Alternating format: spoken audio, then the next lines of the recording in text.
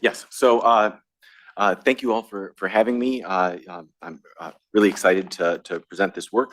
Again, yeah, this is joint work with Michael Kramer, Yost Alat, and Wendy Wong. Um, uh, as a starting point, I'd like to just note that instructions can substitute for knowledge. As Exhibit A could be that, I do not know how to cook a souffle. I don't even really know that much about what a souffle is. But with a good recipe, I think I would have a reasonable shot. Information and communication technology has made it a lot easier to store and send useful instructions. This has had a lot of implications for service sectors, including education.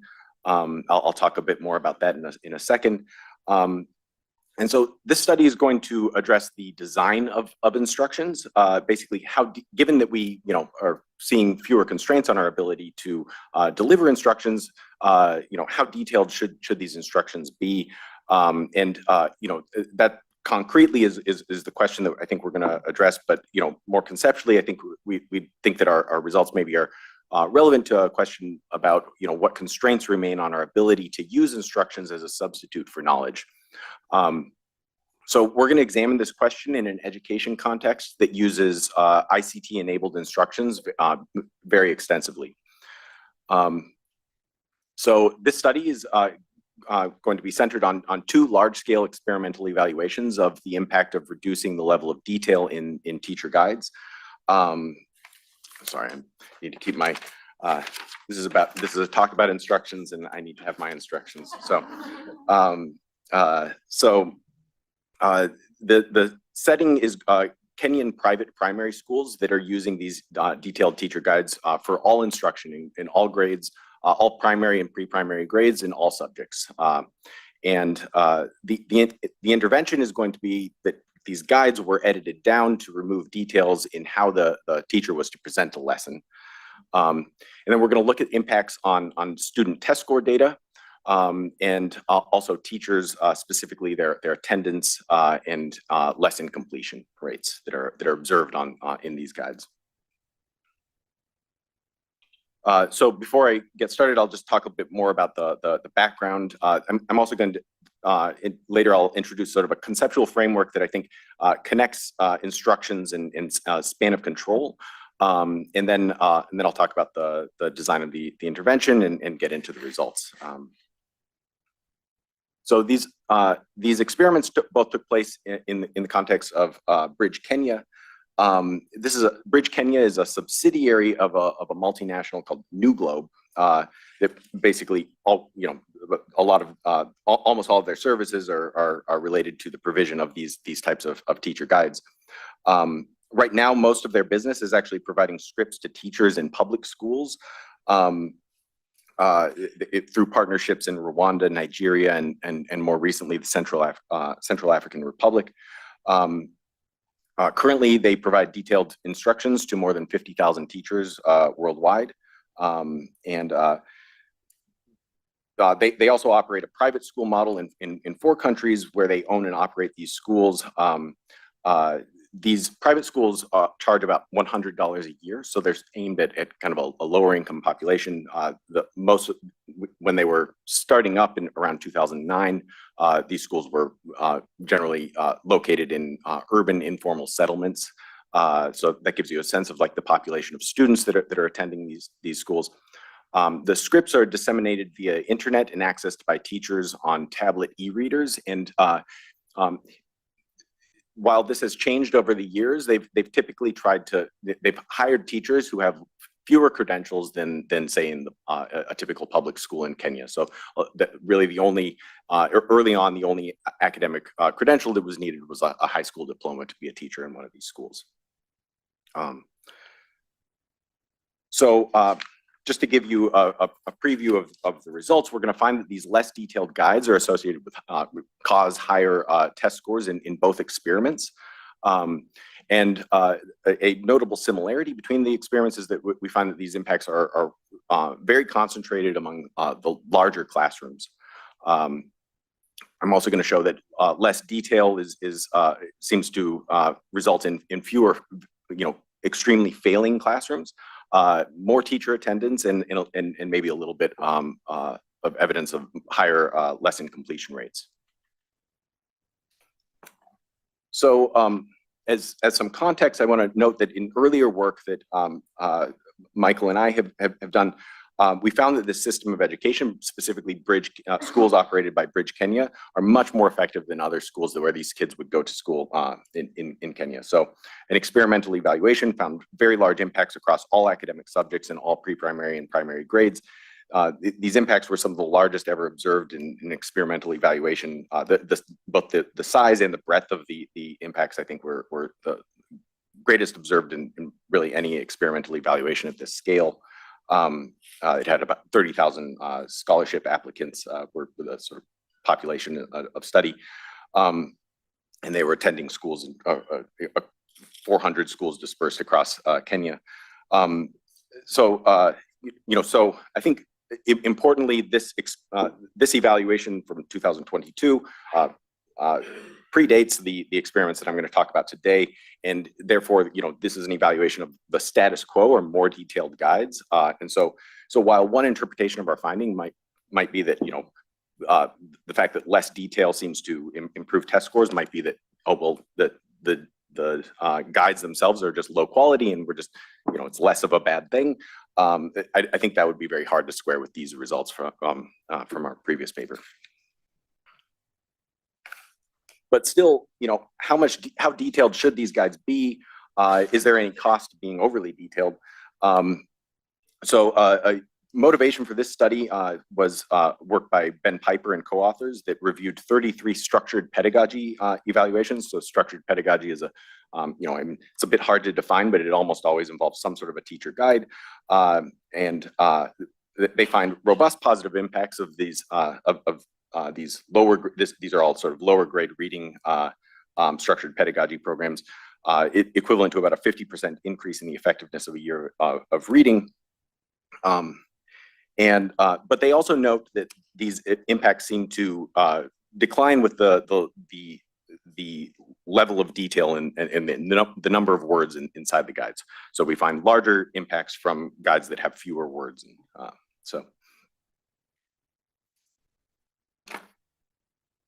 So this work, I think, is related to, obviously a literature on structured pedagogy. I think this is important. Structured pedagogy has recently been identified as a best buy by an important expert panel at the World Bank.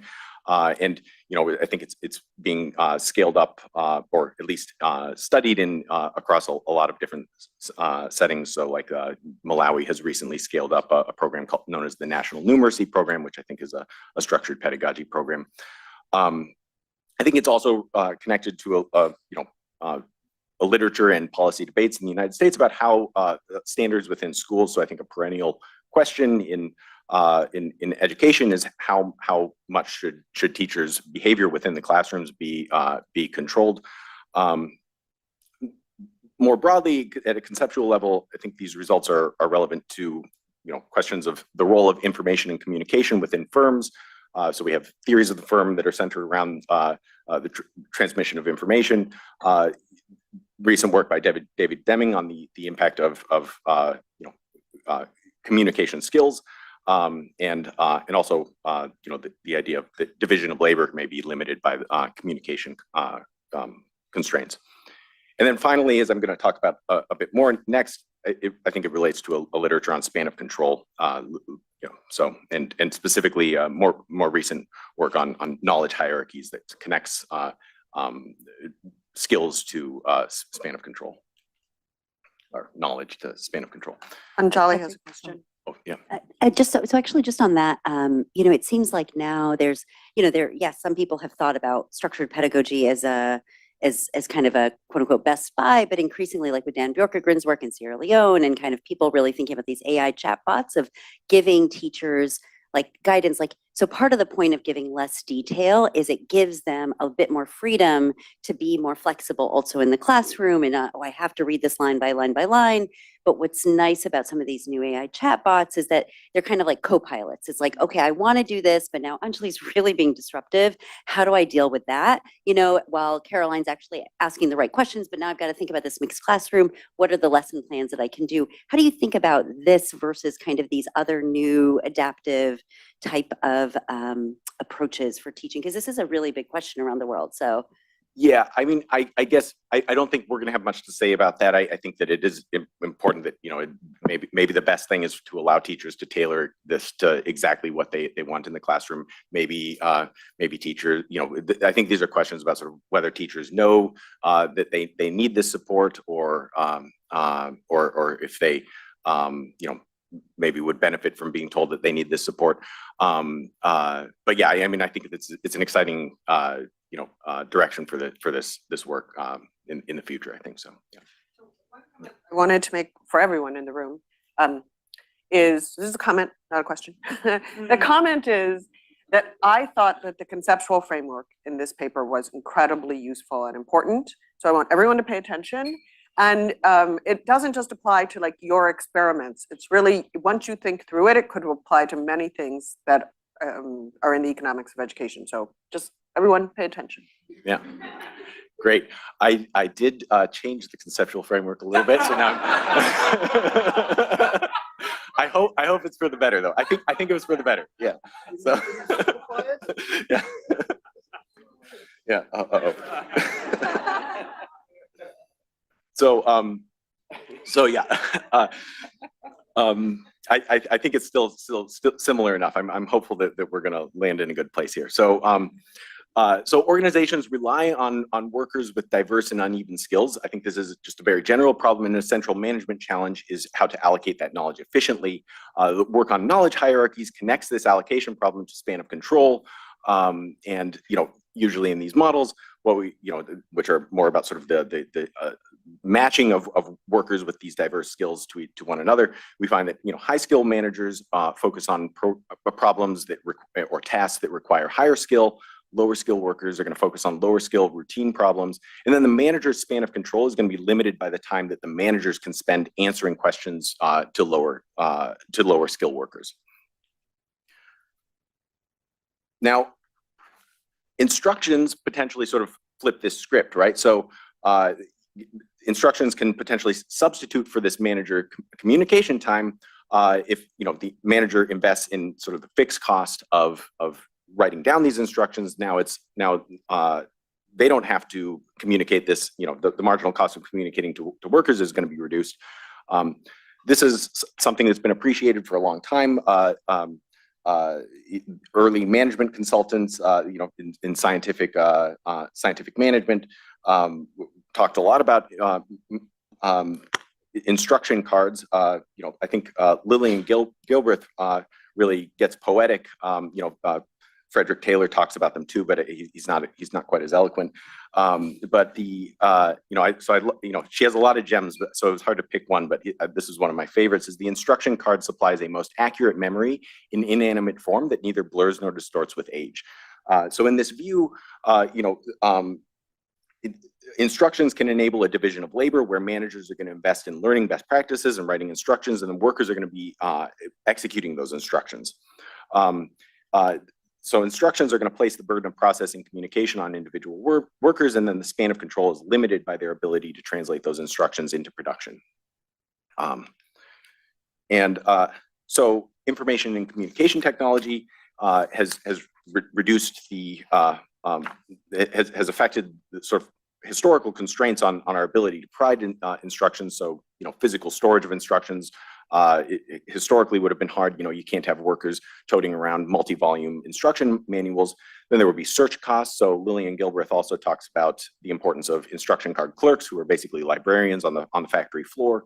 And then people need to know whether if that there are instruction cards for a particular task. So this is related to work by Arrow on sort of the big fixed costs of adopting and changing organizational codes.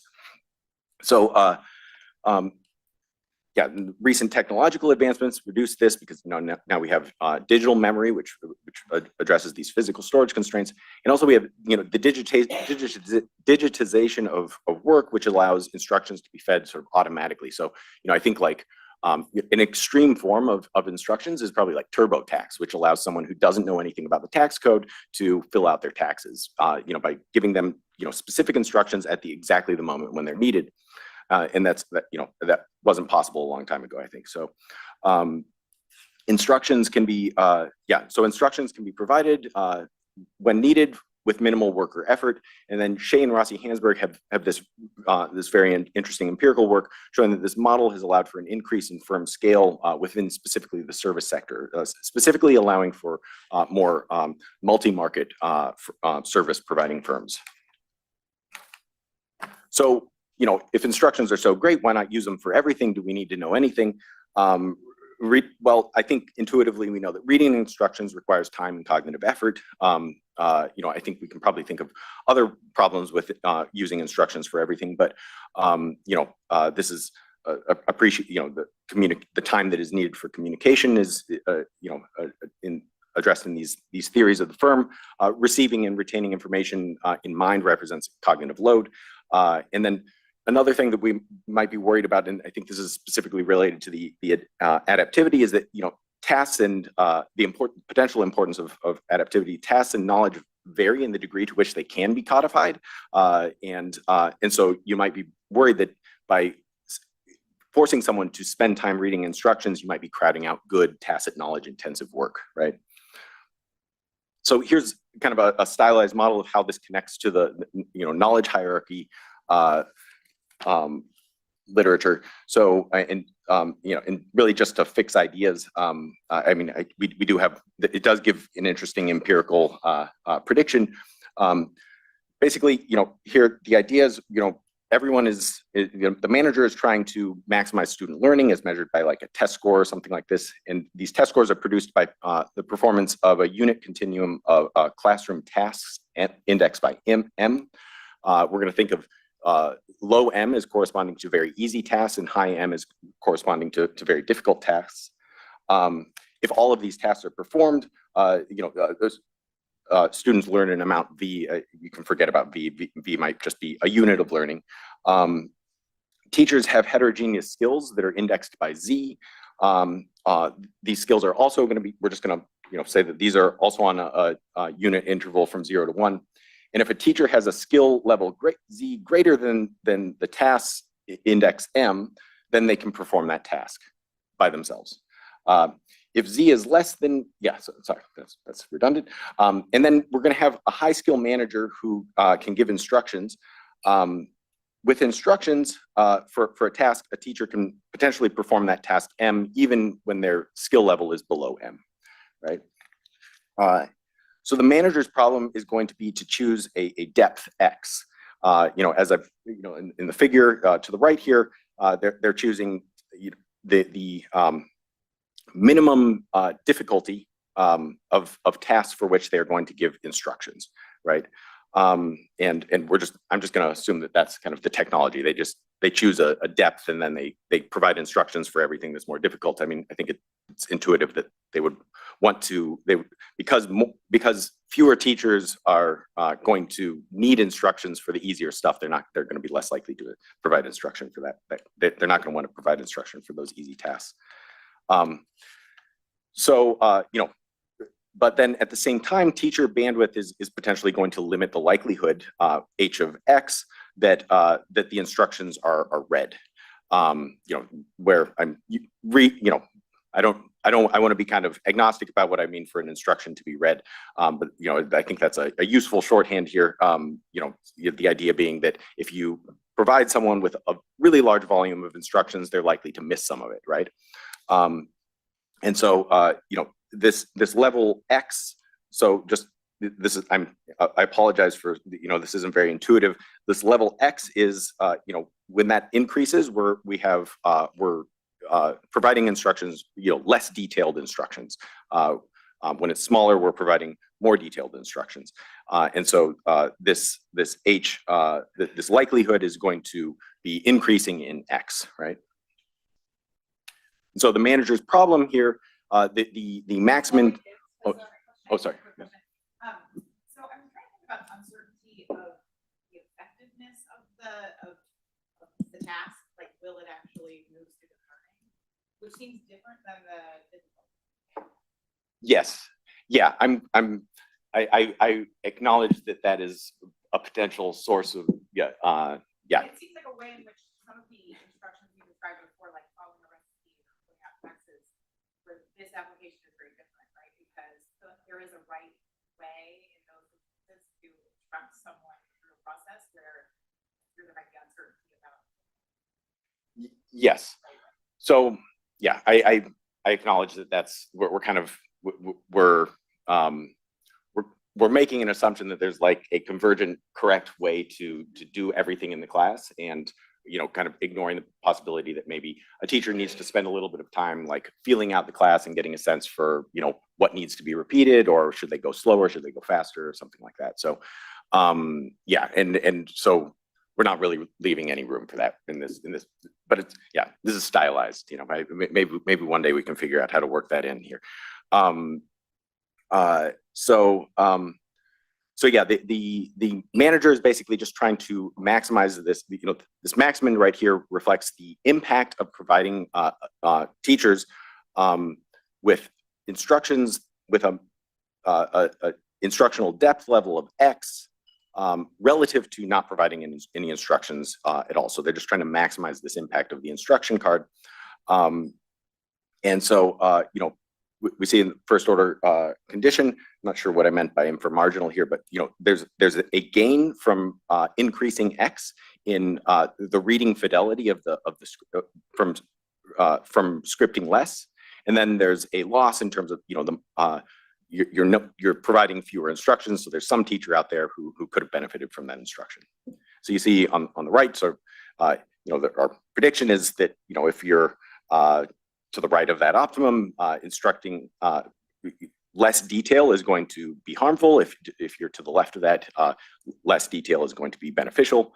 And another observation is that reading fidelity, the reading fidelity gain is largest for those teachers who are most dependent on the instructions. So if you have a teacher who is going to do it all pretty well on their own, like that, this reading fidelity issue is not going to matter that much for them. So we're going to see the largest benefits for low at the bottom of the distribution, right? So the study is going to be getting to the design of the experiment. The first experiment affected instruction in grade 2, and then it continued into grade 3. So it started in the last term of 3 in the academic calendar, and then continued for 2 more terms in grade 3. It affected math instruction, and so yeah. Oh, sorry. Yeah. When we write papers, we address this problem in a way that's not captured by your model, which is by having footnotes and appendices. And so you can consume the information in the paper. You can sort of have 2 levels of cognitive effort depending on how deeply you want to go in the material. Is there an analog to that in these scripts where you could have, click through if you need more help with this lesson or whatever kind of things? These scripts do not have something like that, but I think that is exactly connected to the adaptivity, choose your own adventure. That might be the optimal way to do this, right? So yeah. Another question: wouldn't your model also predict that as a teacher experiences the same script over time, you would want to move the X? In other words, I would want to say, look, I know that giving this person easy instructions is taking up more time. Person's looking at all this extra stuff that she probably doesn't need. And so the X should be moving up over time as she learns the marginal tasks and then can do them on her own and they become easy, right? Yep. So you would want to see heterogeneity potentially with teachers who are more and less experienced with the curriculum. Yeah. So that's a great point. And I think one question that we've often asked is like, is there some sense in which people are just prone to over scripting? We don't have answer to that, but I think one explanation for why New Globe was over-scripting in this case was that they started with teachers who were just high school graduates and had no experience teaching. After they've been using the guides for 3-4 years, maybe you don't need so much detail. So, this work by, there's this great New Yorker article by Atul Gawande on the Cheesecake Factory, and it talks about how sort of like everyone's getting in the Cheesecake Factory uses sort of a similar model. They talk about everyone's getting these instructions, but no one's really looking at them. It's more about like telling them what the goal for today is, and that, once people develop a lot of familiarity, like you don't necessarily need to give them nearly as much detail. So, and then, I'm going to show you how the scripts were modified. And I think one of the key things that they do is they remove things that you could assume that someone already knows because you did it yesterday, or you did this exact, an analogous exercise like, last week, or you learned it in training or something like that. So I think a lot of what they're removing is stuff that they know that the teachers should know. Sorry. Yeah. Yeah, I was thinking kind of about the parallels between your framework and the principal agent problem. And so in this context, should we think of the teacher bandwidth as being fixed? And are there any kind of incentives maybe for teachers to put in more or less effort? Yeah, I mean, I think we view this as a setting with pretty high levels of monitoring. So teachers kind of, they have to do what they're supposed to do. They're getting monitored a lot by their manager, and then also they're getting monitored in terms of whether or not they actually get through the script. I definitely think you could imagine them shirking in ways that are invisible to that. And I mean, that's a hard thing for us in this paper, because we really, I mean, I think that's been a question for us, is like, how much should we be considering sort of the standard principal agent problems? And I mean, what I just presented, it's just kind of like the teacher just is an automaton, right? Yeah. To the conversation you're having with Caroline, do you see a difference if you take instructors that have never had these instructions before versus ones that have been in the system and have these long instructions, and you're paring them down? Because that's a very different experience, going from lots to little, from nothing to little. Yeah, so we've tried to get this data from New Globe several times, and I think it's kind of just like they basically said that they're going to have trouble getting it for us. I'm going to try one more time, because every time someone asks for that, when we present this, it seems to light a little bit of a fire under them. So, but yeah, we don't have any information on that. I would love to get that. Yeah. Can you speak a little bit about, is the intention that the teacher reviews the guides ahead of time, or are they in real time Yes. looking at what they're supposed to say next? Because the difference can matter a lot. Yeah, their protocol is that the teacher is supposed to go through the guide and read it and become familiar with what's in it before they are going into the class. They're not just supposed to be reading it on the fly. Yeah. Do you know what happens in practice? Anecdote. I mean, I've never seen a teacher in one of these classrooms appearing as if they have no idea what the next sentence is. Yeah. So I don't know how good their preparation is, and I don't think we've ever studied that, but yeah.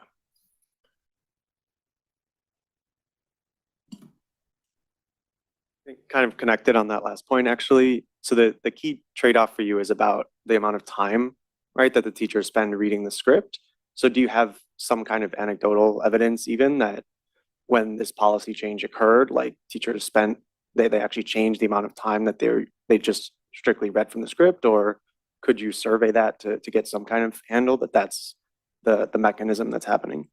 Yeah, I mean, I think that's a big weakness of the paper. We don't really have much information on, we're going to know if they complete the lesson, but I think it is a little bit hard to know what that means in terms of their time. I mean, I will say the guides include kind of tacit portions where the teacher is basically told that they're now supposed to go around the room and provide individualized feedback to students. And I think that's if we think that the bandwidth problem is time, I think that's where we think that's coming from, is that it's the teacher might be spending less time on that task. And that's a hypothesis for why this might matter more in large classrooms where the teachers spread, providing that individualized feedback. But we can really only speculate, unfortunately. So, yeah. Okay, great. So, I want to emphasize that the first experiment took place sequentially before the second experiment. New Globe saw the results from the first experiment, and they actually adopted this practice through all lower grade instruction. They had some concerns that maybe more detail was needed for upper grade instruction that was more complex.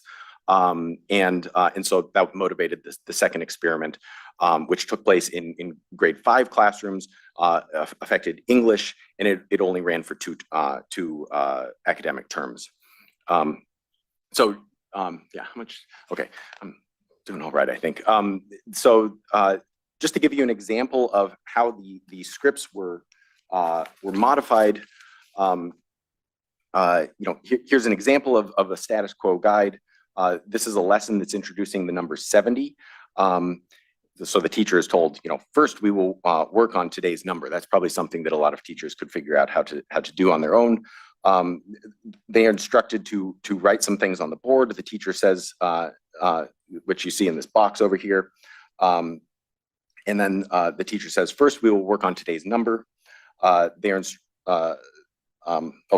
Pupils, today's number is 70. We will write the word form of the number. I will write the number in words. This number is 70. And then after that, the teacher is told to write 70 on the board. I think a lot of people would probably know that's the time to do that. And then the teacher goes on to perform simple arithmetic relationships involving the number 70, adding 1, subtracting 1, adding 10. And so key thing is the results are very fine grained and very little is left to implication. But I mean, most of these instructions are actually things that we probably want the teacher to do. I mean, some of the phrasings are maybe a bit clunkier than a person would normally do if they were left to their own devices. But I don't know what's going on there. Okay, so forget about the right hand side. I think this is a failed animation, but so on the left you see the revised guide. It's been cut down to so the edited guide conveys about the same information in 5 steps instead of 12, and just basically tells the teacher to discuss the word form of 70, providing in parentheses the word form of 70. So that's a kind of useful cue for the teacher in case they're not remembering what the word form means, and then just tells them to work through these arithmetic relationships. Here's an example of evaluation 2, which I think, so the first 2 instructions are prepare the standard Blackboard, review 2 letters of Scribe. These are sort of codes within this environment, but these are things that basically the teacher is supposed to do at the start of almost all classrooms. They get it in training. They've seen it in every single class that they've ever taught in this system. And then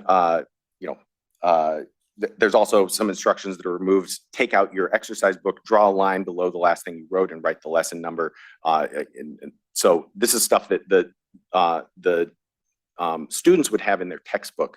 So this information is already there in the classroom. So a lot of this is like removing things that would be redundant with other information sources, either something that you think the teacher would remember from before, or some information that's already in the classroom in another form. So we find that the guides were cut down by about half in terms of the number of words and the number of sentences per lesson. I want to note here that neither version of the guides is particularly extreme in terms of the amount of text when we compare these to the structured pedagogy evaluations from Ben Piper. So these would correspond to about the 64th percentile of those 33 studies in terms of word count. The more detailed guides are the 64th percentile. The less detailed guides are about the 52nd percentile. So yeah, not particularly extreme levels of detail compared to other structured pedagogy programs.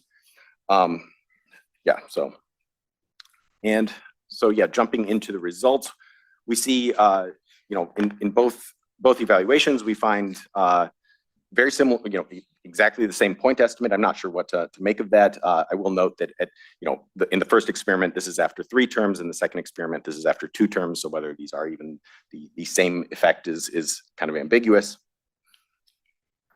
And then, but a remarkable similarity between the two studies is that the effects are much larger in larger classrooms. So the impacts in classes with class sizes near the median, indicated by the orange bar here, are small and statistically insignificant, while the impacts on classrooms with 10 more than the median, the blue bar, are large and highly significant. And I mean, we might be worried about subgroup analysis here, but like, you know, I want to emphasize experiment. We saw experiment 1 results, and then we ran this experiment a second time. So I think experiment 2 is kind of providing an out of sample test here for us. So yeah.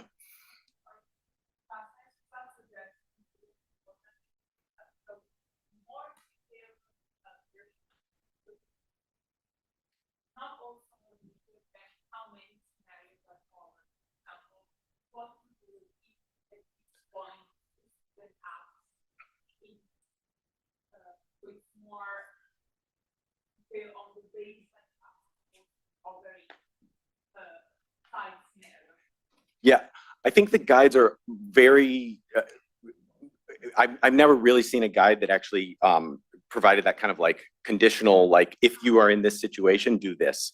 It's very, you know, I think the moment something is happening that the teacher has to respond to that's not in the guide, I think that's tacit now. So yeah, yeah. So is your interpretation that this is that in a big class, there's more pressure on span of control? Yeah, so you know, I think, again, we can only really speculate as to like really what's going on. Is it time? Is it cognitive load? I'll note, so yeah, large classrooms, there is this tacit task that teachers are supposed to do where they're supposed to decide, you know, to go give individual feedback. You can imagine that an individual teacher is spread thinner in a large classroom, so that time constraint might be more serious in those large classrooms. And so by having to read a lot of instructions, we're encroaching on that time constraint and preventing them from doing this very valuable activity. Another thing I'll note is that, you know, there is some work on cognitive load that shows that teachers you know, the fact that there's a lot of people in this room is imposing a larger cognitive load than it would be if it was just you and me right now. So, so I think that is, yeah, that's another potential, you know, maybe there's just that additional force on their cognitive bandwidth. So, yeah. Just another thought I just had with regard to the class size is that the larger class might just be more heterogeneous in terms of where exactly the students are. And so having less rigid instructions could allow the teachers to offer individualized instruction. Yes, absolutely. Yeah, I think that's, yeah. And also, you may be getting to this heterogeneity, but you know, certainly in some places in India, actually the less experienced teachers got larger classes and the more experienced teachers got smaller classes. And you know, certainly those less experienced teachers often didn't always have the teacher training and would really benefit from having, you know, detailed instructions as opposed to, you know, oh, just do this. Like even the notion of waiting for 30 seconds is it feels very uncomfortable, even for us standing up there, you know? And so just, it's like no, this is actually good pedagogy. Yeah, so I will say, I think larger classrooms tend to be urban in this setting and that tend to have better teachers. So actually we don't see any evidence that large classrooms, if anything, do a little bit better than the smaller classrooms. And I think that has to do with kind of an urban-rural divide. So yeah, I think, yeah, I'm not sure how much I would assume that the sort of the large classrooms are the weaker teachers, but yeah, yeah.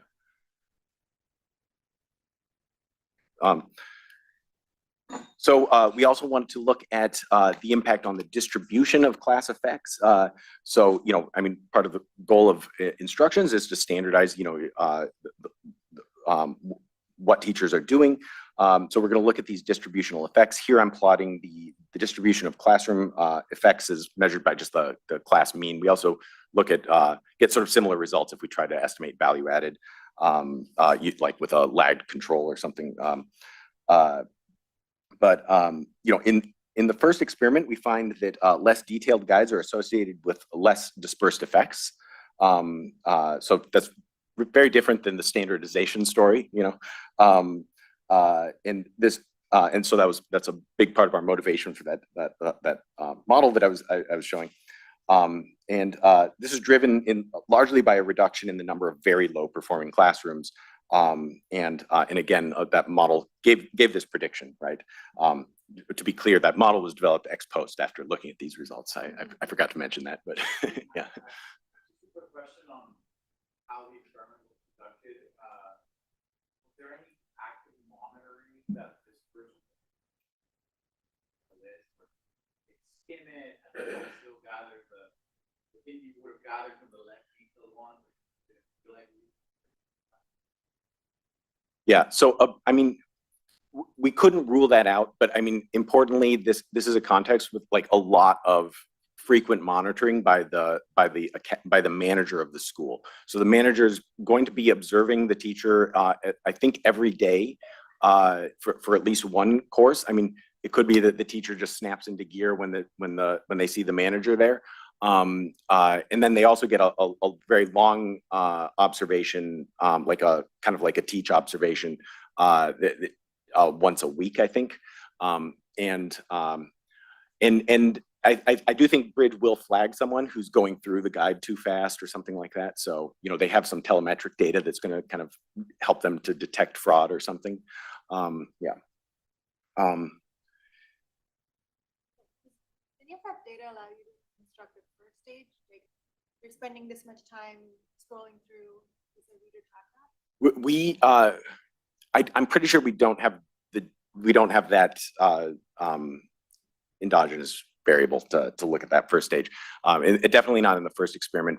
We do have very fine-grained, detailed data on lesson completion for the second experiment, and maybe we could construct something like that, but I'd have to look into that. You know.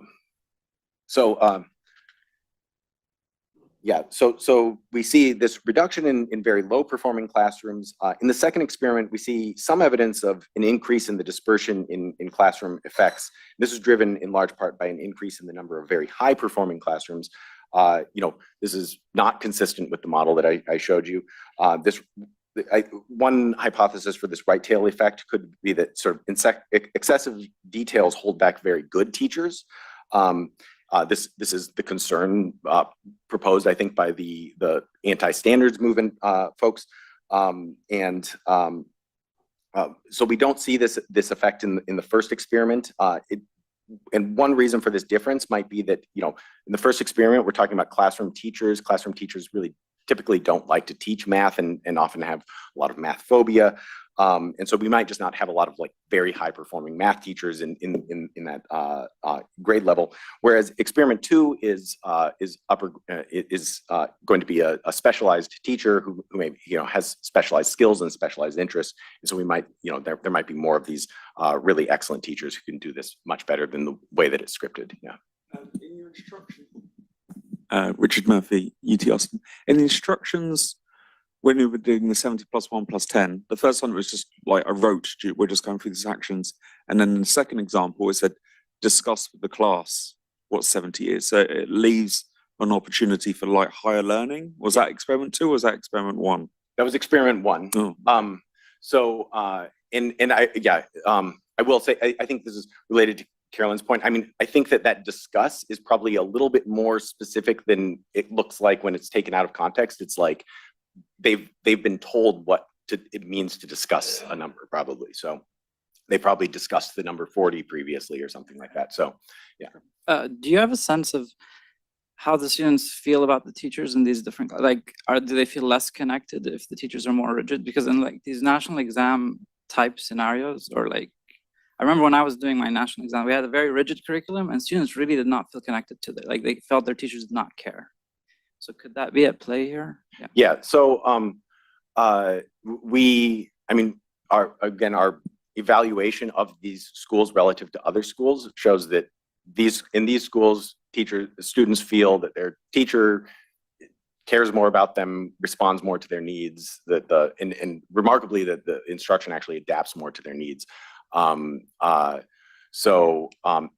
I mean, the counterfactual here is something with like very large classrooms and a teacher who might do a lot of corporal punishment or something like that. So, you know, I mean, that could be an important factor here. So, yeah. Yeah. So, impacts on teachers. In the first experiment, we don't find any impacts on teacher attendance or lesson completion. This was very surprising for us. That lesson completion was actually a primary outcome of interest for New Globe. They really thought this was going to increase lesson completion. In the second experiment, we actually do get both impacts on teacher attendance and lesson completion. I think probably just to anticipate a question, could increased lesson completion rates explain our results? I don't think it's a very good explanation. First, we don't find that impact in the first experiment, yet we find very large impacts on test scores there. And also we don't find that this lesson completion effect is concentrated among the larger classrooms. So it just doesn't really sort of fit with the pattern of variation that we see. So yeah. What does lesson completion mean exactly? So yeah, that means basically did they actually get to the final screen on their tablet, I think, yeah. It might also require that they've spent a particular amount of time on it. So I think that's part of the reason why these are very low, is because teachers may sometimes go a little too fast through it and it gets counted as not completing the lesson. Yeah, so, and then also I want to note that the teacher attendance, Bridge uses substitute teachers. So the teacher attendance effect probably does not really tell us that like the students were getting more instruction, right? So in conclusion, I might manage to finish a little early here. Less detailed guides increased, less detail in teacher guides increased their effectiveness by 0.17 standard deviations. The effects were concentrated among these larger classrooms. Less detail in guides resulted in fewer low-performing classrooms, and the effects on teacher absence may indicate some sort of a job satisfaction effect, although again, that's totally speculative. But I think it is intuitive that maybe it's annoying to have to read through a bad script, or an excessively detailed script. Sorry, those aren't my talking points. Importantly, I think that these results suggest that there may be limits to the expansion of control using instructions.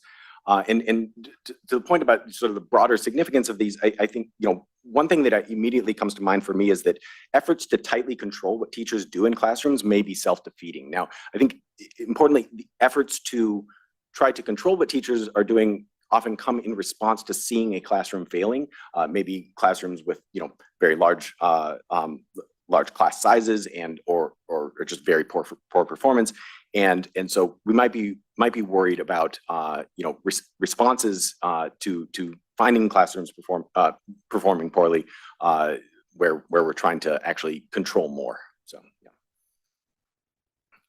yeah.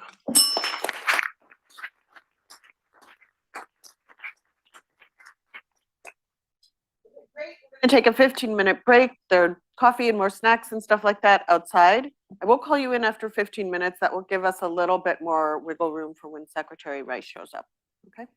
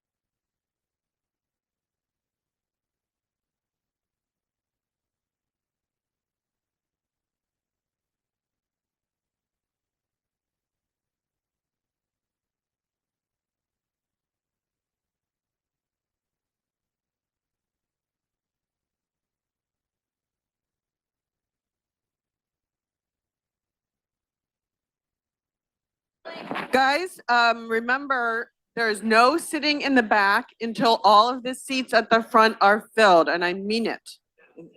Okay, because Condi Rice really will not like it.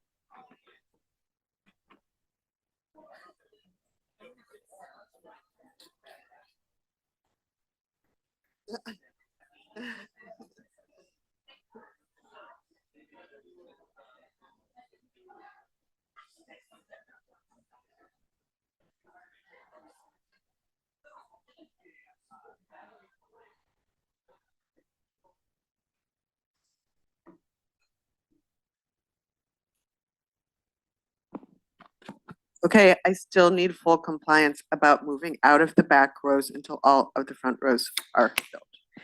She is a former Secretary of State. She is used to being treated like a Secretary of State, okay? Not Donald Trump, but nevertheless, okay? Crowd organization matters.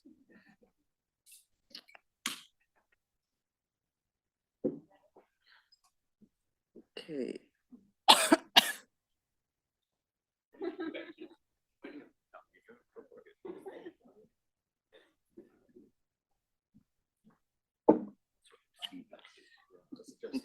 That's Jeff Smith.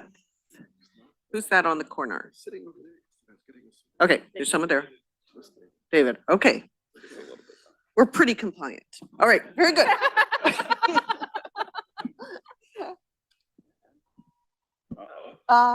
That's probably testing of the alarm system or someone's, it's an alert, an Amber Alert, yeah. Yep.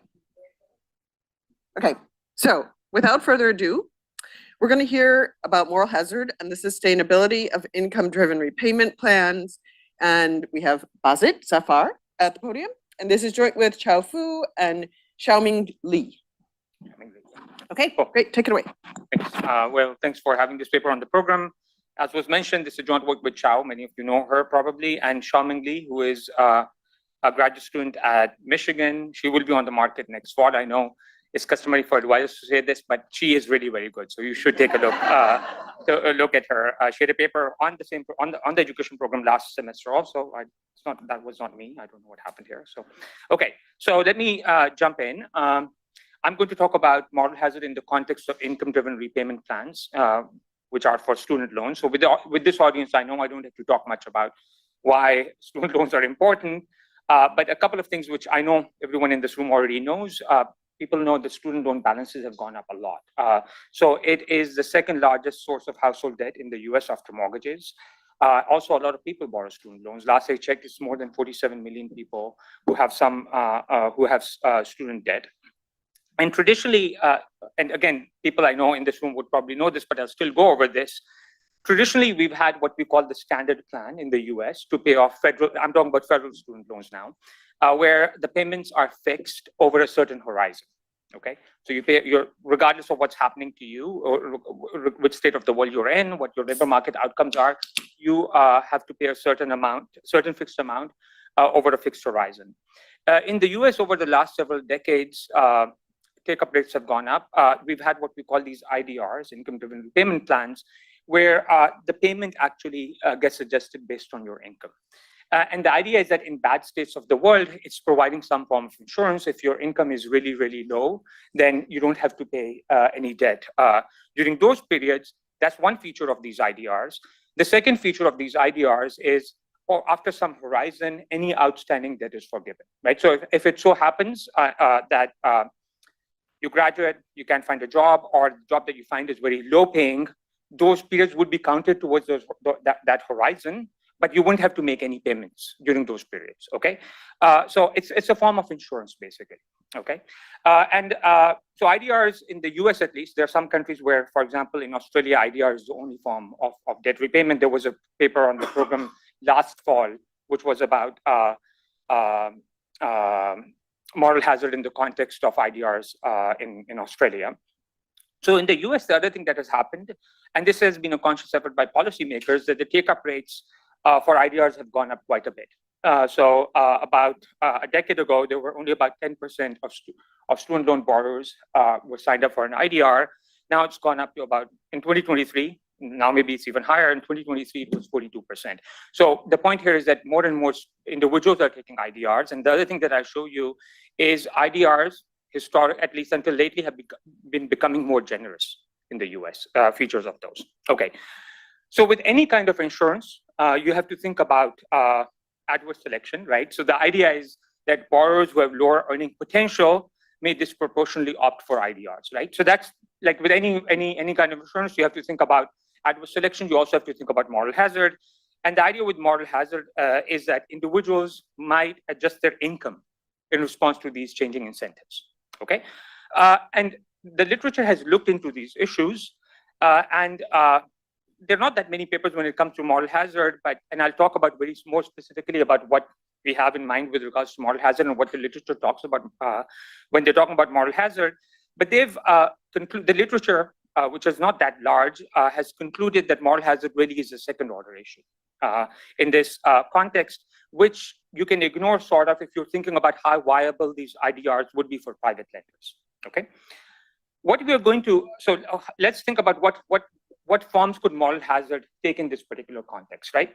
One would be that you will adjust your labor supply on the extensive margin, right? So you can adjust your hours. So if you are responding to the incentives in the IDR, you might want to reduce your labor supply. That kind of moral hazard, if you think about that, is very costly, right? Because when you do that, you're actually also reducing your lifetime earnings, right? So it's not surprising, as I'll show you later, that literature has primarily focused on this margin of moral hazard and has found that this kind of moral hazard is actually not that pervasive. But you can also think about another form of moral hazard where individuals can strategically adjust their careers, right? So if you think about when individuals are deciding to go into careers are a bundle of different, I'm not going to talk about initially in the first part about non-wage amenities, but when you think about earnings itself, you think of jobs as having a starting salary and then some wage profile, right? So you can think of individuals possibly may want to sort into certain careers where, because the way IDRs are, the repayment period is early on, right? So you might want to strategically sort into careers where the initial salary is low, but it has a very steep profile, okay? And that could actually be a serious form of moral hazard, because in this case, you can indulge in this kind of strategic behavior without reducing your lifetime earnings. Okay, and that's what is going to be the focus here in what I'm going to talk about today. Yes. So I mean, you skipped over the adverse selection. I'm going to talk a little bit more about adverse selection later on, but sure, go ahead. I'm concerned about not just the margin of do you opt into IDR or not, but how adverse selection impacts how much you borrow, because the very structure of IDR programs have this sort of zero marginal cost feature to them. Absolutely. I think it's less of a deal in the undergraduate setting that you're going to. Oh, at the graduate level, it's a serious issue because there's no cap. Right. Exactly. So the short answer is what I'm going to show you today, because I haven't told you what we're doing. But what we are going to do today is actually going to be very stylized, and we're going to shut down adverse selection in what we are doing. Okay. But your point is absolutely right, and I'll say a little bit more about the literature, because the literature has looked a lot more at adverse selection, and the literature has concluded adverse selection by itself would unravel these income contingent contracts if they were to be offered by the private market. But what we're going to do, it's not going to be an issue in what we are doing. Okay. Okay. I was expecting questions from you, not this early, but okay. Yes. Yeah. Go ahead. So yes. So far, under your second bullet point, would you strategic career adjustments, would you include things like, I want to be paid with future options, or I want to be paid with equity instead of being paid with? I think these kinds of things can happen. I've heard of these things happening. I think this could all fall in that form of moral hazard. What I'm going to show you is going to be very, give me a few slides. It's going to be very stylized. So I don't have much to say about that. I don't know how pervasive those kinds of contracts are, but I've heard that they do exist. But that would fall in this kind of. Also, self-employment offers many more opportunities for this than. Exactly. So there are going to be many margins. When we say strategically adjust your career, it could be self-employment, the kinds of contracts that you sign. but it's going to have this form of feature where you can manipulate the flow of earnings over the life cycle. But these would all fall within this. And this is the point, that broader point that we're trying to make here, is that this is a margin that could be quite important. It's going to manifest in a specific form in what we're doing in this. So yeah, okay, good. So this is the question that we're going to be asking here, is how empirically relevant could this strategic career adjustment be? That's the first question, like how prevalent this moral hazard could be. And secondly, could that kind of moral hazard, if it exists, what implications would that have for the sustainability of IDRs for private lenders and for the government? And empirically, I think the issue here is adverse selection has already come up, but even if you don't think about adverse selection, if you ignore it or somehow you can control for it, we typically don't observe individuals' counterfactual career paths and the different repayment plans. So what we're going to do here is we are it's going to be a stylized scenario where individuals have already finished their educational choices, have already made their educational investments. We're going to fix the level of debt also in these scenarios. And we're going to see how their post-education career choices respond to repayment plans. And this is going to be based on a survey that we field to students.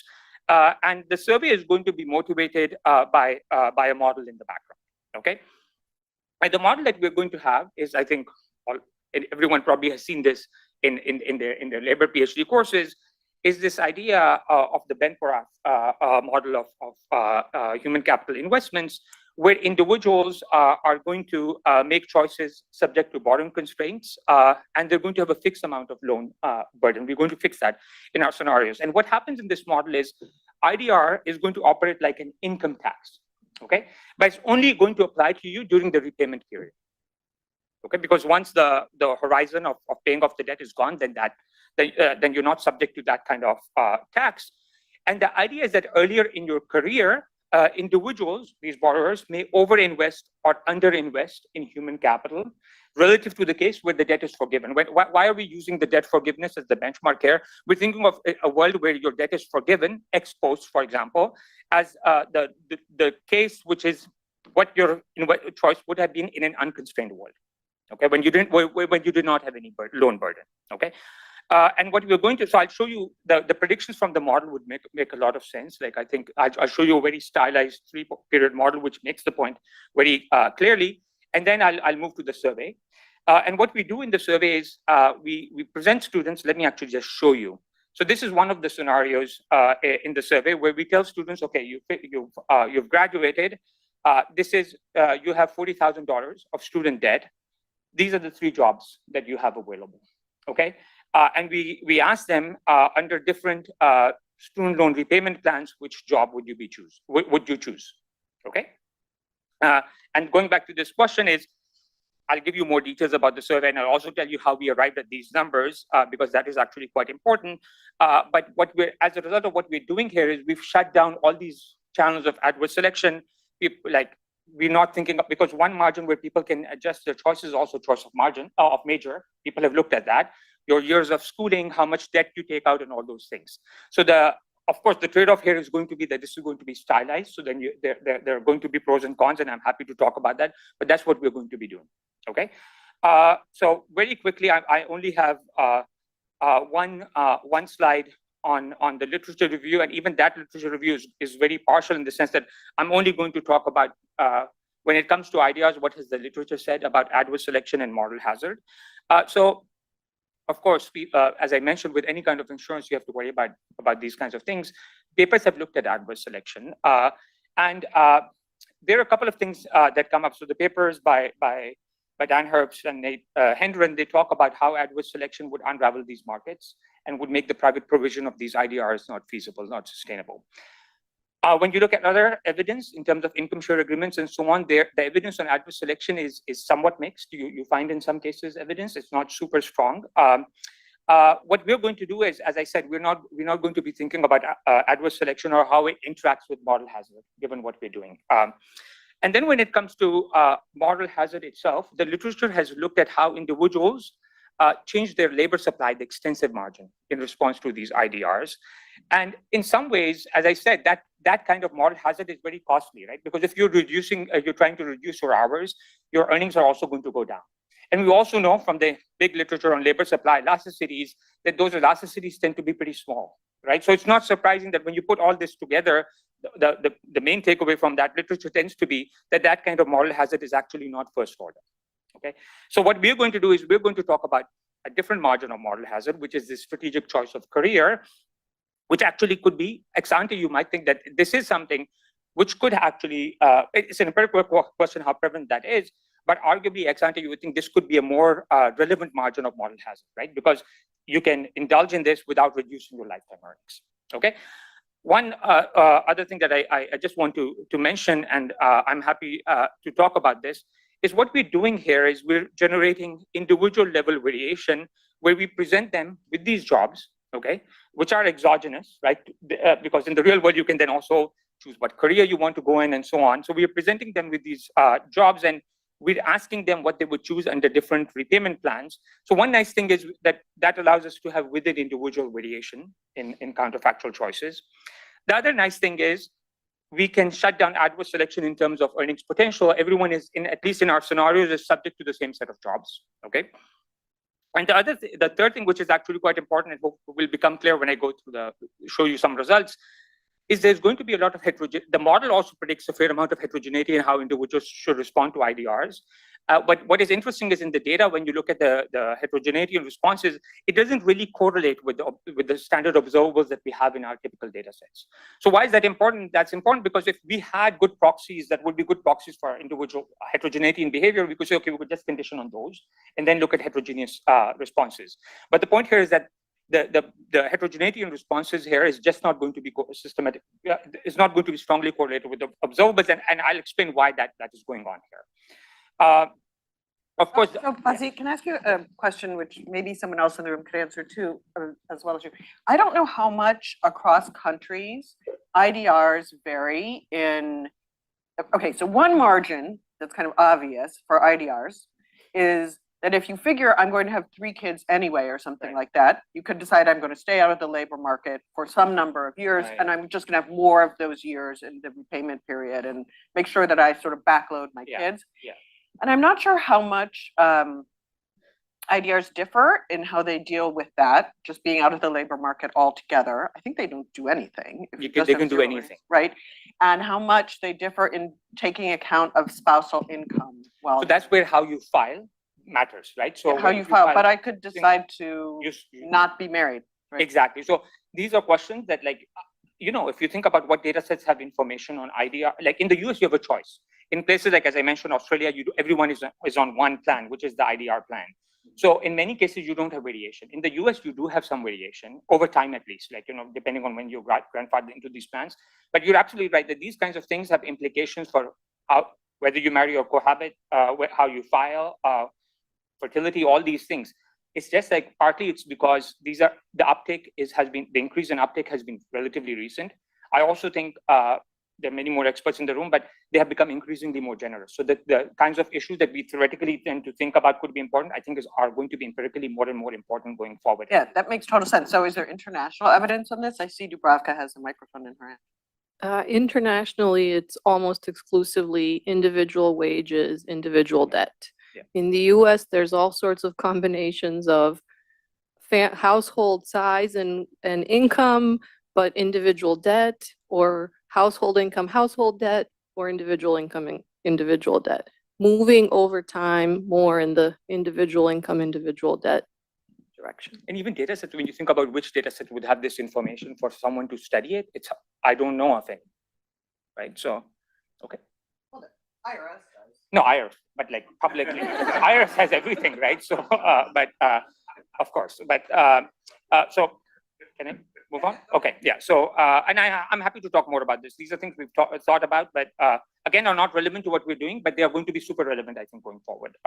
So, of course, there are these advantages. The trade-off always is that, you know, you have to worry about these scenarios. Are they relevant for these individuals? Are they realistic? And I'll talk about, like, when we designed these scenarios, we did think very carefully about these. So I'm happy to talk more about this, but this would be one concern. And I think given how we designed it, I think the scenarios are both realistic and relevant which are the things that you typically need for these stated choices to be predictive of revealed choices. Okay, let me move on to the model. It's going to be a very simple model. Think about a 3-period model, where in the first period, so this is the model already starts, people have already finished it, are already starting the period with some human capital choices, okay, having made. So in the early career period is what is your repayment period, and you're working in the labor market. Then in the second period in the model, it's the late career period where the repayment has to be done in the first period. So the second period, you're still working in the labor market, but there's no repayment. And the third period is where you're going to retire. So in this model, individuals are going to be characterized by a loan amount, by a type, which could affect their preferences and their borrowing constraints, okay? And an initial level of human capital, and everyone in the model starts with 0 assets. So, you can also think about in the real world, there's heterogeneity in non-labor income and so on. We're going to abstract away from that. And the model that we have in mind is this Ben Porath model of human capital, where individuals can allocate human capital between labor and skill investment. Okay, so they can rent a proportion of their human capital to the labor market and can get some earnings, and then they can also invest in training, which will affect the human capital that they would have next period. Okay, so the way you should think about this, the jobs that I showed you, which have different starting salaries and different profiles, you should think about a job which has a lower income but a higher growth profile as having a higher I in this model. Okay, so of course you might want, like, for this to be empirically relevant, what are we saying here is that there have to be backloaded contracts in the labor market. I'll take the question in a minute, or go ahead. Yeah. Thinking about the model and about how a lot of borrowers enter IDR mid-career. Yeah. Facing some struggle with that. Are you just abstracting? We're going to abstract in the scenario that I'm showing you. We're going to say, okay, this is what is happening. What are you going to do under each of these plans? So we're abstracting away from that selection in terms of when you sign up for these things also. So maybe like it applies like for the student that you're studying like early career choosing my repayment plan. So the point that we want to make is that, okay, this moral hazard is empirically irrelevant. So I think the way I would reframe your question is what we show here, what is the external validity of that, right? So, and we can talk about that later, I think. But I understand, because you'll see in our scenarios, like, people stay on that plan for, like, in the real world, you have to get recertified on all these things, people drop out and so on. When they sign up, there's a lot of other things happening. Then the question is, the moral hazard that we're showing, is that an upper bound or a lower bound? And I can come up with stories where it could be either, okay? Okay, so the only thing that I wanted to say is, like, for us, for what we're doing to be empirically relevant, it has to be that there are these backloaded contracts in the labor market. In labor economics, at least, the Ben Porath model is considered one of the workhorses or workhorse models. But so what we're doing here is, this is pretty crude, but all we're doing here is we're regressing. We went to the NLSY. We're regressing earnings growth earlier on in the career, 9 to 11 years out, onto the initial earnings. Okay. And what you're seeing here is, in the first column, for example, there is this negative. In each of these columns, we have a negative relationship, which is consistent with this idea of having backloaded contracts. Of course, if you had measurement error in the data, you would also get a negative estimate. And we've done a bunch of different things which suggests that this cannot all be measurement error. Okay. What is also interesting here is, like, as you move across, of course, these are endogenous controls. If you put in major fixed effects and occupation fixed effects, you still see this negative relationship between starting salaries and earnings growth, which is what the Ben Porath model would also predict. So my point is that it does seem that, if you have some concerns about this model, whether this is actually reflective of what happens in the labor market, it seems to be empirically relevant. Okay. So, and in the model, individuals are going to be able to borrow or save subject to borrowing constraints. And at the end of the third period, you cannot leave any debt. Okay, that's going to be the case in this model. Now, in the case of how do you repay your debt, we're going to think about 3 repayment scenarios. One is the standard plan, which is you have to fully repay the debt early in the first period, independent of your income. The income-driven repayment plan, by construction, these are plans where your repayment is a proportion of your income. And after the first period, any debt that is outstanding is forgiven. And then we think about a forgiven case where ex post your debt is forgiven and there's no repayment. Okay. So you can think of under the standard plan, you have to pay off the debt that you started out with.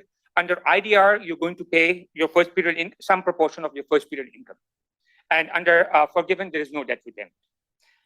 So in this model, if you think about what are the decisions that individuals have to make, in the first period, you have to decide how much you want to invest in skills and assets subject to the constraints that you face in terms of borrowing as well as the debt repayment. In period 2, which is the late career period, your debt has already been paid off. The only decision that you are, so the optimal level of skill investment is going to be 0 because the third period you're not working. And you only have to decide how you want to allocate your assets between that period and the next period. And the third period, you just consume your savings. So yes. Why no option of default? On student loans, I mean, I think for our purposes, first of all, I think defaulting on student loans is empirically is not that easy for federal student loans. But to make the point that we want to make, I think we're keeping it as simple as possible. You could allow for some of these things, like you could allow for heterogeneity in non-labor income and so on. But I think as you see, for our predictions, I think we want to keep the model as parsimonious as possible. Okay. Okay. And yeah. Okay. So let me, I'm not going to click on these hyperlinks given in the interest of time. So let me just tell you the predictions and they're very intuitive. So think about the case, what happens under these IDRs. If your borrowing constraints are not binding, what is going to happen? You're going to actually over-invest under an IDR plan relative to a case where your debt were forgiven, okay? And the proportion that you over-invest is going to depend on what proportion of income you have to pay in the IDR, right? So if you have to pay a higher proportion of your income, there's more incentive for you to over-invest, okay? That's if your borrowing constraint is not binding. So this is what we think of as moral hazard, right? And when your borrowing constraint is binding, you're going to actually under-invest in human capital relative to the case where your debt is forgiven, okay? In the paper, there is a draft of early version of the paper. You can see all these details. Now, what happens under a standard plan? Under the standard plan, if your borrowing constraint is not binding, your investment in human capital is going to be the same as in the case where the debt were forgiven. But otherwise, if your borrowing constraint is binding, you're going to underinvest in human capital because what these IDRs do is they actually relax those constraints, right? That is what is happening. So IDRs, and I'll show you later on also, is they can induce moral hazard, but they can also relax these constraints, right? So, and that's exactly what you have here. And given everything else, like you would think these borrowing constraints are much more likely to bind, are much more likely to bind when the tax rate that you face under these IDRs is higher, okay? So those are the main model predictions, and they're actually pretty intuitive if you think about them. But the point here is that your response heterogeneity is going to also depend on the extent to which your borrowing constraints are binding. If they're not binding, you can indulge in what we call moral hazard, and you may overinvest in human capital. If they are binding, at least under a standard plan, you would underinvest. Is a question. Yeah. Yeah, it seems like, at least from the UK perspective, your period 2 seems quite long. Like in our income repayment scheme, you have 40 years to pay it off. In the US, I'll show you it's 15 or 20 years. These plans have been changing, right? Yeah, so the UK is gradually increasing it, so you only can really get out of it through pension plans. So lots of people I know that the recent administration, there was a new plan that was proposed, a new bill that came out last week. So these details are I'm talking about the US. But here, under the plans that we're looking at, they were 15 or 20 years. So of course, if it's 40 years, if you have to pay then the first period is so long that some of the things that we're talking about might not be empirically relevant. Yeah, I guess I was just saying like that's a potential solution for all that's of this. That's one solution to get, yeah, sure. But then the question still is that if moral hazard weren't an issue, so I agree. Yeah. Okay, so yes. Is there prepayment? So it's not the length of the maximum payment term is one thing, but really you're done either when you pay off the balance or you reach the maximum payment term. Exactly. So you can end, doesn't matter exactly. So you can end up paying before that period. In the model, it's only one period, right? When you go to the data, you might end up paying before the cap, and that will depend on the level of your earnings. So I'll show you the examples. Okay, so let me jump to the survey that we did. So this was done at the University of Michigan, and what we did is we recruited freshmen and seniors. And the reason we wanted to recruit freshmen and seniors was seniors are thinking about the job market. With freshmen, you can also think about, even though that's not part of our model, you can also think of students adjusting the margin of their major. right? So we want to see whether that would be relevant or not. So we had about 630 students who participated. We compensated them for their time. Please turn off your message alerts because in California, the AMBER alerts will keep going off and they'll send them to people on a rolling basis. So we will keep having them go off. They're not all going to go off at the same time. So the response rate was about 7%. The survey is slightly overrepresented in terms of females, and because when we advertised the survey, we did say it was about student loans. We didn't say what exactly. So you would expect some selection there. So in our sample, about 42% of participants are student loan borrowers, versus 34% in the student population. Okay, and the survey took about 30 minutes, the median time. What we're going to do in the survey is we present students with 4 specific plans. One is what we call the standard plan, which is you have to make these fixed monthly payments where the debt has to be paid off in 10 years. Then we have what we call an IB. So these plans are actually named after actual plans, but the features, we approximated them. So the IBR plan, under that, you have to pay 10% of your discretionary income over the first 20 years. And after that, any debt that is outstanding is forgiven. The way these discretionary income is calculated depends on your, is some function of the poverty line and your family size. And there's limited interest cap under the IBR. SAVE is a more generous income-driven dependent repayment plan, where again it's 10% of your discretionary income, but the way they define discretionary income changes. So the cap about below which you don't have to pay debt is actually higher. There's no interest growth, and the debt is forgiven after 20 years. And then there is forgiven, which is we're going to tell students, okay, in this case, after you graduate, the debt is all forgiven. Now tell us which of these jobs are you going to choose, okay? And when we present this to students, of course, I'll show you in a couple of slides. We show them what the payments would be over the life cycle under these different repayment plans, but we have to make some assumptions. So we tell them, we're going to assume you're single, we're abstracting away from marriage and all these things, and the thresholds that we use and so on. Okay, so of course you have to have some assumptions in the background.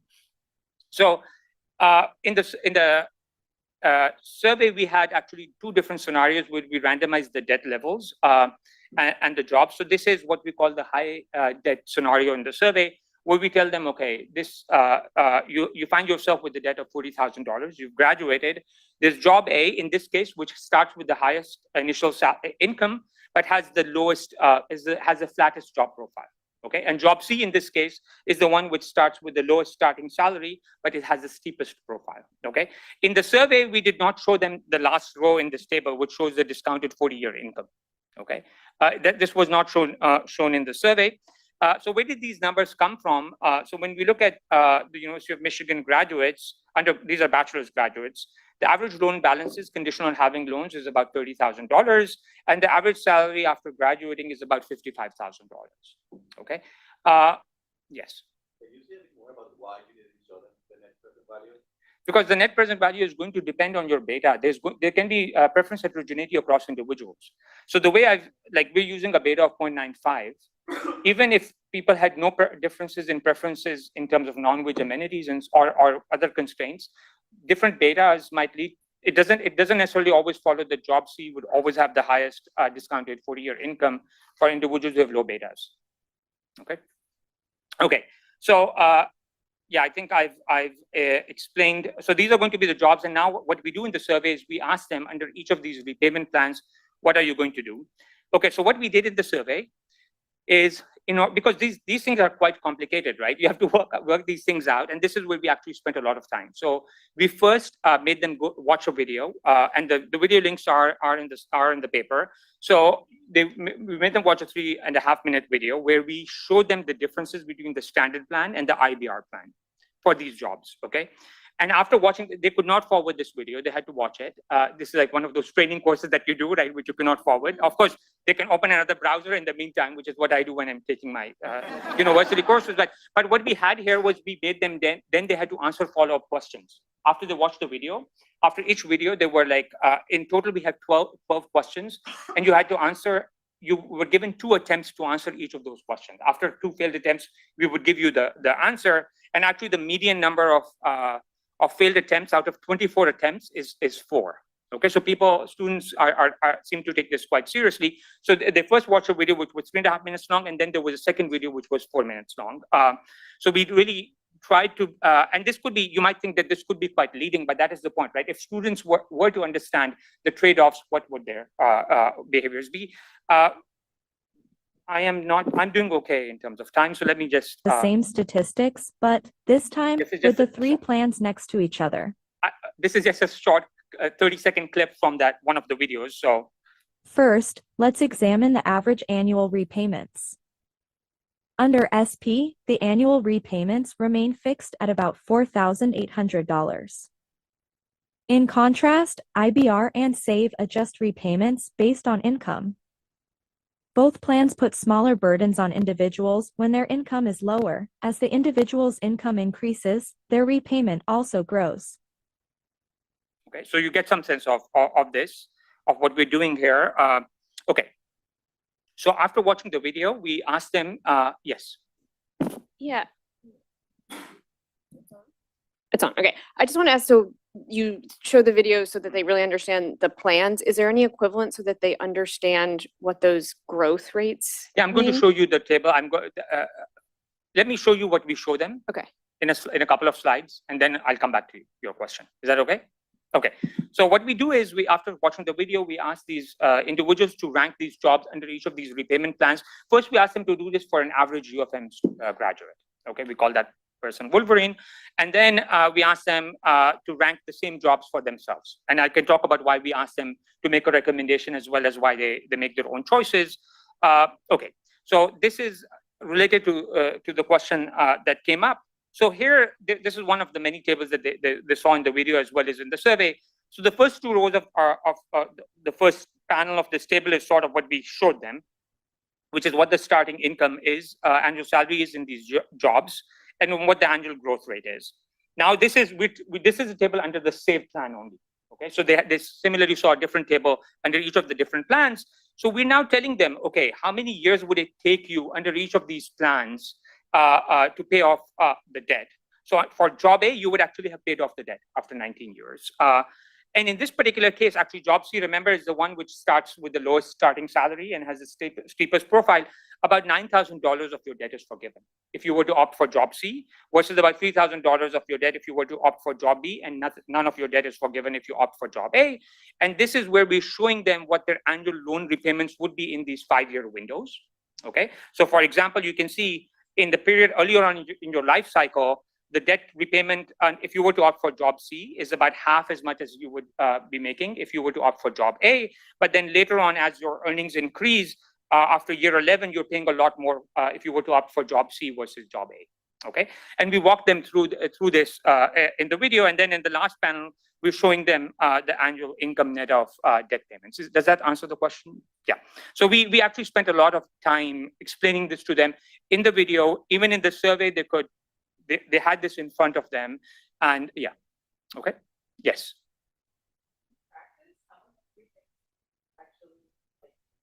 Really taking out loans. Yeah. So I don't know the answer to that question, and I think this is the point that I'll tell you later on. Like at the end of the survey, we asked them in the first place, how many of you were aware that IDRs exist? And only 20% of our sample said that before the survey they knew about this. And after the survey, of course, they upped the likelihood of signing up for these IDRs. And if I ever get to that slide, I'll show you that you see adverse selection there. But you're absolutely right. Like how many people actually know about these things? Not that many, even in this sample. There was another question I saw somewhere. Related to that, I Yeah. was thinking on how much of this information students really use to make a choice when they are like entering the labor market, right? Like, I mean, Yeah. do they know like the growth rate of like different career paths? I think if you look at we know that people have pretty good sense of relative earnings across jobs. They get the levels wrong. Like I've done work on this also.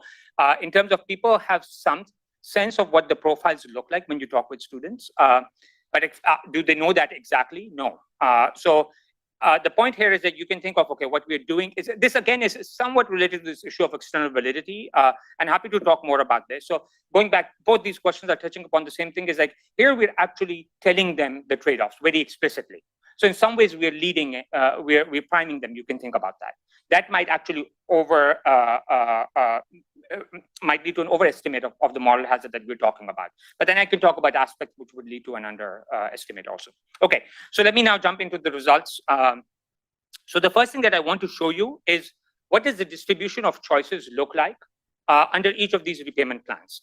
So for example, as we move to the right in this figure, the plans are becoming more generous.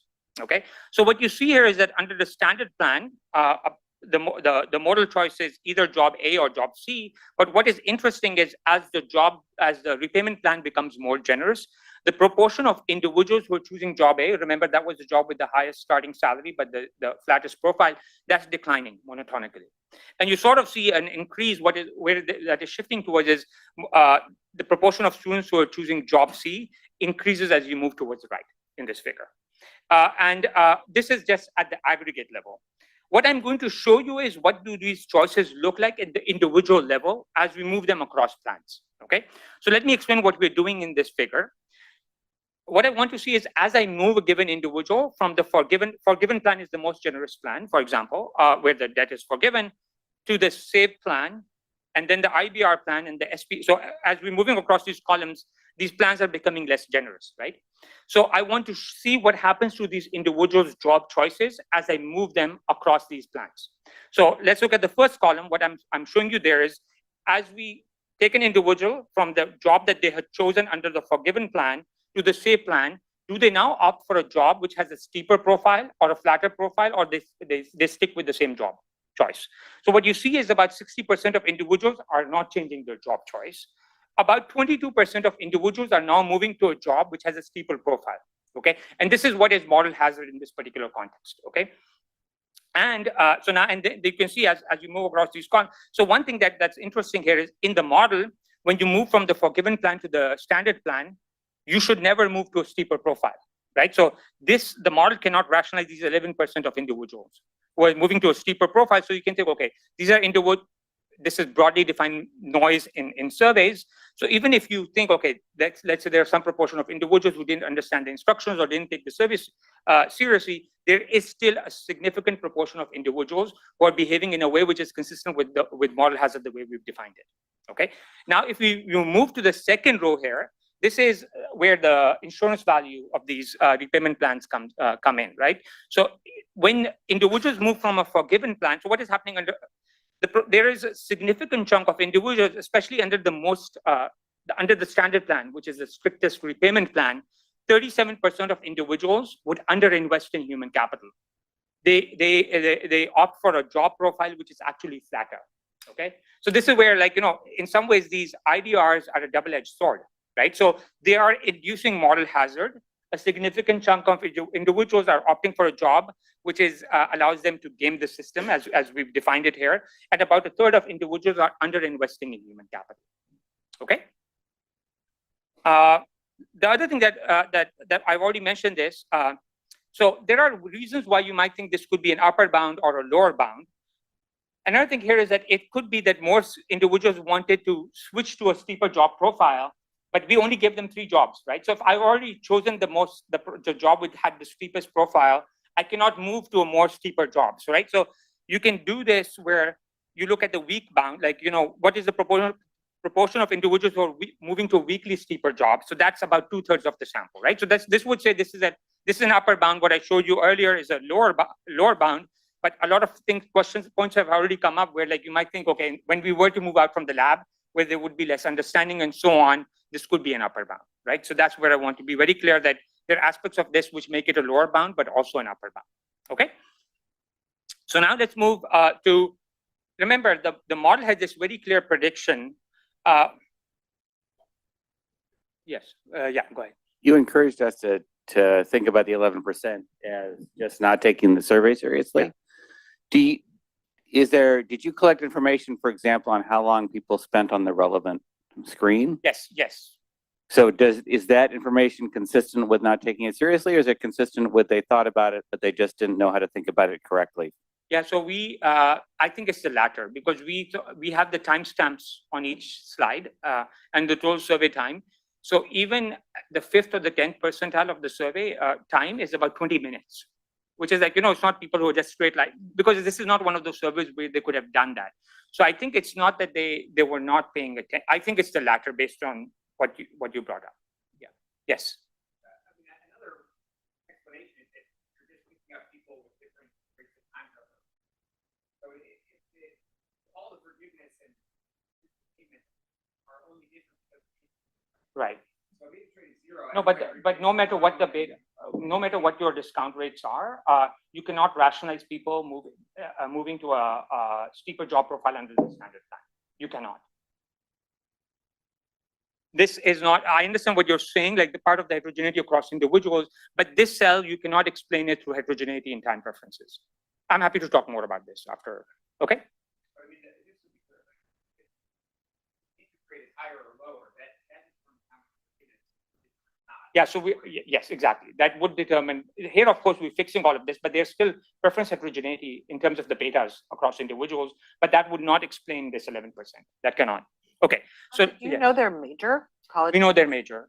So maybe you could look to see if we're worried about whether this is kind of inattentiveness or people just not understanding. You might find that people who are more quantitative majors make fewer of these mistakes. Yeah, so that's something I know we looked at some point. I can't recall the findings, which makes me think we didn't find anything there, but these questions have made me think that we need to do more on that, because we know their SAT scores and their major and all these things. So we can do more to say whether these are mistakes or something else. Math folks might Yes. just make mistakes. Yeah. Okay. No, I totally agree. I've written this down. So very quickly, in the model, of course, the individuals, where does this matter? How are your job choices going to be distorted when you have these borrowing constraints? Individuals who are going to be constrained are going to underinvest, and individuals who are unconstrained are going to overinvest in human capital under these IDRs. What we're going to do is we're going to define two groups of students. We're saying, okay, in our sample the set of individuals who do not underinvest under the standard plan relative to the forgiven plan are the ones who are least constrained. That's a proxy for these individuals not being constrained. And similarly, we're going to construct a proxy for individuals being most constrained, depending on what they're doing. And this is exactly what the model would predict. Sorry, I'm rushing now because I have 5 minutes, but please jump in if I'm going too quickly. On the left-hand side, I'm showing you the proportion of, so these are individuals who, according to our proxy, are least likely constrained.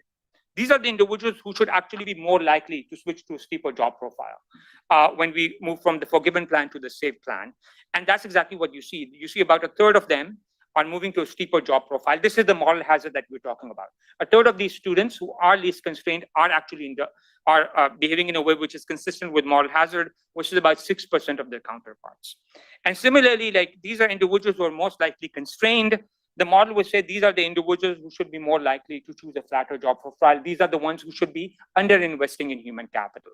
And that's exactly what you're finding here. The point that I do want to make here is, remember in the model, whether you're borrowing constraint or not, captures both your actual constraints, but also debt aversion and so on. And people who work in this area, they know it's very hard to capture aversion to debt and so on. So one of the interesting findings, which I alluded to earlier on, is if you look at, whether there are any standard covariates that can explain who's behaving in a way who is most likely constrained versus least likely constrained, you can't really explain that, okay? Because you can see not much here in terms of statistical significance, importantly in terms of R squared, not much going on here, okay? So let me move on. What we do, because you might think this question has not come up, in the real world, you might think some of this moral hazard could be mitigated by their labor market frictions in the real world, right? So in the scenario that I showed you, there were no frictions. In the survey, actually, one of the things that we do is, once you make these choices, we want to see how much of this moral hazard can be undone if there were labor market frictions. We say, okay, if you could only get your most preferred job with a 2-month delay, now which job would you choose? That's how we operationalize these labor market frictions in the survey. We change that incrementally to 4 months or 6 months if they're not switching their jobs. And the main point that I want to make here, this is the same table as before. The only difference is in the different columns. I'm just showing you I'm just showing you the transitions, like as individuals go from the forgiven plan to the safe plan, what proportion of them are choosing a steeper profile. And if you see, look at this top row here, the proportion of individuals who are choosing a steeper job profile as you change these labor market frictions is not changing that much. And the point here is that even with labor market frictions, you can't really mitigate much of this moral hazard, at least the way we've done this in the survey. Okay. So in the last 3 minutes, I think I want to talk. So the main takeaway here is, consistent with the model, you see a significant non-trivial proportion of individuals who are behaving in a way which is consistent with moral hazard. But at the same time, you also see that as you move away from these IDRs, individuals also start underinvesting in human capital. So the next question that we want to ask is, the sustainability of these IDRs. As I mentioned, the prior literature has argued that at least the moral hazard, the way they define it, which is just looking at the labor supply margin, that is not large enough to be a concern in terms of the provision of these IDRs by the private market. What we're going to do here is we're going to construct, based on the choices that we see in the survey, we're going to estimate the present value of government revenue per borrower under each of these plans. And we're also going to look at the present value of loan profit per borrower for if these loans were to be offered by the private sector, right? The difference here is the government can still collect taxes on your earnings later on in the life cycle. The private student loan lenders cannot do that. That's going to be the difference here. And what I'm showing you here in the top panel is, in the first column, I'm showing you what would be the government revenue under each of these plans, and what would be the profits for the private if these loans were to be offered by the private lender. So the first thing here is that these IDR, that SAVE is the most generous IDR, that is just not sustainable for the private lenders. The profits would be negative. Why is that happening? Because based on what is happening in the survey, a lot of individuals now choose these jobs which have low starting salaries. So during the repayment period, there are a lot of periods where actually you don't have to pay debt. And these private loan lenders would make a loss. So it's just not sustainable for them. But on the other hand, for the government, you actually see that the revenue is the highest for them under SAVE. Why is that? Because these are under SAVE, individuals are more likely to overinvest in human capital. Their earnings later on in the life cycle are higher, and the government can recover those taxes, right? And the point is that even with labor market frictions, the overall conclusions are unchanged. The only other thing that I want to make, the point that I want to make here is, if the policymaker, this is the world we live in, right? Let's say you observe what people are doing under each of these plans, but there are these behavioral responses, right? As we move people across plans. In the last panel, I'm showing you if the policymaker ignored these behavioral responses, they would actually get the conclusions quite wrong. They would underestimate the losses for the private sector, and they would actually conclude that IBRs are more profitable for the government than the SAVE plan. I'm not going to talk about this slide. These are findings which you can find in other existing literature, so these are not that novel, so I push them off.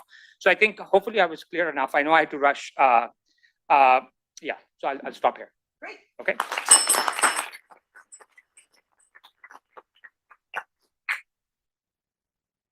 Okay, thank you very much. That was great. And now we're going to hear welfare added, optimal teacher allocations from value added, and Julian Betts is right over there. And I will let our speaker introduce Michael Ricks. You're Michael Ricks at the podium. And what I'm confused about is whether Nathan Mathers. He's on vacation. Okay. So, so one of the nice things about having a job in the private sector is that you actually get days off. And so he's actually off. And so, wow. Yeah. Wow. We'll all rethink. Okay. Do all changes you recommend. Perfect. Yeah. Okay. Well, thanks everyone. We're really excited to be here.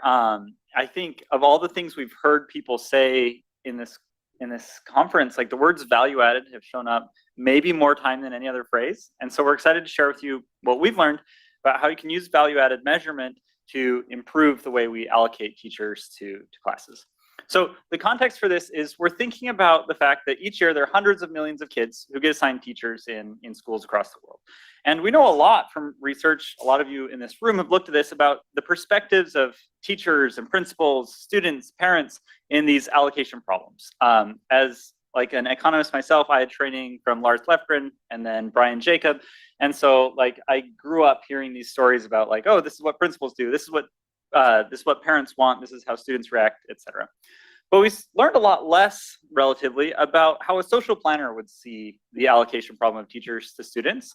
And intuitively, it seems like value-added measures should be really relevant in making these comparisons and improving teacher assignment processes. This is, first off, especially true given an explosion of recent research showing that value-added measures are heterogeneous and multidimensional, meaning that there's probably huge scope for comparative advantage in allocating teachers to different places. But it's also true given the context of, I would say, a revealed policy preference for achievement equity that we've seen in policies that have made over the last 20 years. And so with this motivation, we asked the question, how could we use value-added scores to improve teacher allocations? And along the way, we're going to think about what is it about value-added scores and what considerations should we make to do this appropriately?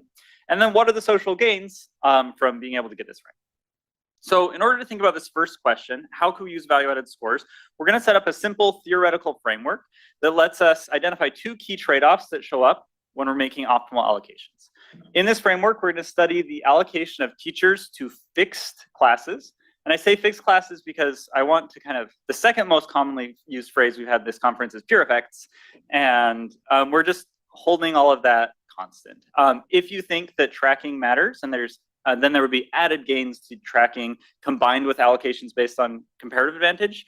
And so you should think of what we find as like a lower bound on the welfare gains you could get, but we're holding all of that constant today.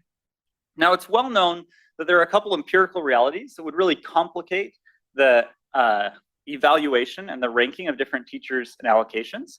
And so we're going to talk about three in particular. The first is what we're going to call heterogeneity. So teachers have heterogeneous effects in that certain teachers are more likely to affect certain students than other teachers are. And so which is the better teacher? The teacher who helps high achieving students or the teacher that helps low achieving students? Similarly, there's multidimensionality, meaning that teachers affect multiple outcomes in different ways. Which is the better teacher? The teacher that teaches math better or the teacher that teaches English better? Again, it's not clear. Finally, there's an equity consideration where policymakers may value gains to different subgroups differently, and this is going to re-rank which allocations we prefer based on our social criteria. So fortunately, oh yeah, go. Just a quick question. Right. Are the preferences of teachers entering the allocation problem at all? Yes and no. So I'll show you that in a couple of slides. What we're going to do is we will not put teacher preferences in the welfare function because we're not sure how to parameterize that. But then we're going to do policy counterfactuals where we think about how you would make a reallocation incentive compatible. Because we think that's like a first order concern on the social planner side. So yes, but no. So as a public finance economist, I am really grateful to come to this because there's this huge wealth of tools that public economics has for dealing with heterogeneity, multidimensionality, and distributional concerns. And so what we're going to use is we're going to use welfare theory to kind of think about how we could structure and rank these possible allocations and compare them. Yeah, Jeff. Maybe this is coming from my applied econometrics side, but I would have put standard errors as number 4 on that list. Shh, don't spoil it, Jeff. Yeah, that's coming very soon, in fact. So theoretically, it turns out there are two big trade-offs the social planner needs to deal with. So first off, imagine the social planner knows each teacher-student match effect. Then the optimal allocation is going to trade off allocating based off absolute advantage versus allocating based off of comparative advantage. And in 3 slides, I'll talk about what that means in more detail. But that's going to characterize the infeasible first best. But in the real world, the social planner doesn't know the match effects. And so she's going to team up with an econometrician so that they can estimate match effects and accomplish a second best. And this estimation choice is going to, this is what Jeff was getting at, there's going to be the choice between estimating richer versus sparser amounts of comparative advantage. And this is going to help us characterize what the second best, which is actually attainable, is going to be. Okay, so we take this to the data, and what do we learn in practice? Well, we compare allocations made using different value-added measures in the San Diego Unified School District. So we have 4,000 teachers teaching grades 3 through 5 over the last 20 years. And we're going to estimate value-added measures that are multidimensional. And specifically here, we mean we're going to estimate teacher effects on math, reading, attendance, and behavior, and that are heterogeneous, looking at heterogeneity by observable characteristics like gender, race, achievement, and all of their interactions. Now, this is building on a large literature that has been estimating a lot of teacher value-added effects, and our contribution is not like picking a new dimension and showing that there's heterogeneity there, although there's some cool papers that do this. Instead, we're going to take the estimates as given, and our contribution is solving this allocation problem, comparing the different allocations, and then dealing with this trade-off between the first and the second best. In that sense, I think of this as being very similar to other papers that are taking value added as primitives and using them to answer kind of a bigger economic question. Yeah.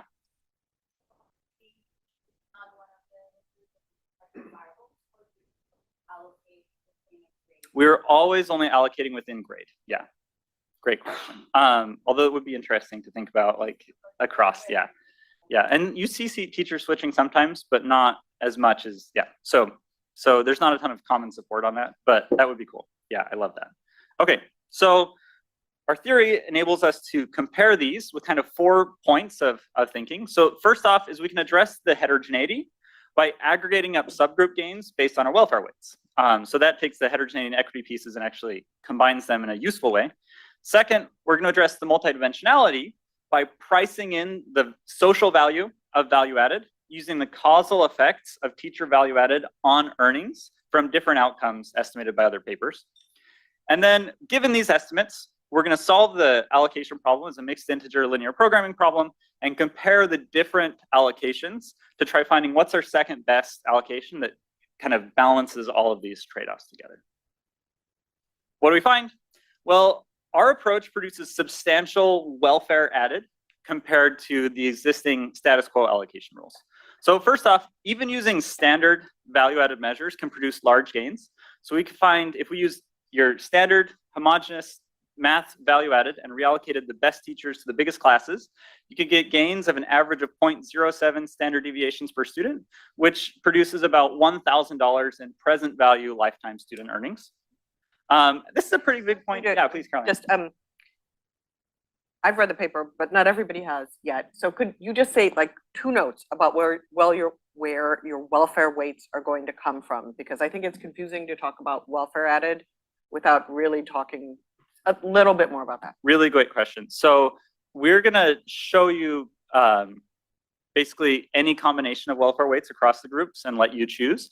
For the results on this slide, we're actually just taking the like average maximizing numbers. So this is like if you were a utilitarian social planner just trying to maximize test scores, what would you find? Thank you for having me talk about that. I think this is really important given that allocating using absolute advantage is actually not something we talk a lot about in the value-added literature, but it's something that does produce pretty substantial gains. Second off, incorporating heterogeneity makes allocations even better. You get gains between 20 to 40% over the standard value-added, again, using math.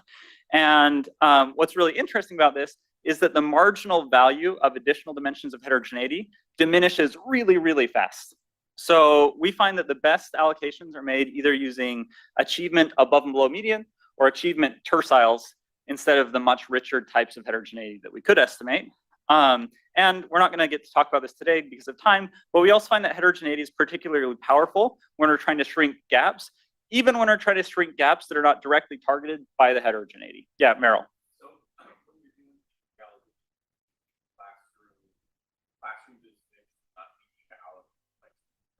Yeah, absolutely. It would be cool too, but that's not in the scope of what we're doing today. Third thing, while heterogeneity matters, we find that multidimensionality is actually even more important. So using both math above and below median and reading above and below median value added produces 64% larger gains than using heterogeneity alone. And so this gets us our kind of best welfare added number, which is about $2,000 in present value lifetime earnings for the students. And now we get back to the question about teachers. We consider incentive compatibility by imagining a teacher bonus program where we pay teachers X dollars, every teacher in the district X dollars, with the understanding that they may be reallocated. Then the assumption is if this is incentive compatible, we can estimate the bang for the buck of the cost of this teacher allocation program by taking the benefits divided by the net cost to the government budget. If we do this, we find that the marginal value of public funds is about $4,000 for a teacher bonus program. The A teacher bonus program of $4,000 has a marginal value of public funds that's infinite, meaning that it makes the government money. If you don't think it's feasible to actually reallocate teachers all the way across the district, a similar, much less costly experiment could be to reallocate teachers within a school, within a grade. And we find that even a $900 bonus for just saying, actually, we're going to switch you with this other teacher within the school, still has an infinite MVPF, which we feel like is a really low touch intervention. Finally, we find that limiting the swaps to about 20% of the exchanges could still realize more than half the gains. And so if you don't want to force all the teachers to move and you can just move some of them, you can actually get most of the gains anyway. Okay, so I'm going to talk through the theoretical framework in the next 10 minutes, and then I'm going to switch off with Tanner. So let's talk about some of the details that I promised were going to come.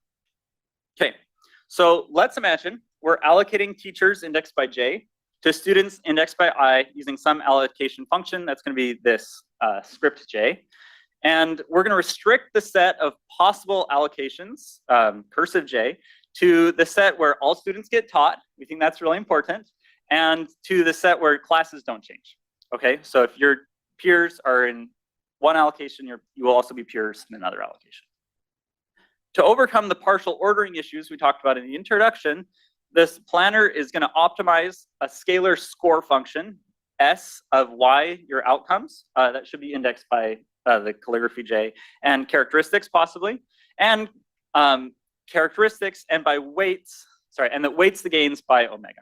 If you want to, I think it's helpful to think of this S function as a surrogate index function for something you actually care about. We're not going to do that in the paper, but I think that's like a very intuitive way, something that you think is indicative of the utility that these students will have in the long run. This score function is key for leveraging multidimensionality into welfare.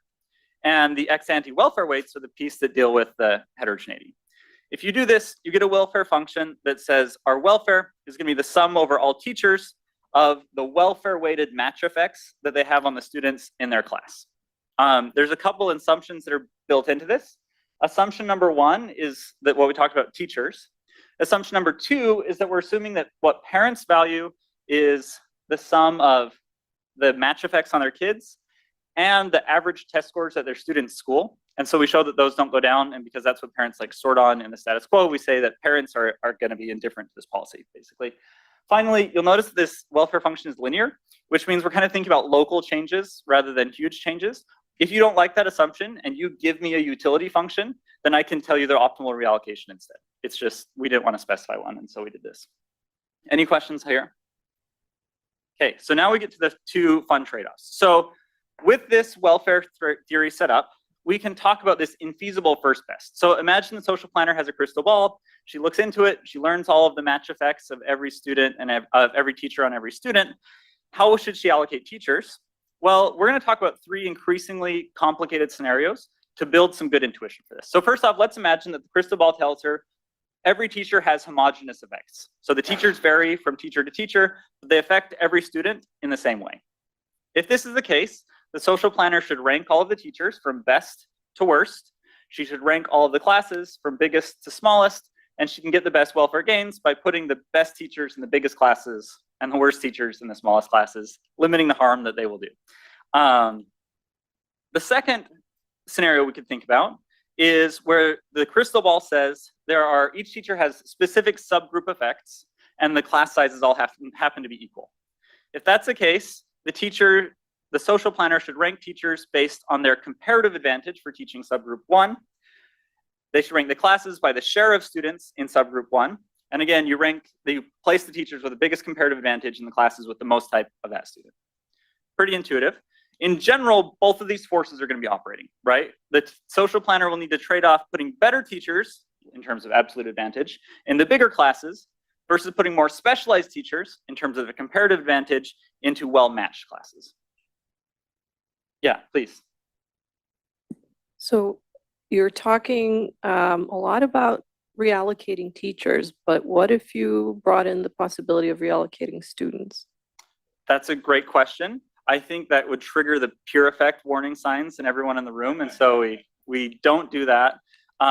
In theory, what would happen is, like, let's imagine it's just like a marginally small change that's not big enough to affect pure effects. Like you switch one student between one class, that's going to boost the gains you can get because you can allocate by comparative advantage much more strongly.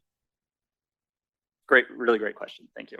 I think in fact, it would make, you'd have a lot of spillover effects and general equilibrium effects in that kind of, where you allow everything to happen. So you'd have to shut down some of the GE effects to even make it track. Yeah, so for general equilibrium, but this wasn't in the slides, but you brought up, basically the maintained assumption is that parents are not gonna opt their kids in and out of students within a certain school.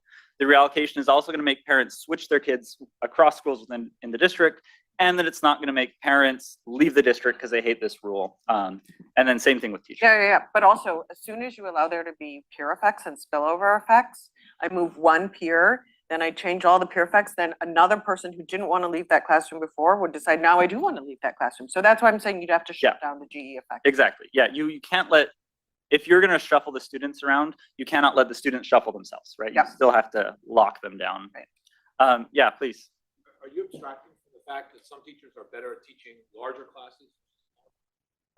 So it turns out that in the data, we don't find that that's substantially an issue. So one of the things we do in Tanner's going to talk about this more, but basically we compare the value added of the same teacher when they teach bigger and smaller classes and find that that's surprisingly stable. But we did worry about that, right? If anything, there's a slight upward slope because that's how it looks in general equilibrium, which means that if anything, this will understate the gains. Yeah.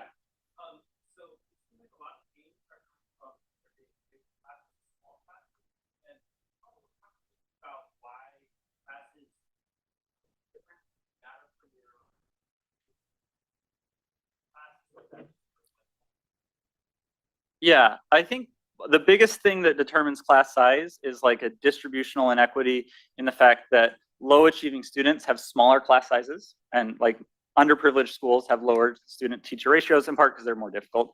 And so part of what this is doing, we may feel uncomfortable if we care about equity because it's going to be putting the best teachers in the nicer schools where there are bigger class sizes already. Lois, did you have a question? Yeah.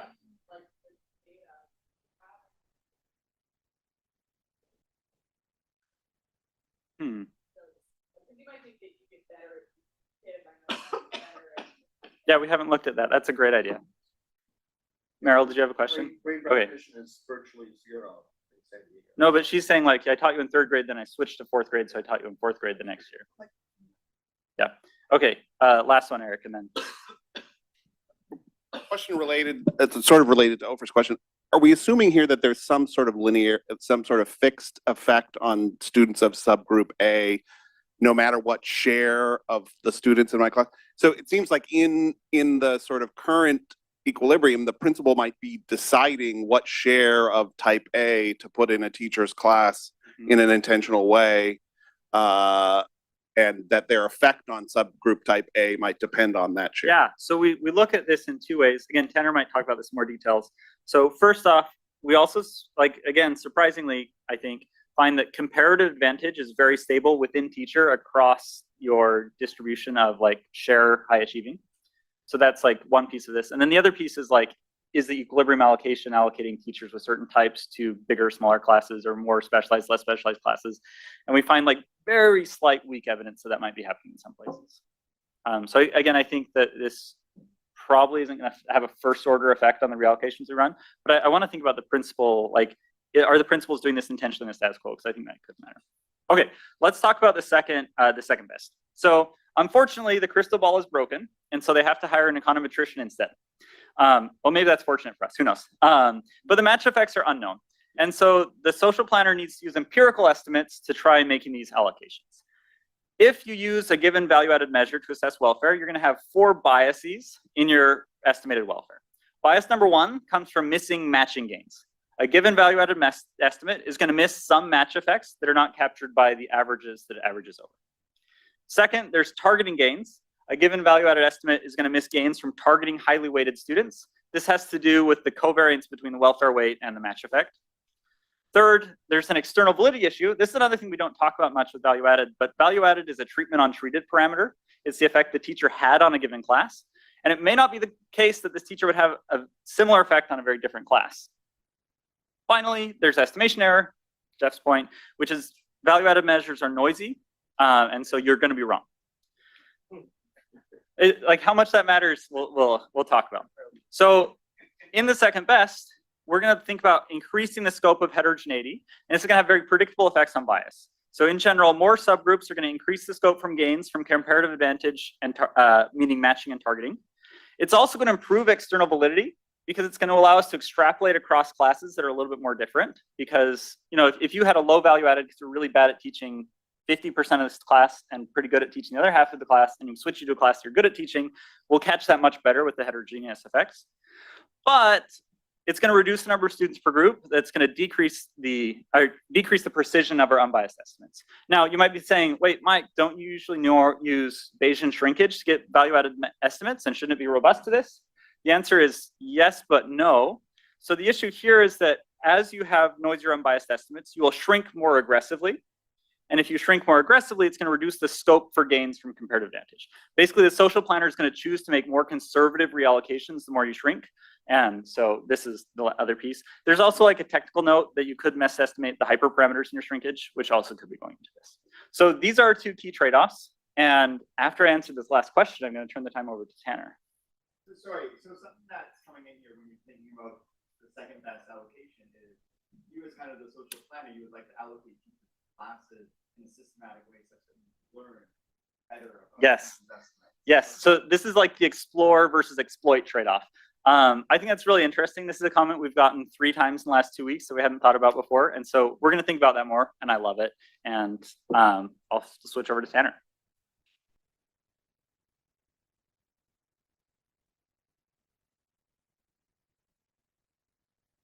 Thanks, Mike. Okay, so Mike talked a lot about what we kind of theoretically showed a framework for what we're doing and the trade-offs that we're thinking about. And I'm going to now walk you through empirically our empirical results. So we're going to build in complexity here carefully, kind of step by step, so that we hopefully can all stay on the same page. So first, we're just going to show you simply how do we estimate these value-added parameters for the different subgroups that teachers are teaching. And then how do we actually make these reallocations functionally? What are we doing to make these reallocations? Thereafter, we'll use math test scores to show a proof of concept that if we are increasing the amount of heterogeneity, then how does that impact the gains that we can see from these different reallocations? And then we'll incorporate potentially different welfare weights from a social planner and start to think about what if we also consider other subjects? We consider the multidimensionality here, and what would that look like for the gains of our students? And then at the end, we'll try to get back to welfare. Again, we don't really parameterize in any way or build in teacher preferences here, but we'll say if we propose this teacher bonus policy, how much could we pay teachers in order to hopefully make these reallocations incentive compatible or plausible? So let's first talk about value added. Oh, sorry, yeah. Sorry, there's something I missed about the framework, which is in the second best, a teacher may have value added on 100 dimensions, but we're only going to be able to measure 5 of them. And we don't really know the correlation structure between value added on math, which we can measure, and value added on inspiration, which may affect their earnings, but we cannot really measure. And how do we solve that problem? Sure. So inasmuch as we think that these allocations should be made using how well you help students be happier and how the colors of the shirts that you wear really jive with your students so they listen better and that kind of thing. All of these different possible dimensions.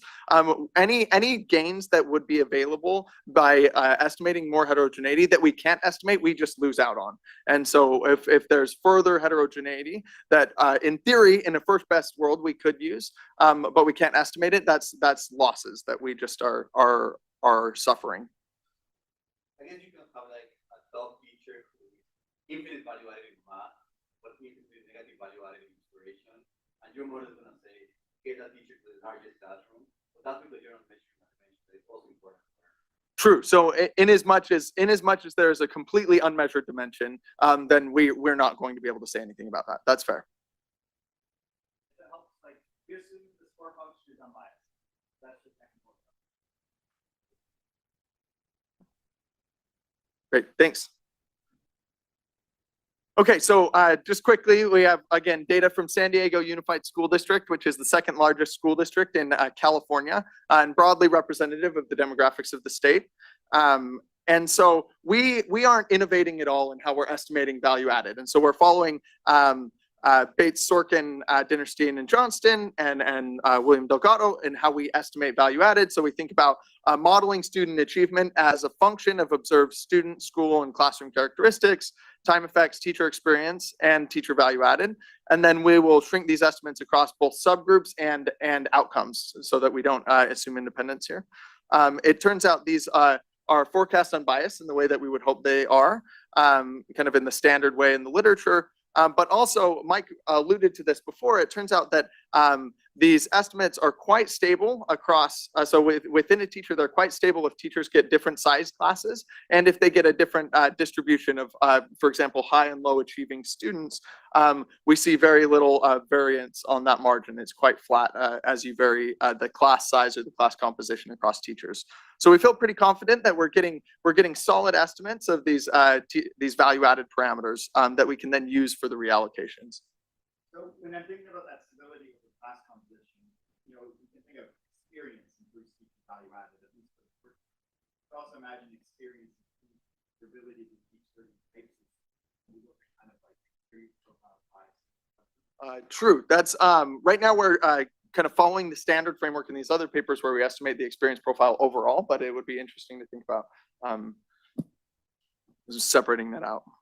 Yes. Related to that, there would potentially be a gain from strategically assigning new teachers to quite different classes so that you could learn more information about how well they do with different subgroups. Yeah, absolutely. This is to the comment from earlier where we can potentially explore and try to learn something about the teachers right off the bat that we can then maybe use later.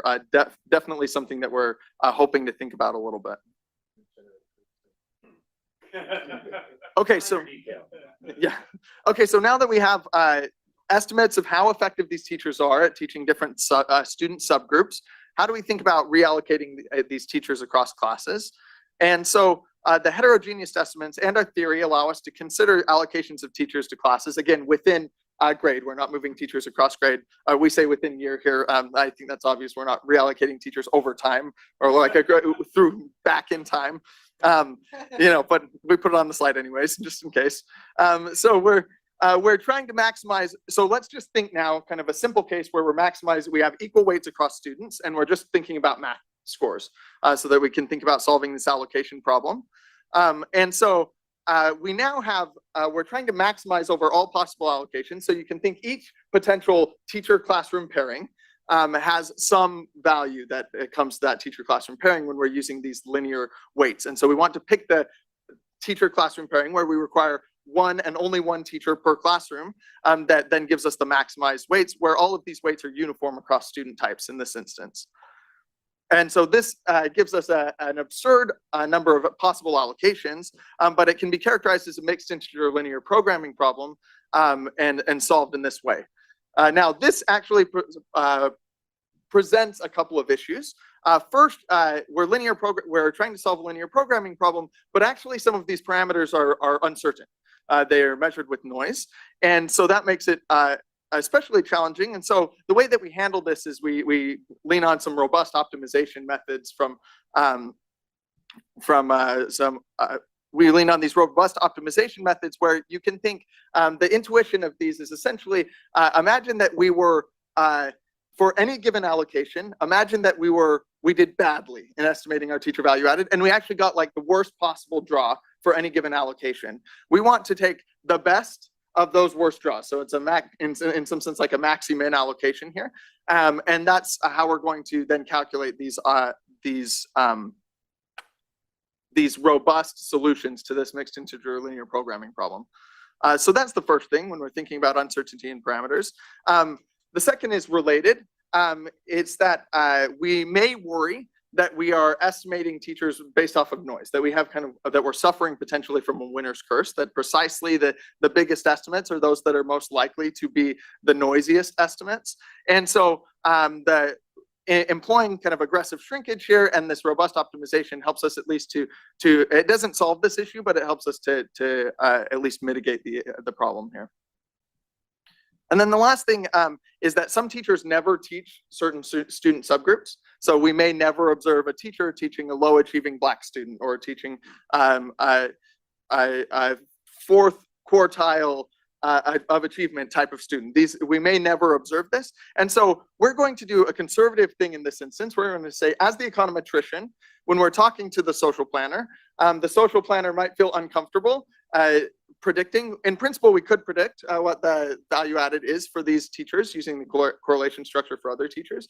But the social planner may feel uncomfortable if they really care. They like have a very high welfare weight on very low achieving students or on students of a different race. They may feel uncomfortable allocating. And so we're going to do a conservative thing here, and we won't reallocate teachers where we can't estimate their value, where we never observe them teaching a student of a certain subgroup. Now, we could relax this and predict these using our estimator, using kind of the true correlation structure across other teachers. And in some sense, that would increase the gains that we could possibly get from this policy. Not moving these teachers is more conservative. Yeah, I think you should at least try that as the other case, because this is really a lower bound. Yeah. And you probably in real life would use that correlation structure. Yeah, depending on how feasible the district felt like that was. Yep. Yeah, thank you, definitely.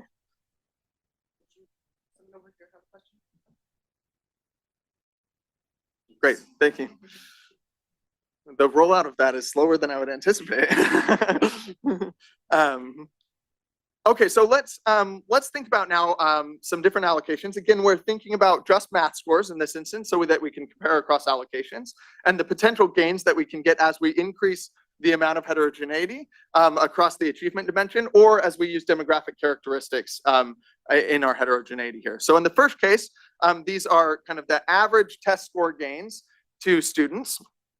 And this is just splitting up kind of more finely grained partitions of students across kind of prior achievement. So in the standard value added case, we have, we're just average gains. So this is, we estimate teachers standard like average math value added, we allocate them to the biggest classes and that kind of the biggest welfare weighted classes. And then we go to where we split into 4 student subgroups based on their prior math scores. So these are our naive gains. This is if we just take the noisy parameters, we assume that they, we take them as fixed and we solve this mixed integer linear programming problem. Interestingly, you see kind of this U shape here already. Once you get to 4 dimensions of heterogeneity, and it's not ex ante clear where that's coming from, what's going on here. And so we're going to try and break this up and hopefully speak to this a little more.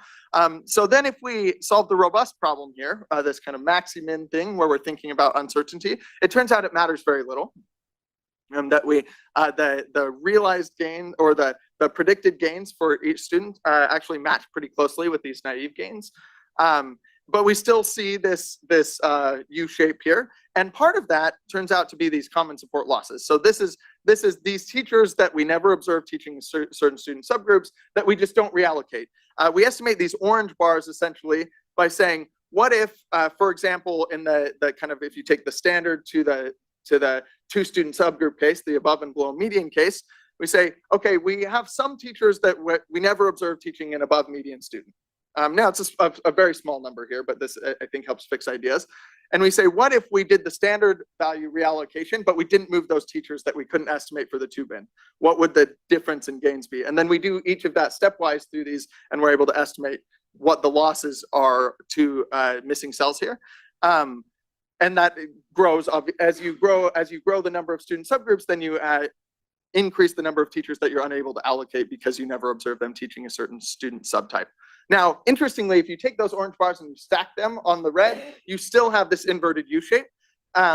It doesn't quite get back to the top. And so what this suggests is that now we have, because we are splitting up students into finer and finer partitions, you have these noisy unbiased estimates, and shrinkage actually starts to wash out the available comparative advantage that we can use to allocate students here.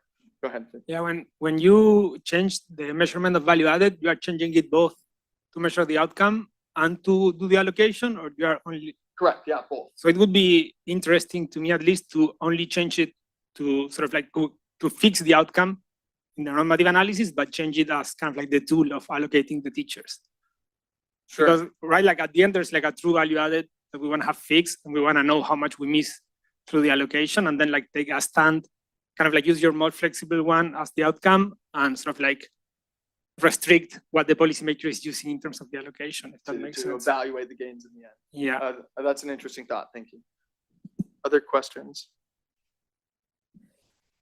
Great. Okay, so we don't necessarily need to just do this with achievement. We can think about doing this for demographic characteristics of students as well. And so you can think we have two bins, male and female students here, and then the gender by achievement is male and female students above and below median achievement. Again, these are just math scores here to fix ideas.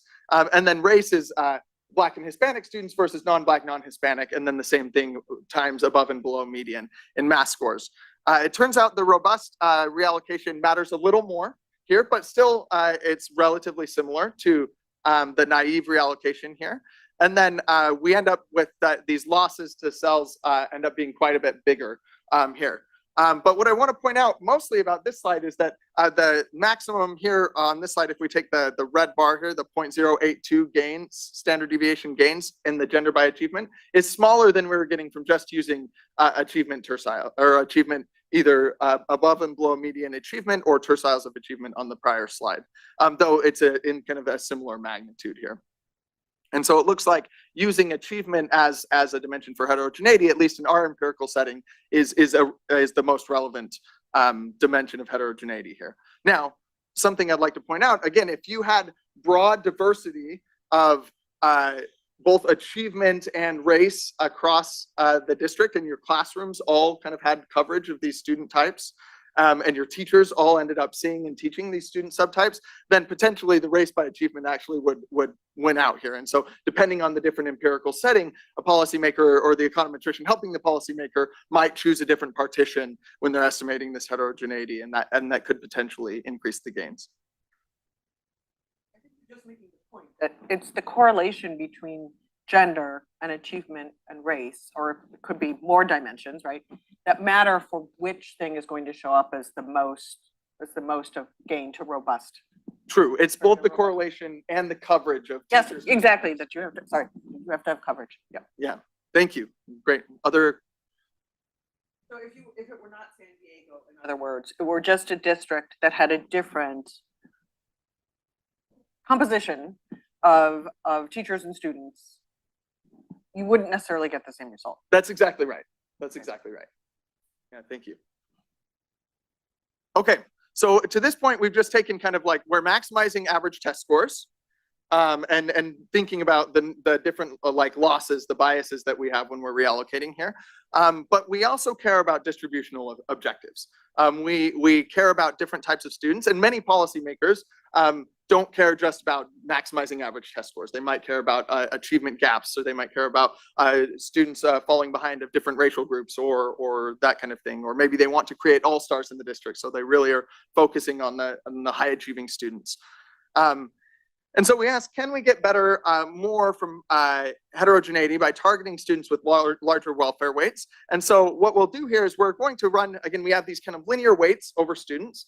And so we now are going to think about higher and lower scoring math students. So we'll take them in two subgroups. And we'll say, what if we varied the linear weight across those from 0 to 1, essentially? And we can actually map out a nice PPF here, where you say, if you are the social planner, and for example, you care only about gains to low achieving students, then you can put all of your resources there. And it actually hurts the high achieving students because we're now not thinking about their, on average at least, because we're now not thinking about their outcomes, but we can get bigger gains potentially to the low achieving students. I think one of the nicest things about this, so the black square here is the test score maximizing quantity here. So it turns out if you do the test score maximizing thing, you are actually favoring high achieving students in San Diego because of the way that the classes are set up. But what I like about these PPFs is the social planner can actually say, all right, I really care about achievement gaps. And I can get relatively big gains to, like, say, low achieving students without harming high achieving students on average. So they can choose that you can essentially go straight up from that status quo point and say, look, we're not going to harm, we're going to keep, on average at least, we're going to keep high achieving students as well off, but we can potentially build in a lot of gains to low achieving students. And so this is kind of the relatively infeasible policy of moving teachers across the district, which again is for all of the reasons that you're thinking of right now, would be hard to implement. But if we reallocate within schools, we get much smaller but still meaningful gains. And there's still quite a bit of flexibility as to how the social planner can allocate those gains to these two bins of students here in this case. I think this. Please, yeah. The reason I brought up welfare weights at the beginning is I think this analysis is really super instructive. Like knowing what the PPFs are, what they are for the within school, you know, what they are for the district wide, being able to say, okay, we want to see whether we can increase, how much can we increase things for the above median students without decreasing things for the below median students and vice versa and so forth. This is one of the most, it's a really helpful tool. Yeah. Thank you. Meryl? When you do reallocation schools, you have to do the median. Sorry. Is there enough? Would you be able to do a profitable reallocation by just average value added during classroom size if you're doing it, or if you're not enough? I assume there's not enough variation. There's a much smaller scope for gains if you're just doing the like standard value added, move them to bigger classes, because classes are essentially built to be the same size within schools. Yeah. Okay, so now let's think, how can we then capitalize this into earnings? What does this long-term, how does this impact our students? And so we can do essentially the same exercise that I just showed you. Oh, I'm sorry, go ahead, Jeff. Wouldn't it be a lot easier to just fire the worst teachers, as some have suggested? Semicolon, would the firing the worst teachers exercise be affected at all by thinking about value-added heterogeneity and welfare weights? Yeah, so I'll take those one at a time. So first of all, one of the things that we're working on that I don't have to show you today is what if we took all these like much simpler policy proposals, like we deselect the bottom 5% of teachers, right? Or if we think about things like pay your top teachers to go work in the poorest schools, these kind of things. I don't have that to show you today. From what we see, it looks like those gains are smaller than what we can achieve doing it like this. But we're still working on it. So a little bit wetting results there. You might want to also consider trying out No Child Left Behind was very specifically targeted at getting kids above a certain level, right? Getting kids from below basic to basic, and that's what schools got rewarded for doing to a large extent. And so that suggests that given the politics of the United States, that is a relevant social welfare function because it's actually been put in place at some point in the past. So you might want to try something out like that. True, that's a great point. Thank you. Going back to this point about deselection, one thing that we found, right, was that some of the deselections are simply the teachers were misallocated to the wrong classroom. They really probably shouldn't be fired. Oh, true. So yeah, great. I'm glad you brought that up again, Julian, because the second part of what you asked, Jeff, was like, well, what if we use this heterogeneity to now more effectively deselect the teachers that we're trying to go for? And so it'd be like a welfare weighted something. But again, you have to take a stand, or the social planner has to take a stand on what that is. Okay, I'm almost out of time, so I'll show you these last few things. So we're now going to use these estimates from Chetty, Friedman, and Rockoff to say, now instead of allocating or maximizing average test score gains, we're going to actually target lifetime earnings. And we're going to target lifetime earnings using both math and reading.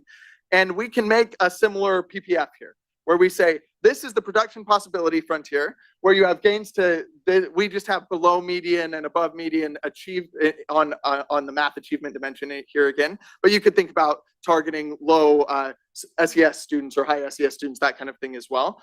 But then we can give the social planner the same type of PPF here, where we can say, if you now care about like raising lifetime earnings to lower scoring students, then, and you can keep the lifetime earnings of higher scoring students fixed, you can essentially go straight up on that red PPF and you can say, this is the reallocation.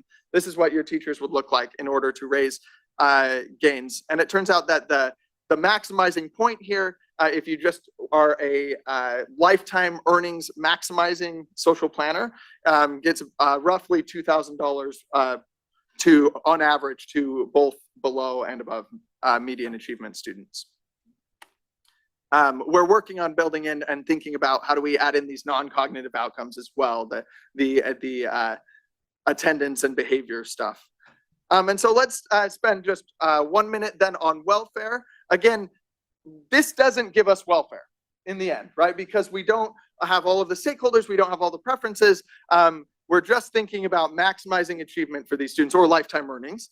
And so we're going to propose this hypothetical teacher bonus program where we say we will pay you X amount of dollars to be willing to be reallocated. You may or may not be actually reallocated, but to be willing to be reallocated, we'll pay you this much money.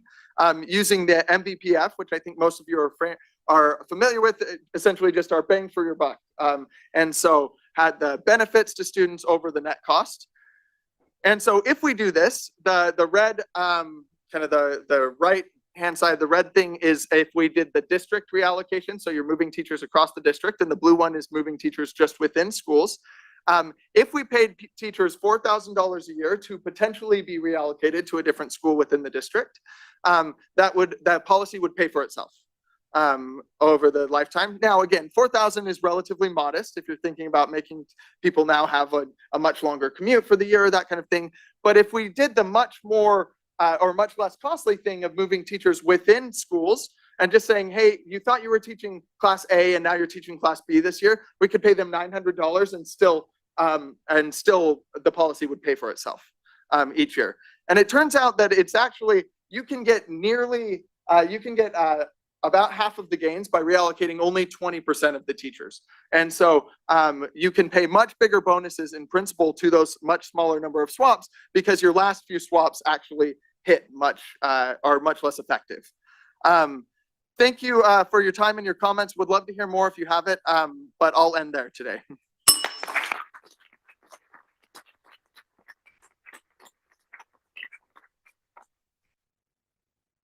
Okay, it is my honor now to introduce Madam Secretary Condoleezza Rice. I think you all know who she is. Obviously, she is our former Secretary of State. She is also the director of the Hoover Institution. I'll just say a couple of words about the NBER's program. In the past, I did a little bit of statistics. In the past 5 years of meetings, we've had more than 900 people attend our meetings, representing more than 500 institutions. As you may know, Condi's parents were educators. Her mother was a teacher. Her father was also a guidance counselor and coach. I highly recommend to you her memoir, which is called My Extraordinary Ordinary Family and Me. So you can find it on Amazon or any place else. I know she's going to tell you about her vision for Hoover and education policy and its education initiatives. She knows Hoover's strengths when it comes to things like this. And in this particular area, it's not just serious scholarship on education, which of course is very important to Hoover, but also connecting those serious scholars with policymakers to feed them ideas, to give them ideas for possible experiments, evaluations, and possibly even get data from them, which is something that everyone in this room really loves. So Condi, welcome to the podium.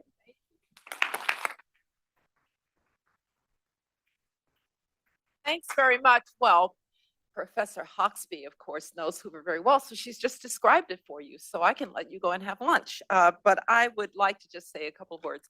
Really delighted to have you here for this conference. I think that everybody recognizes that NBER is actually a cornerstone of research, academic research, firmly grounded research. I myself am a political scientist, and there is nothing more important than being able to bring the tools of research to the country's most difficult problems, most important problems, and then being able, on the basis of nonpartisan research that takes you where the data take you, to be able to say something important about these policy problems.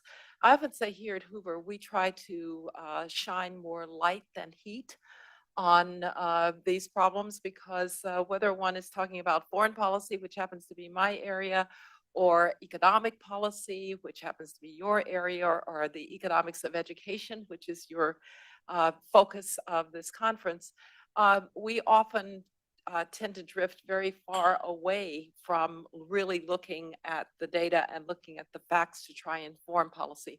When I was secretary, I used to say, sometimes I think the US government actually operates data free. And so it is our job as academics who have an interest in making policy better to make sure that they can have data that is accessible, data that is relevant. I was just listening to the tail end of the presentation here, actually going into the schools and having a chance to really show that the remedies that are being proposed have a chance of working. I think there is no more important issue than the issue of education. I always put it in the following way. We tend to think of the importance of giving people a chance through their education to make a better life for themselves and for their families. We think of it as a way of mobility within our society. But I want to suggest to you that it's more than that. It is helping people to really recognize that with a high quality education, a lot is possible in the United States in particular, but in many countries around the world. And because the United States is so big and so complicated, when people say, oh, but they're doing just fine in XYZ small country, I say, but the United States is a really complicated place. And so we need even more to have research that takes us inside of these educational institutions, helps us to understand what's going on there, and then helps us to provide solutions. It was mentioned by Caroline that I come from a family of educators. And I just want to tell you a couple things about that. First of all, I am an educator and think that's really my most important vocation, is being a professor.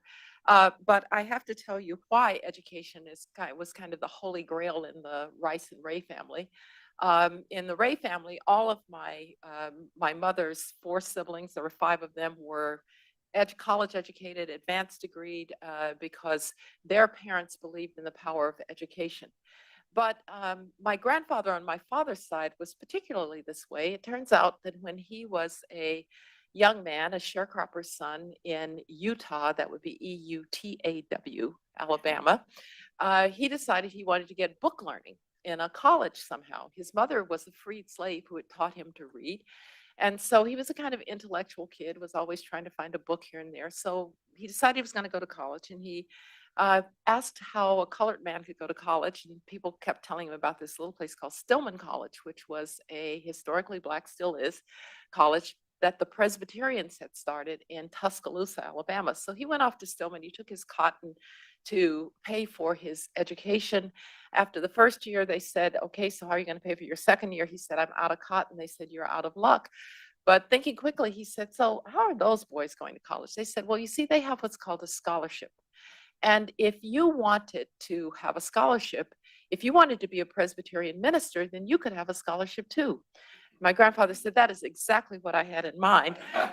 And my family has been Presbyterian and college educated ever since, including my aunt, my grandfather's daughter, Teresa Love, Teresa Rice Love, who would go off to the University of Wisconsin in 1952. She would get a PhD in Victorian literature and write books on Dickens. You think what I do is kind of strange for a Black person? What she did was really strange. She wrote books on Dickens.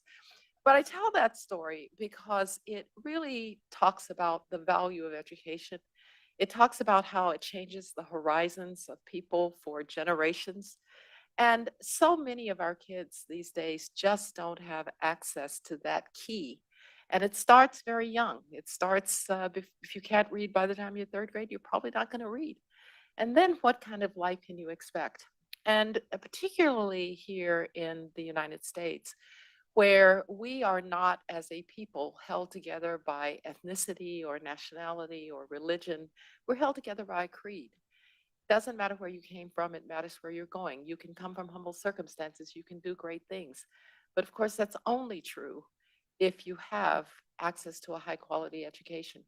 So what you do in understanding in a data-driven way, an evidentiary-based way, what could make that dream more possible for more and more children, what could make the college degree more valuable for those who get a chance to access it. I think there is no more important task before us, because the very fabric of our society really rests on the idea that it doesn't matter where you came from, it matters where you're going. I served a few years ago, about 10 years ago, on a task force for the Council on Foreign Relations, and Joel Klein and I chaired that task force, and we called it Education and National Security.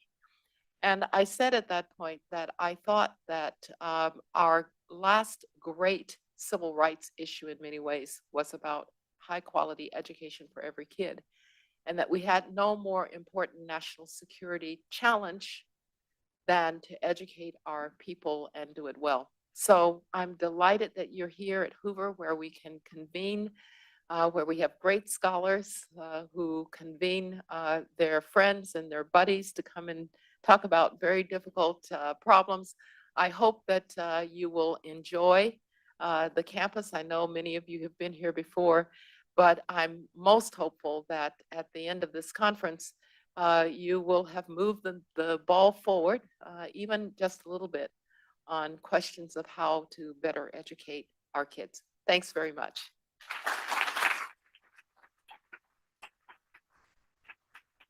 Thank you, Condi, very, very much. I know everyone was thrilled to be able to have Condi here today. And I think along with Condi, I wish to just express the hope that the things that we are doing, not just today, obviously, in NBER program meetings, but in every program meeting where we try to solve problems using theory and evidence, will try to reach some of the goals that she set for us today. So thanks very much. You are now released for lunch.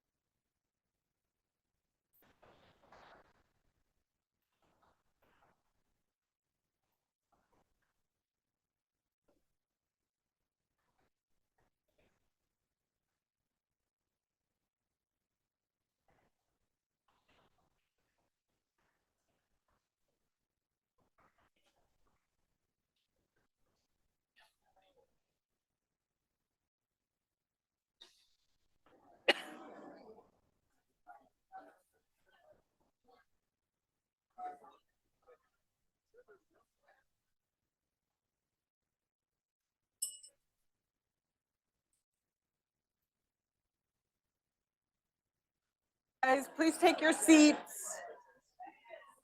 Please take your seats so we can stay on schedule. I know some people have planes to catch, so I want to make sure that we stay on schedule if we can.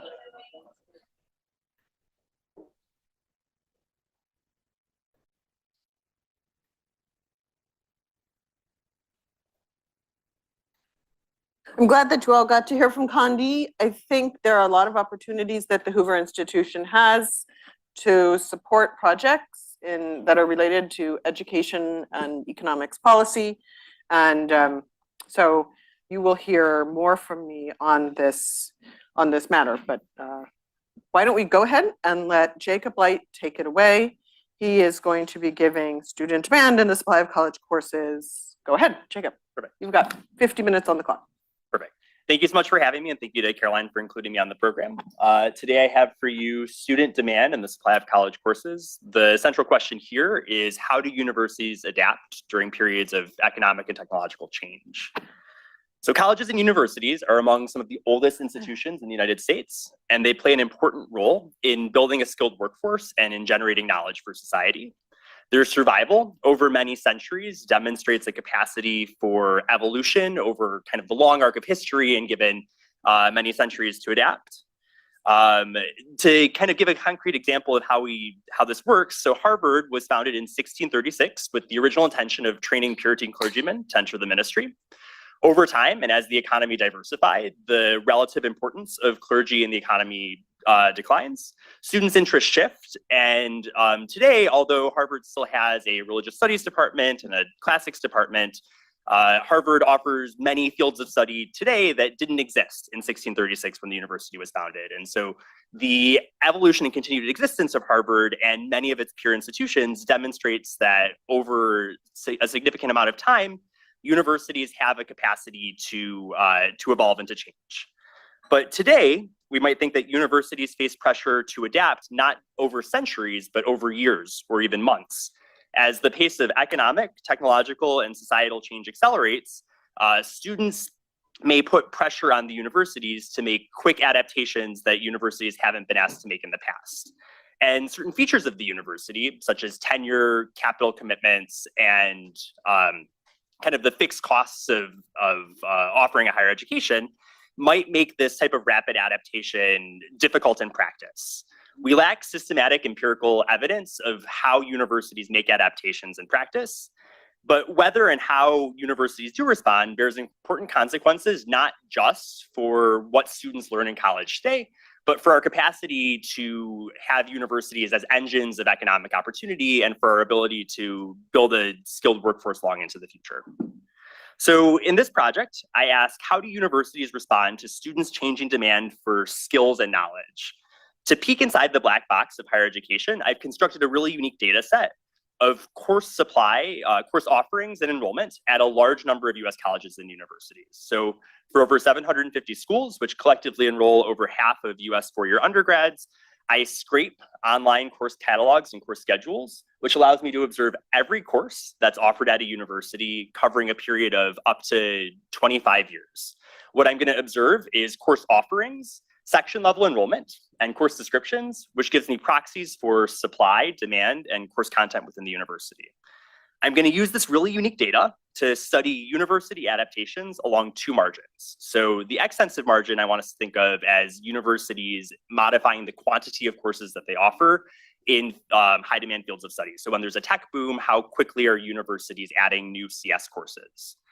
The intensive margin I want us to think of as how fields of study themselves are modifying existing courses. So during this tech boom, are courses in and outside of CS adding skills and topics related to computer science? And what I'm going to show is that along both of these margins, universities are slow to make adaptations during a period where students' demand is shifting quite quickly, and that there's some interesting heterogeneity across different types of institutions. To preview where we're going to go, on the extensive margin, what I'm going to try to do is pin down an estimate of course supply elasticity, how much the quantity, the number of courses that a field of study offers, changes with respect to changing demand. The central challenge here is enrollment, which is my best proxy for demand, is going to be endogenous to course supply.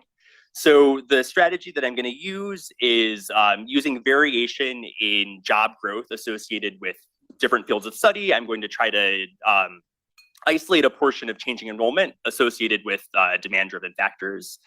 What I'll show here is that universities respond much less than 1-for-1, both in terms of the number of classes that they offer and in the number of sections that they offer to a given change in students' demand.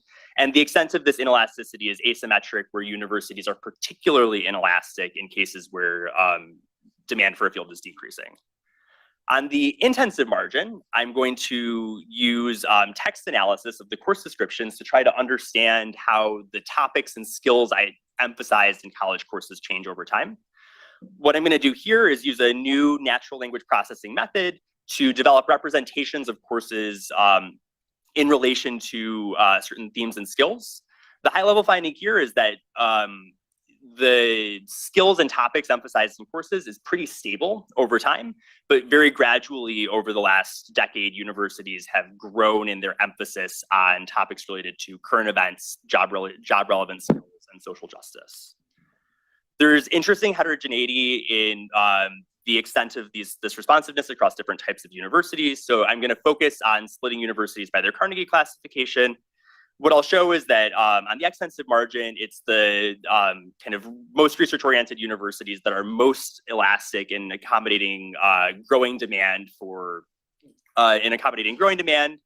and on the intensive margin, it's the R1 universities and liberal arts colleges that have changed the most in the types of courses that they offer, and that those changes have particularly moved the universities towards emphasizing topics related to current events and social justice. I think I saw a hand. Yeah, so I've been at a number of different institutions as an administrator, and the type of financial model they employ could very much affect how responsive they are. Yes. So in an RCM school, for example, at least on the extensive margin, you do respond because you must, sure. Right? And so as a dean in that type of school, I was very, very aware of where student demand was, and I made sure we responded. In a historical budgeting school, you won't. So do you have any information on that kind? Because it would help you, I think, look at how responsive people. Yes, so I don't have information on the specific budgeting models of the universities. In the paper, I look at splits based on kind of public-private and based on the size of the university, in addition to the Carnegie class. But I agree that a lot of the incentives will come from how money is allocated within the university. So that's an interesting split that I wish that I could look into a little bit further. Larry, do you think that there is a better source of information about what budgeting, in other words, is there some sort of a more tight, more descriptive measure of how budgeting works at a university other than just going to ask a dean? Yeah. I mean, in other words, could we say, okay, it's a state flagship. It gets this much money from the state government. It's this size. It's this old, blah, blah, blah. It has these sorts of programs. And is that good enough? Or what does one actually need to know something that's more internal than that? I think you need to know something more internal. I mean, I think it really is it an RCM? What's also interesting about it is that they vary over time. Like Indiana adopted RCM in 1990. And that was early on, and then there's been some change over time. So you also would give you heterogeneity in time, which could be also interesting. And there are sources that identify the RCM schools. So you might think about it. We should connect about that offline. I think that that's definitely a direction for where this research agenda could go moving forward. But I agree that that's really interesting. Let me frame this paper in the literature. So I see the paper is contributing to a small but growing literature in supply in higher education, where here I'm really bringing some new data to the table that allow me to analyze supply, not just at the kind of number of seats level or the number of programs level, but exactly at the course and skill level. I also contribute to a much larger literature in demand in higher education, where here I'm able to disentangle supply from demand responses And the text analysis that I'm doing in this project, I think, offers new opportunities for people who work with text data. So where are we going to go? I'm going to spend a decent amount of time talking about the data set that I've collected for this project. I will show how universities make adaptations on the extensive and intensive margins. And if I have time, we can talk a little bit about potential mechanisms that might be driving heterogeneous elasticity across different types of universities. So let me talk about this data set that I've collected. The data is comprised of scraped course catalogs and course schedules. I started collecting this data in February 2020. A month later, the pandemic happens, and my pandemic hobby, my sourdough, became scraping course catalogs and course schedules. So the foundation of the data set kind of started that first year, but I continue to expand it both in terms of the number of universities that are included, as well as the temporal coverage of the data set. To fix ideas, here is a typical observation in the data set. It's a course that I TA'd a few years ago. So what I'm able to observe for the courses in my sample are the course description, the enrollment, the instructors, and various other details that tell us really rich information about what's going on within the university. Just in case we think that this is a niche Stanford example, I have some of your courses on here as well. So Anjali and Jonah's courses, Tanner and Chloe's courses. So many of the people in this room are represented in this data set in many different ways. Please tell me you didn't gather course evaluations. I don't have course evaluations.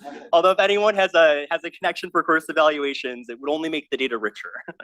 So that's one observation in the data set. I have observations like that from 783 schools, which collectively enroll 52% of US four-year undergrads. This amounts to 47 million unique course sections, 670 million enrollments in those sections, 320,000 sections of economics courses. Maybe you could remind people what sections are. Yes. So when I say kind of course versus section, if a school offers Econ 101 in the fall and in the spring, Econ 102 in the fall, we're thinking of a school that has 3 sections of 2 economics courses. So section is the number of times that a given course is offered. And I interrupted my joke. 841 courses mentioning one of the Swifts, mostly Jonathan, but a couple of Taylors as well.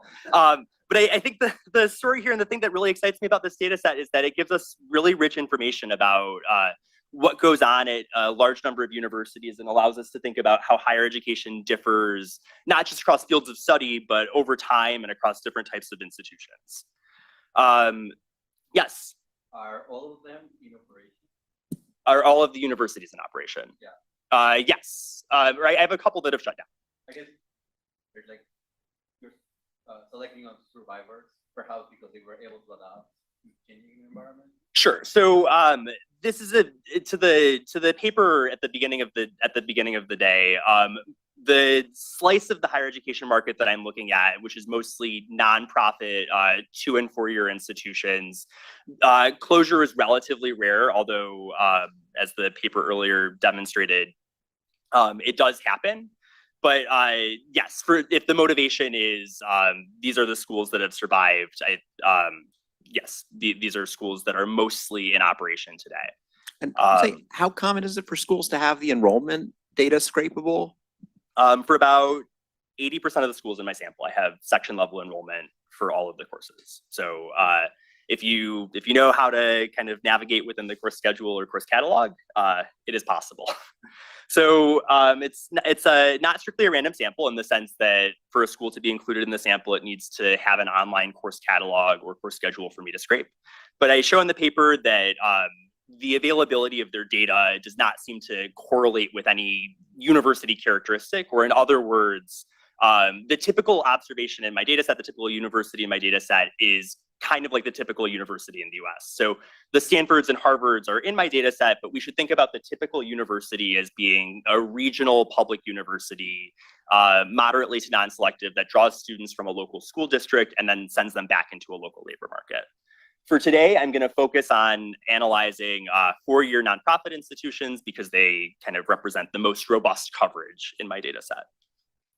So to get us thinking about how universities might adapt to changing student demand, I want to frame the question of how might a university accommodate growing demand for, say, economics courses.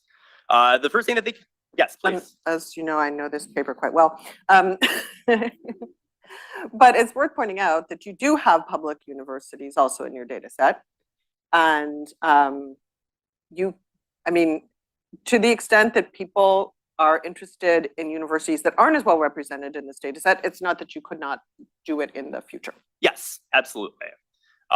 Yes, and I've spent the post-job market season really trying to expand the two-year coverage of my sample. So a forthcoming companion paper probably can do the same analysis with the two-year colleges in a way that I couldn't when I originally wrote this paper. But to get at the question of how can a university accommodate growing demand for economics courses, there are a couple of levers that the university can pull. The first is that the university could increase the number of economics courses or the number of economic sections. The difference here is both in terms of the kind of cost, where creating a new course involves fixed costs of creating new materials, potentially hiring a new instructor. Creating a new section of an existing course, it's all marginal costs of operating the course, but you're only really benefiting students who are rationed out of the existing set of courses in business as usual. Without changing the number of courses or sections, the university can simply increase the capacity of existing economics courses, or the university can make little or no modifications to econ courses. And the goal for this section of the paper is to figure out how universities are pulling these different types of levers captured through what I'm going to call a course quantity elasticity to changing student demand. So this is the headline descriptive figure, which shows the trends in enrollment, which is the red series, and course and section supply, the two blue series, over the last 20 years. What I'm describing as inelasticity is kind of the gap between the red series and the blue series, which is most evident in humanities and education, where we see kind of a marked and steady decline in enrollment in these courses over the last 15 years. Whereas the supply of sections, and particularly the supply of courses, remains relatively stable. So universities are experiencing large declines in enrollment in these courses and modifying the number of courses that they offer in a quite limited way.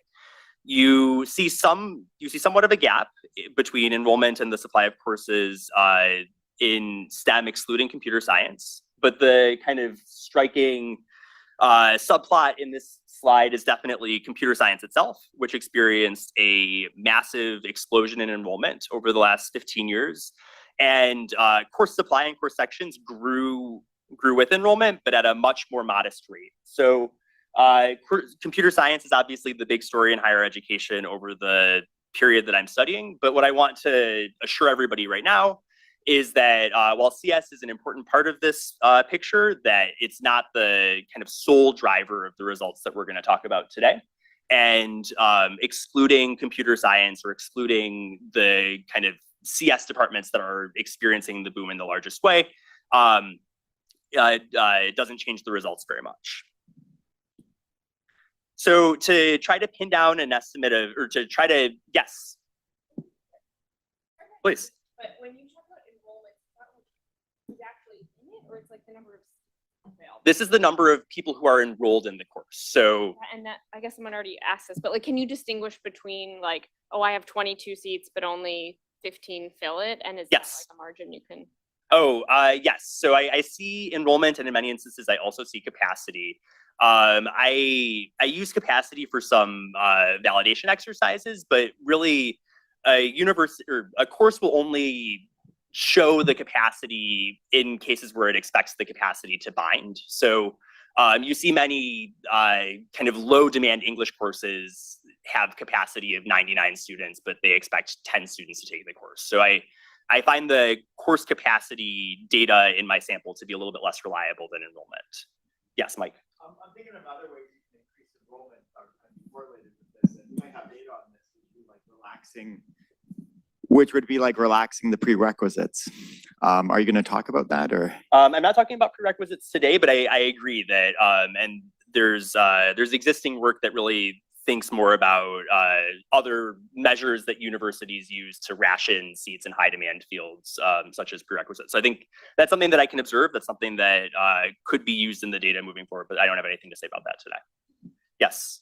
So another potential thing you could use to look at heterogeneity between responses is proportion of professional track faculty that they have to, I mean, that was one of the other things. I mean, if you look at the humanities, you have tenured faculty. It was really hard to adjust the number of courses because you had someone who was employed for 40 years, but over time, universities have definitely increased the proportion of professional track because it's given them that capacity to be able to adjust it.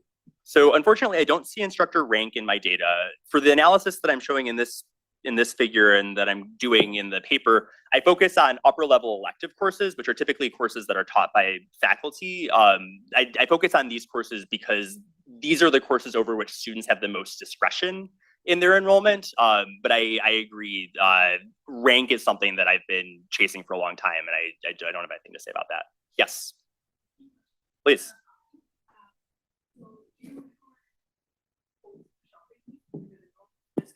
Yes, so the question was about when I'm scraping the enrollment information. So I scrape after the add drop deadline for these universities. Great. And second question is related to, do you observe audits? So should we understand capacity is because that's another dimension where you might have let students enroll audit the class? Sure. Yeah, I don't observe audits. Okay. Thank you. So what I'm going to try to do more formally now is pin down an estimate of the elasticity of course supply to students changing enrollment. So what I'm going to do is I'm going to regress log changes in the number of courses or number of sections offered on the log change in relative enrollment in a given field of study. I estimate this over windows of varying length with the thought that universities may not be responsive to short-term fluctuations in enrollment, but if you give the university a long enough period of time to observe a steady trend in enrollment, that we might think that at that stage the university has more time to make adaptations. So I look at responses over 2, 4, and 8-year windows. And the story here is that universities respond much less than 1-for-1, both in terms of the number of courses that they offer and the number of sections of those courses. As we might expect, the elasticity is growing with time. So universities are more responsive to persistent long-run changes than they are to short-run changes. But if we take the OLS estimates as at face value, a 10% change in enrollment in a field over an 8-year period is associated with about a 4% increase in the number of courses in that field and a 6% change in the number of sections in that field. The core challenge in interpreting that those OLS estimates is that enrollment is an equilibrium outcome. It's an imperfect proxy for demand, and particularly inelasticity in course supply may constrain enrollment in a way that makes the university appear more responsive to students' demand than it actually is. So to give a concrete example, suppose the university experiences a demand shock where 200 additional students want to take upper level courses in economics. The university expands course supply to allow 100 additional students to take econ courses. So we'll see enrollment increase, we'll see course supply increase, and the university appears to be adapting to students' demand.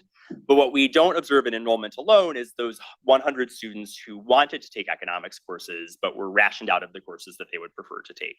So the university will appear more responsive on the upside than it actually is. And this kind of bites both ways because those 100 students have to take some other course. The courses that they're taking are often courses that have lower enrollment. So you're spuriously pushing up the perception of demand for these lower demand fields of study as well.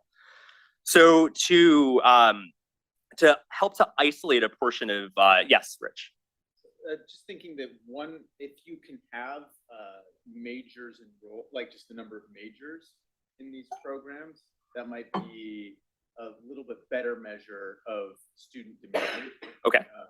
If that's possible to get, that doesn't have that same equilibrium constraint in that same way as the course enrollments. So I would argue that it more so suffers from that constraint, that if students are not able to enroll in the courses that they want to take, then they also are probably not able to major in the fields that they want to major in.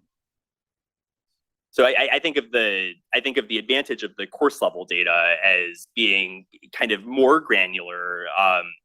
It allows you to see changes that might not manifest at the major level, that if I want to take advantage of a CS boom, I don't need to be a CS major. I might pick up a couple of CS courses on the side, but then also if this inelasticity is occurring at the number of seats level, I would also expect to see it in terms of completed majors. Yeah, I can see that cutting both ways, where like I declare a CS major and yeah, it takes a little bit longer for me to get the seniority before I take the classes, but I kind of hold my spot by declaring a major to eventually be able to take all the courses. Yeah. So, I mean, one thing I'll show is that I get a very similar first stage in my analysis when I use completed majors as the measure of demand as I do when I use enrollment in these upper level courses. So the story is similar, but I appreciate the question. Yes, Elizabeth? Are you able to look at, you just like you had majors, but the switch from something being a major to a minor? Because one thing I've seen with like mostly humanities departments is the way that they'll signal, like they can't lay off tenured faculty, but then they'll like downgrade it to a minor to help like lower enrollments and offerings. So that's not something I observe. I think that's a really interesting question. This bigger picture question of how are low demand fields adapting to an environment where students are not enrolling in their courses is I think a super interesting question. So the points we'll take in. So observe departments merging, right? So for instance, you could have had a French and an Italian and a Spanish department before, and then you can just decide it's all Romance languages. Yes. Or moreover, that you used to have a French and an Italian class, and now they cross list. And so the cross. There are universities that offer kind of like language departments. I don't know if specifically the French and Italian course would. Universities are diverse, multifaceted entities. A lot of surprising things happens in this data set.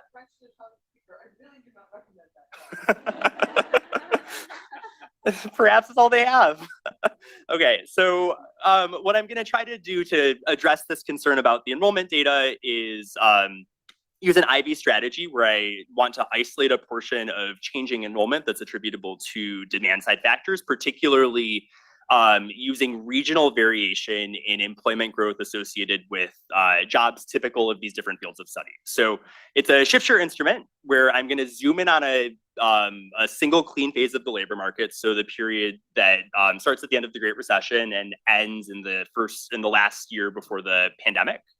And it's a shift-share instrument where I'm going to fix major to occupation shares at the beginning of this period, and then shift forward employment growth in these occupations in the region where the university is located. So by region, I'm talking about census divisions. These are clusters of 3 to 7 states where the university is relatively small in the grand scheme of things, but where many of the graduates of the university will continue to work after they graduate.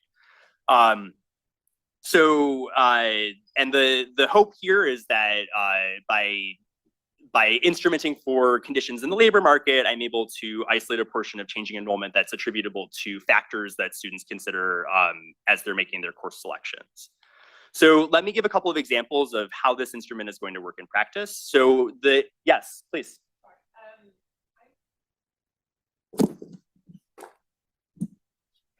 I was thinking about the exclusion restriction. Perhaps quantitatively it's not important, but I was wondering, say the shock also impacts the marginal cost for a university to hire an extra person in that field or something along those lines.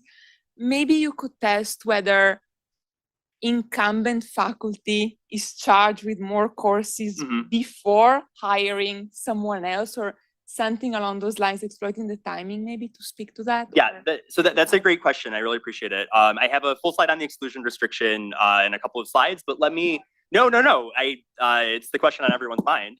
But one of the things that I do to test that concern about the labor market conditions changing the cost of hiring new faculty is I Windsorize based on and remove the fields of study that are kind of most exposed to these demand shocks, thinking or these labor market shocks, thinking that those might be the instructors that are most expensive to hire.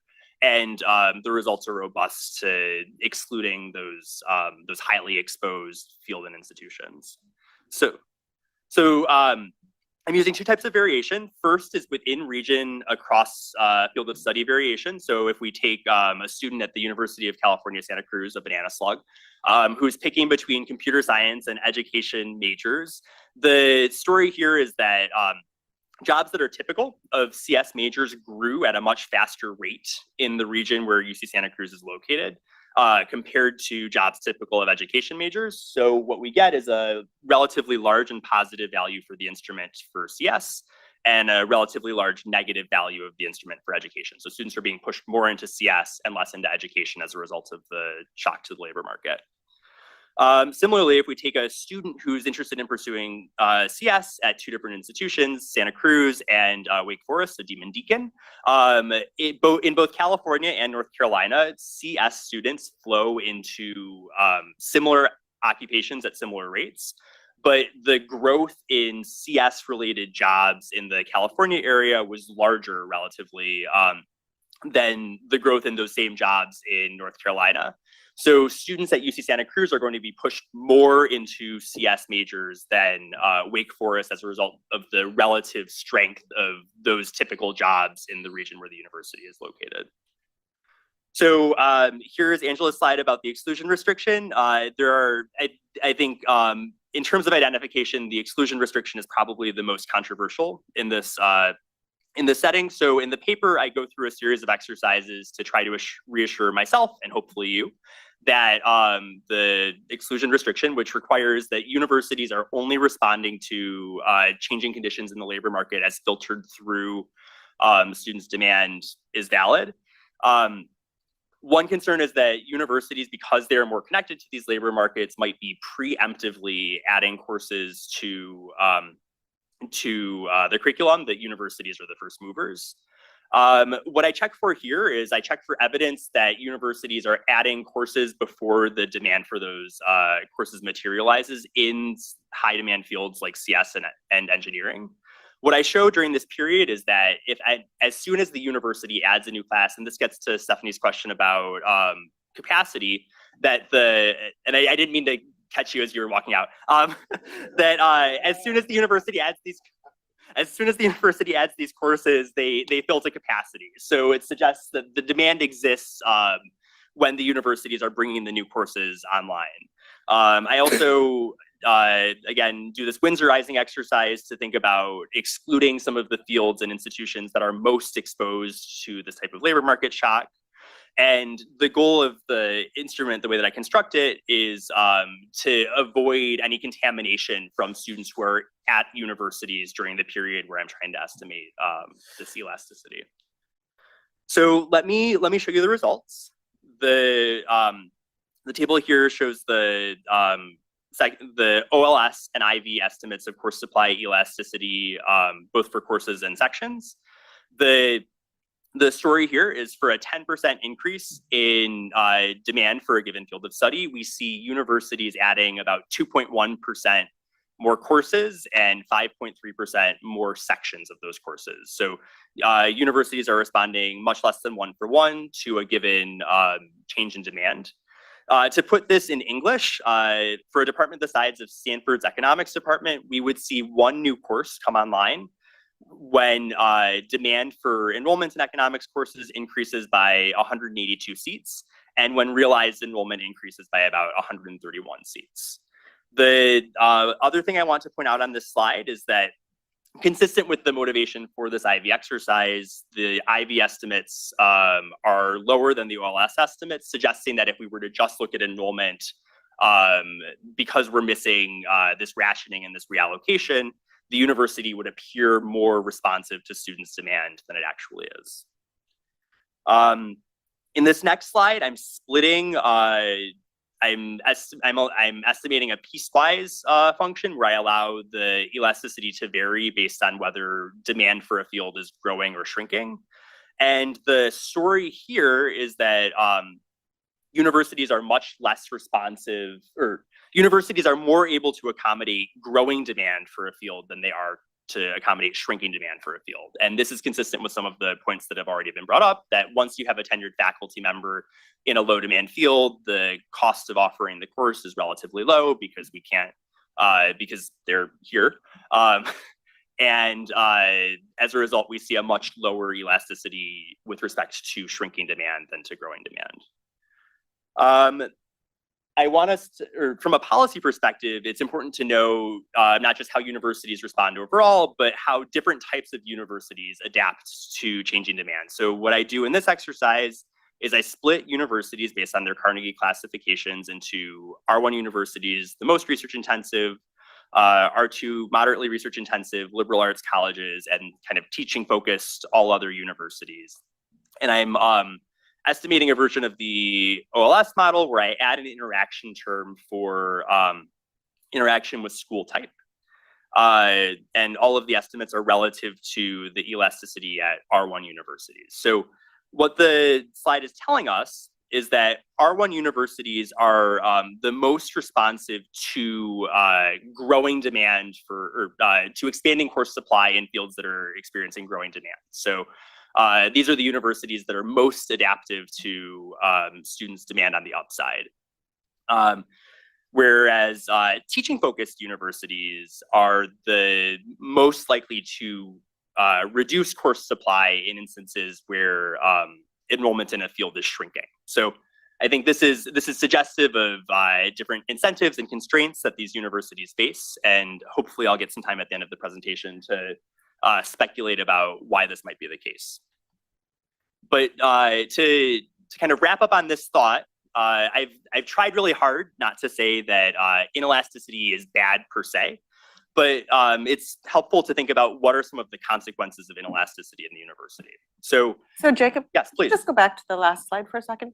I mean, one way to think about the, like, okay, your middle graph, which is the shrink figure, right?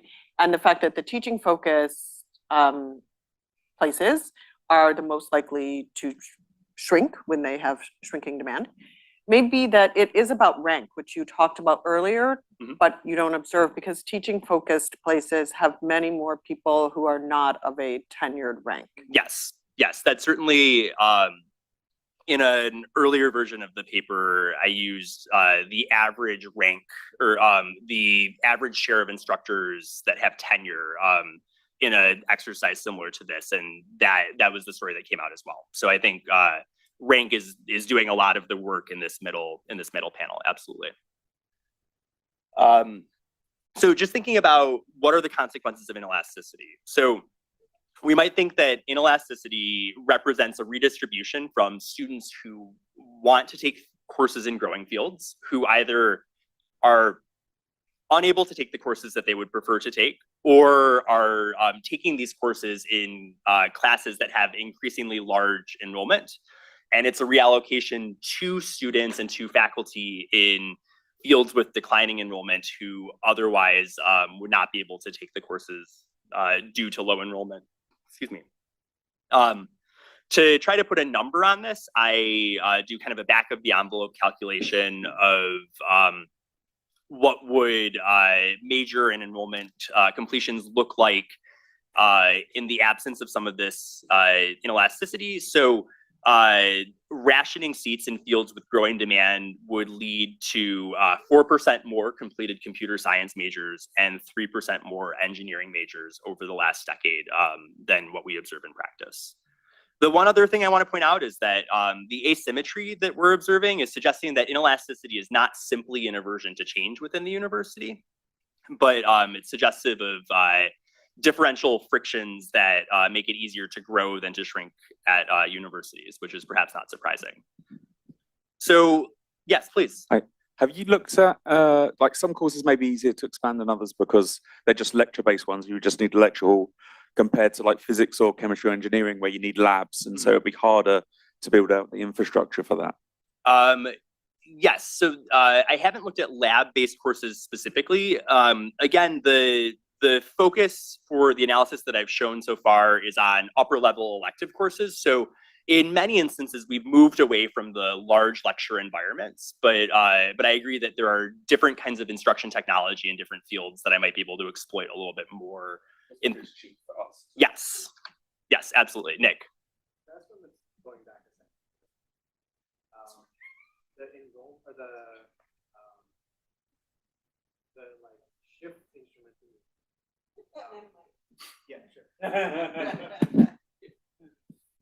So the shift instrument that you're using is also somehow an equilibrium outcome of the, like if Santa Cruz chooses to start educating a lot more students in CS, then you're going to get a lot more people working in CS as a result of that as well. So have you tried using like instead of regional, like national shift measure, and then does it show the same patterns? Yes. So the two thoughts. First, the way that it was on the slide, but I breezed over this. I'm constructing the instrument only based on shares and shifts for workers above age 30. So none of the students who are in college during this period shouldn't be captured in the shifts or the shares. But I've looked at different levels of regional definitions up to national. This is the level that gives me the strongest first stage, but the story is consistent across different levels of granularity. Yes.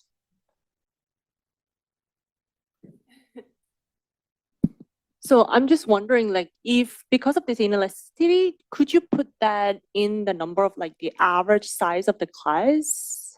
Can you show, can you give us a little bit more sense about, are we talking about the class that could have been like 10 people, but now it's 20 people versus 40 to 70, like the answer is yes in theory, but no, my button doesn't work. But yes, there's an appendix figure in the paper that shows that the average size of CS courses over the last decade almost doubled.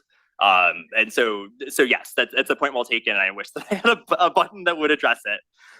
Let me move forward in the interest of time and tell you a little bit more about how universities might make adaptations. So you might have a gripe with the original framing of this question that students don't have demand for economics courses per se, but for the types of skills and topics that often occur in economics courses. And in this case, the university doesn't necessarily need to create new econ courses to satisfy demand for those skills or knowledge. So to kind of make this concrete and fun, this is a course that Stanford teaches in the classics department, cross-listed across other humanities fields, methods for historical data science. So this is clearly building on the data science wave, but in a set of fields that you might not often think of as associated with that wave. The econ department at Stanford is also trying to ride this wave as well, using social science data or social data science. So to the extent that universities are kind of making adaptations across field of study boundaries, we might think that there are two additional levers that a university can pull to accommodate changing demand for certain fields of study. The first would be to modify the content of existing courses. And the second would be to introduce new courses with content related to increasing demand and retire courses with content related to declining demand. So the goal in this second part of the paper is to use course descriptions to analyze how course content evolves and measure that in relation to students' demand for topics and skills. Yes. Super big picture question, and I apologize if I missed something, but if you have a course with 50 seats and you observe capacity for some of them, I understand you don't for all of them, but in principle, you have 50 seats and you have 40 students in the years before the demand goes up. So now you predict that based on the shift share, demand will go up by 100 seats. And you're kind of calling the university inelastic for only increasing it X number, but they have that 10 slack, right? So why isn't one of the ways just fill up the current course is up to capacity.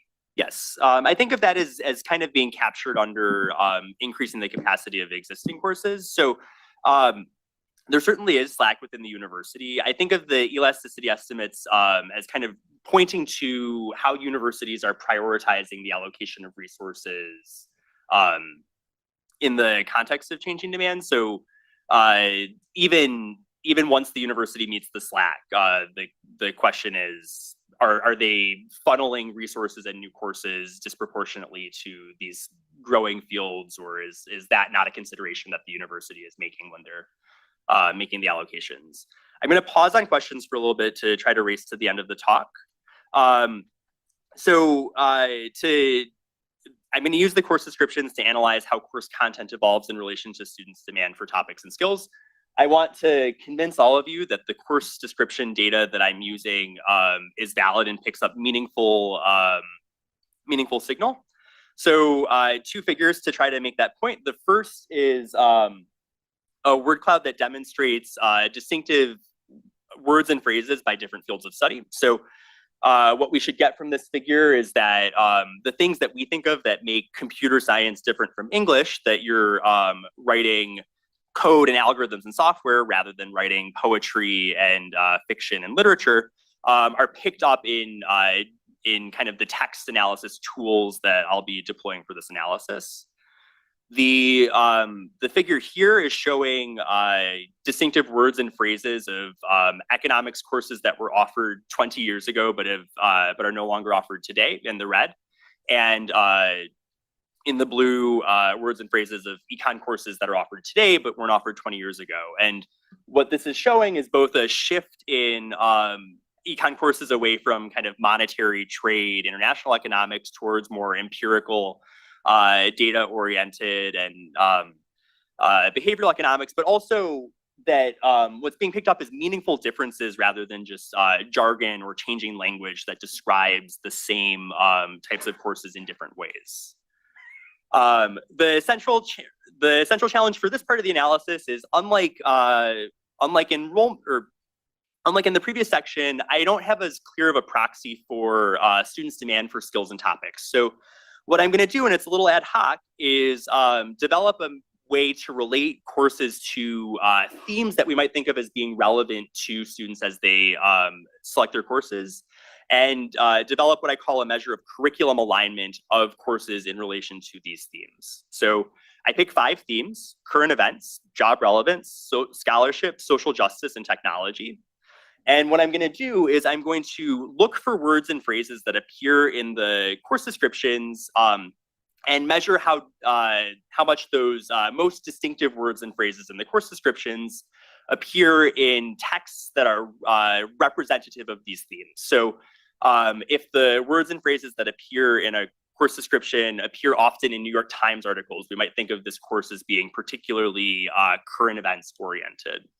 And so that's the method in its essence. I develop these weights for each word or phrase that can appear in a course description based on how important that word is to the reference text. So let me very quickly take us back to this Econ 144 course and show you how in practice this scoring works. So the method takes place in 2 steps. The first, which is a standard method in natural language processing, is I develop a representation of this course where I apply extra weight to words that appear very commonly in the course description, like social and family, or words that are very distinctive of this course compared to other courses that universities offer. So words like wealth and pregnancy and contraception. And then in the second step, I take these most distinctive words and phrases and I multiply weights for the importance of each of those words and phrases to each theme. So words like wealth and health, contraception and pregnancy are words that are very social justice oriented. And because these words and phrases appear in this course description, this is a course that's very social justice oriented relative to the other courses that Stanford offers. It's a research oriented course, but we don't see many words that are technology oriented. So this course scores low in its alignment to technology.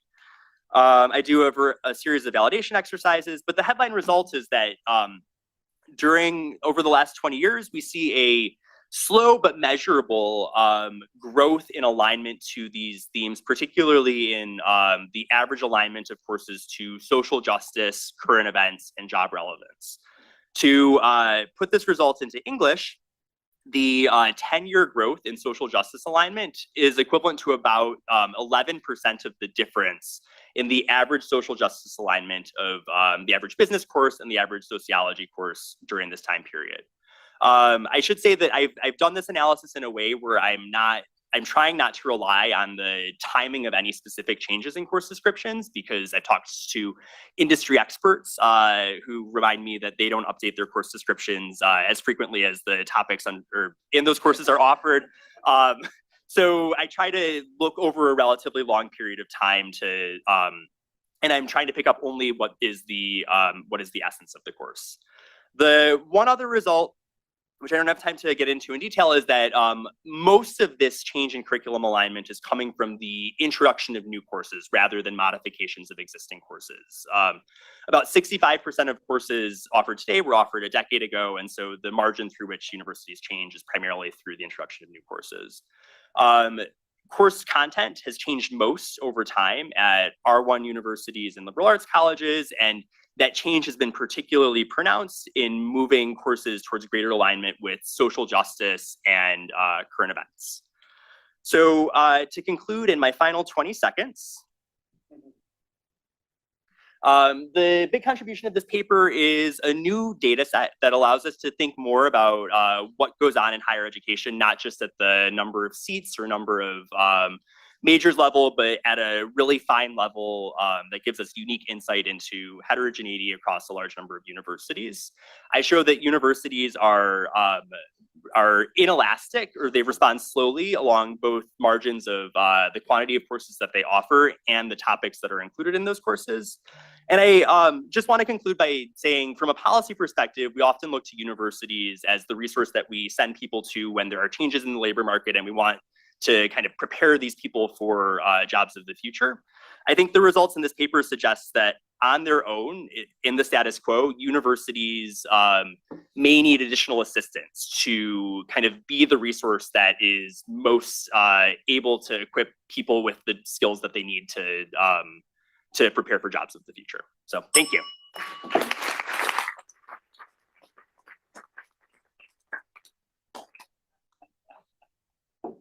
Thank you. Laura is now taking the podium. And she's going to be talking about targeted acceleration in middle school math, impacts on college entry, and STEM. This is joint with David Card, who is on. Thank you. He's on the Zoom taking notes, yes. All right, thanks so much, and thanks for sticking around for the last talk. It is. It's a place of honor. Did you not know that? Thank you. I just assumed. No. Thank you, appreciate it. People who are a draw are always. Yeah, okay. Dave, you hear that? Okay. The other advantage is I got to hear all the other great papers and we're incorporating some of the findings into our conclusion. So let me get to the conclusion. Do I need to, is that okay? All right. So as many in this room know, in the US, there's a lot of controversy about how to structure the math curriculum. And one of the battles in the so-called math wars is over how soon students should take algebra. So in the US curriculum, the traditional model is to have kids in middle school, 6 through 8, take sort of pre-algebra and then wait till high school to start taking algebra, which leaves them to take geometry in 10th grade, algebra 2 in 11th grade, and then something like pre-calculus or statistics in 12th grade. So the problem with this, one problem, is that if you want to do, go to college and study something like engineering or even economics, you really kind of need to take calculus.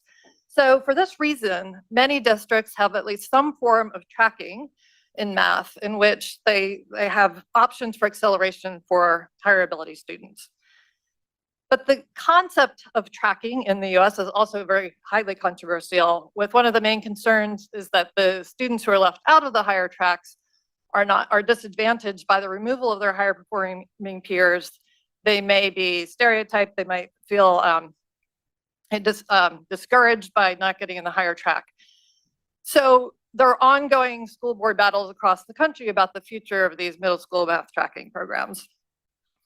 In the meantime, there's not very much research, very little research we're aware of that directly looks at the causal effects of these programs. In fact, most of the research on middle school math tracking focuses on a policy known as Algebra for All, which attempted to have the benefits of acceleration without the drawbacks of tracking by pushing all students to take algebra in 8th grade. And the research suggests that this was not very successful, and in fact, it tend to harm the lower performing students, who weren't quite ready to take algebra. Closest to our research is a paper by Doherty et al. That looked at a more targeted program in North Carolina, pushing everyone into algebra, but sort of excluding the bottom 20%. And they found some evidence of benefits in terms of higher completion of advanced math courses in high school and larger effects for girls, which as a preview we're also going to find. But we're not aware of any studies that look at programs with more differentiation, and in particular, options for more acceleration for the more advanced students. So we're going to try to fill that gap by studying the Can I program. just point out one thing? In areas, there are benefits to having big school districts, and there are benefits to having small school districts. Yes. But one of the ways in which you can not have very much tracking within your school district, but still have kids more sorted out to whether they're likely to benefit for algebra in middle school, is to have smaller school districts. I mean, the Palo Alto School District, I guarantee they're doing algebra in middle school, right? Because it's filled with all of these professors' kids and Silicon Valley kids. And East Palo Alto, they don't do that because it's not filled with all those kids. No, Yeah, people are sorting themselves out. I mean, that's allocative efficiency, right? Yeah. Not necessarily productive efficiency, but it's a form of allocative efficiency. Yeah, so in big districts, we're studying a big district. Where No, I know you are, but I'm saying the controversy about tracking is largely if everyone in Palo Alto is doing algebra in middle school, then it's not very controversial. Well, you don't see it as much. You don't see the separation. Yeah, so You don't that's see where- any right, but they're still separation, and the segregated. parents all kind of agree that we should do this because they're all sort of similar. Right. I think a lot of the controversy about tracking is ironic because it's like, well, if you just separated everyone by school, no one's aware of it. But Yeah, exactly. yeah. Yeah, although Fun. some of the hyper-liberal places in the Northeast are taking algebra out of middle school, even in the places where everyone is like Palo Alto. They are. There's lots of lawsuits and so we're looking at a program that a large Florida school district implemented in 2002. It's known as GEM, which stands for Great Explorations in Math. I'm going to refer to it as GEM. Students enter the program in 6th grade, and then they complete pre-algebra, the entire 6th through 8th sequence, traditional sequence, in 1 year. If they complete this successfully, they go on to Algebra 1 in 7th grade, and then they have the option of taking geometry in 8th grade. So if they complete the entire program successfully, they're set up to go into Algebra 2 in high school, which is the 11th grade level. So they're 2 years ahead. Importantly, the program is offered in all 80 mainstream middle schools in this district. So every student that has high potential as a 5th grade for high math ability has the opportunity to participate in the program. And eligibility is based on a threshold on their 5th grade standardized math test score of 380, which is around the 80th percentile. So we're going to use that threshold and do an R&D design. Let me tell you a little bit more about this big district, lots of pathways, even in middle school, or many different pathways you can take in math. So I want to make a couple of points from the flow chart. One is that GEM is just the top of 3 tracks, actually 3 tracks. So students who don't get into GEM can do either the advanced track or the regular track. As you'll see, most of the compliers in our analysis would participate in the advanced track if they don't participate in GEM. But the other thing you can see with all these lines in between the different grade levels is that there are a lot of on and off ramps. So the program is intentionally designed to have a lot of flexibility to avoid potential mismatch like what happened with Algebra for All. So for example, if someone takes GEM and then they go into 7th grade and take Algebra 1, but they struggle with Algebra 1, they have the option to repeat it in 8th grade. Right? So and also someone who goes into the advanced track if they do well, they can also complete algebra by 8th grade. So those who complete the entire sequence get to 9th grade and they're ready for Algebra 2, but there's also many of them complete Algebra 1 in middle school, and then they're ready to take geometry in 9th grade. So then everyone in the regular track just goes into Algebra 1 in 9th grade. So we are going to exploit that discontinuity and estimate a fuzzy RD designed for the impact of entry in 6th grade on several middle school and high school outcomes, including course selections and grades. We're going to look at college entry and completion up to 6 years after normal high school graduation. And then our real interest is looking at the field of study. The probability of completing a degree in STEM or a business-related field, including economics. We're going to look at heterogeneity by gender, by free lunch status. These are both motivated by the large gaps in our outcomes along these dimensions and by a lot of the literature that shows this. We're also going to try to get it to assess how well the program does at eliminating mismatch by stratifying by a measure of the probability of success of completing the GEM program. So a limitation of the RD analysis in any of these tracking designs that use an RD is that those who just missed the threshold may be affected by the treatment of their higher performing peers who get into the program. And in our case, we're particularly worried about these negative spillovers. They could be positive or negative, but if they're negative spillovers, that would sort of bias our RD estimates up. And of course, that's also a policy concern. So we're interested in that for two reasons. And to try to address that, we're going to use data from a second large district in Florida that is similar in many ways, but they did not have a GEM-like program. They just had the 2 tracks, and there's no discontinuity at the threshold. So we're going to try to see if, matching on 5th grade math scores, we see any evidence that the kids in our district, especially those right below the cutoff, are doing worse. So our key findings are that entry into the program in 6th grade has big effects on completing algebra and geometry in middle school. These effects are larger for girls. It has big effects on completing calculus in high school, about a 9 percentage point effect, which is about a 40% increase in completing calculus. The effect is even bigger for completing calculus by 11th grade, early enough to get it on your college application. We see similar effects by gender and free lunch status here. We don't see any big effects on college entry, but we see positive and significant effects for girls, but not for boys, on other college-related outcomes, including attending a selective college. So you see about a 10% increase there, about a 15% increase in the probability of completing a bachelor's degree within 6 years.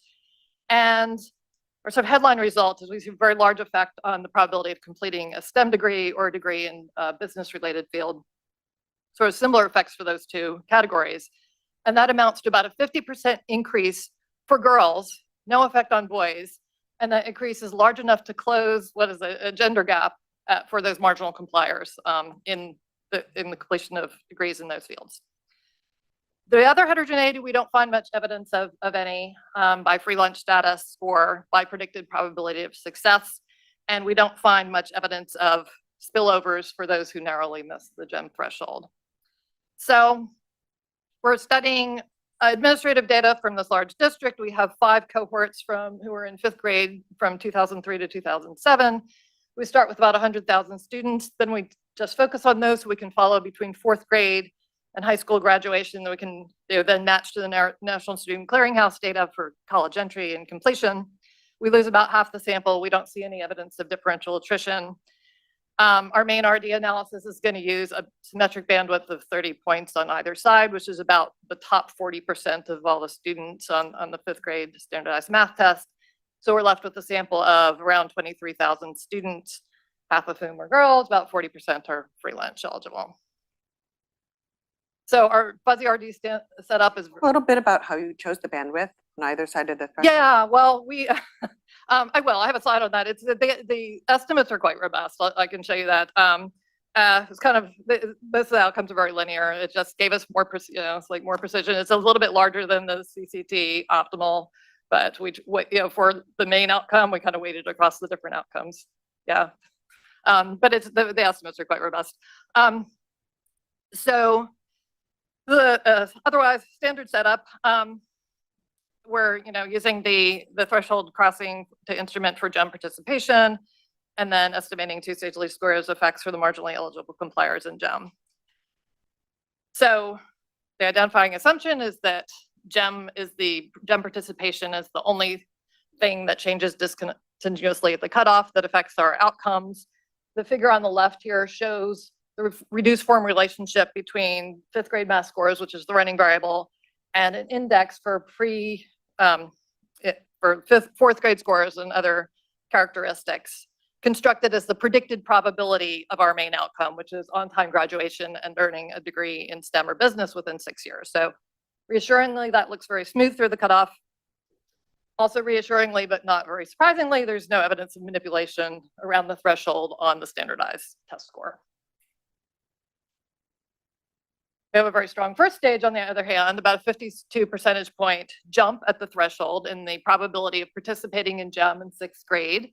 There's a little bit of non-compliance to the left. That's driven mainly by principals wanting to fill up the GEM classes in schools where there aren't quite enough students who are eligible.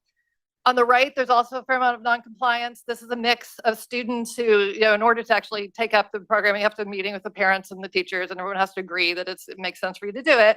So there's some students who just don't take it up, and we'll see that's actually the students with a lower predicted probability of success are less likely to actually enter GEM.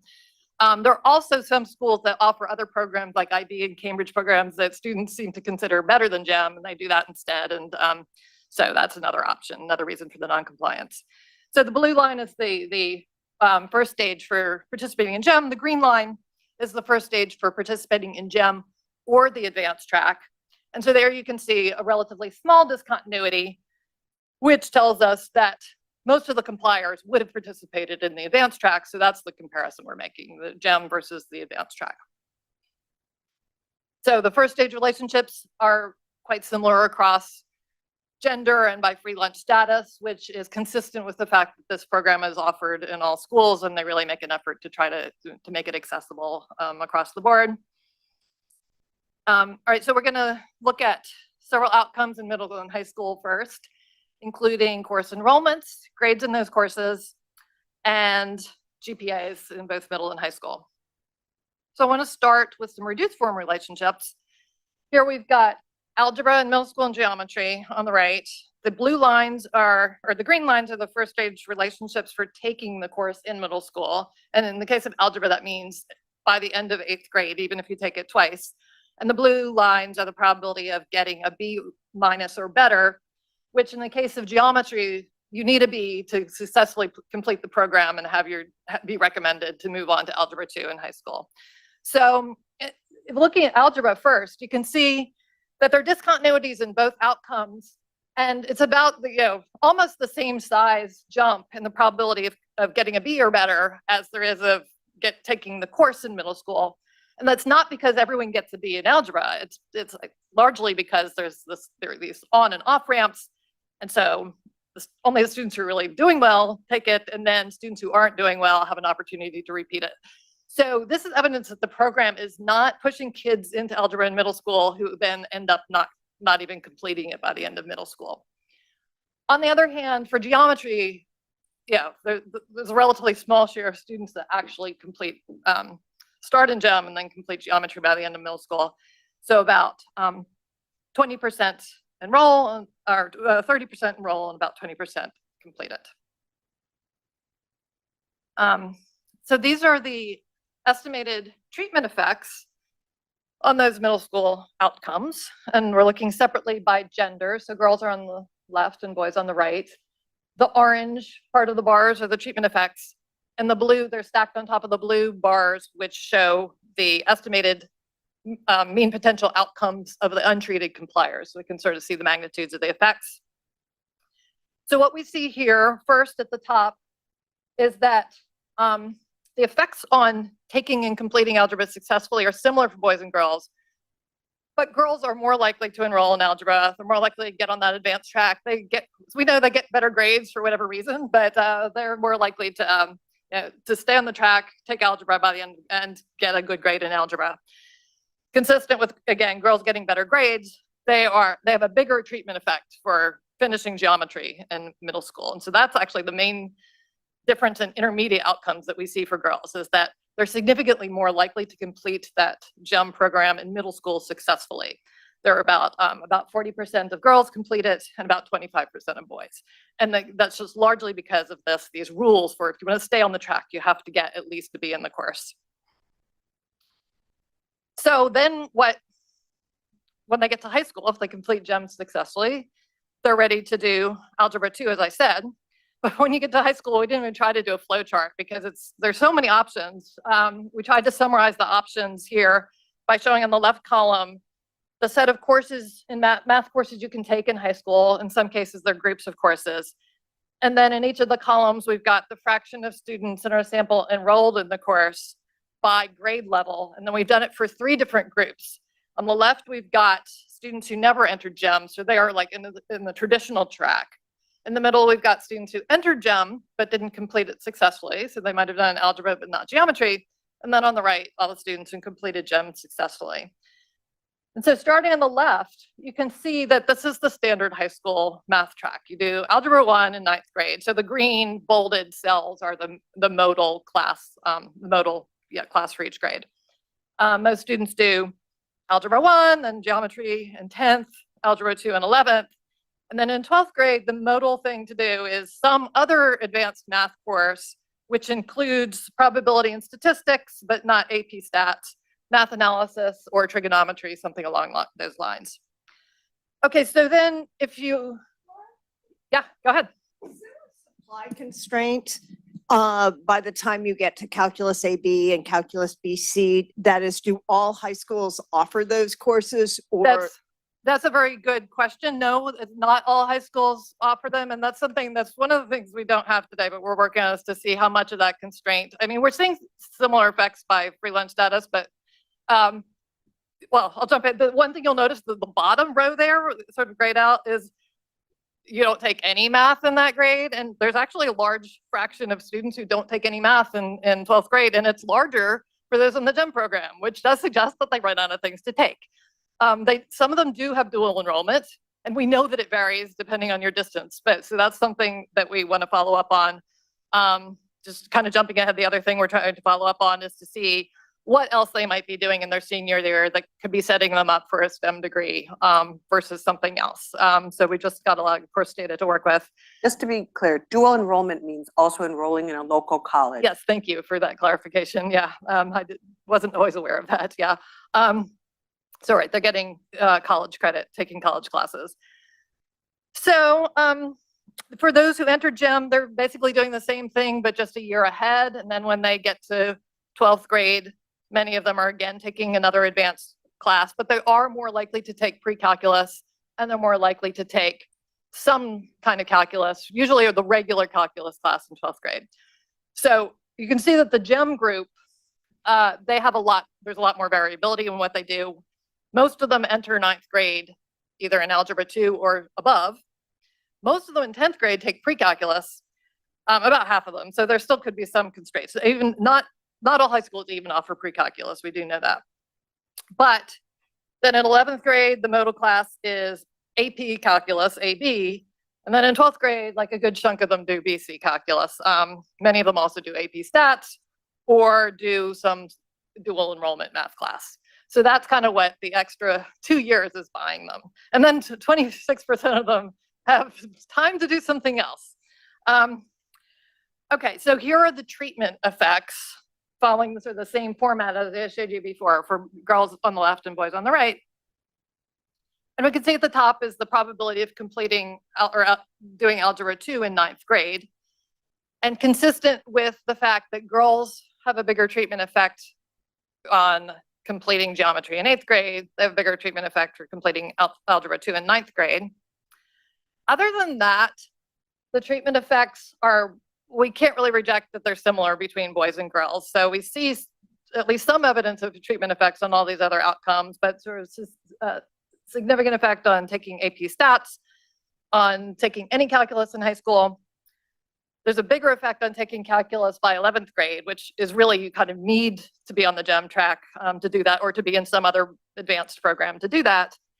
And then we see kind of weak evidence that you're more likely to take AP calculus, BC calculus, get a good score on the AP exam, and sort of marginally significant effect on math PSAT score. So all these things are moving arguably. Okay, so these are just some of the estimates for some of those key outcomes. Yeah. So you chose that. Normally it's, oh, sorry. Go ahead.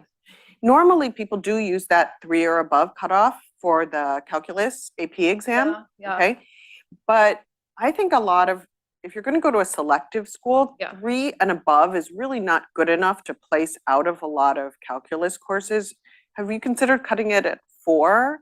Yeah, I there's less looked at- variability there, but we could try the, yeah, I haven't done the. I just have last seen a round, bunch of yeah. papers that look Yeah. at how many colleges use the 4 cutoff versus the 3 cutoff. And Mm. even though the AP people, their program officials would say 3 and above, you should get college point. credit.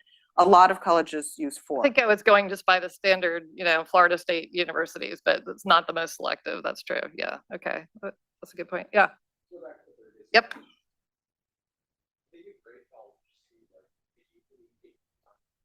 Yes, it's absolutely on our list. Right. Right. Okay. Well, put an extra check on the list. That's definitely a good idea. I like that. Yes, thanks. Yeah.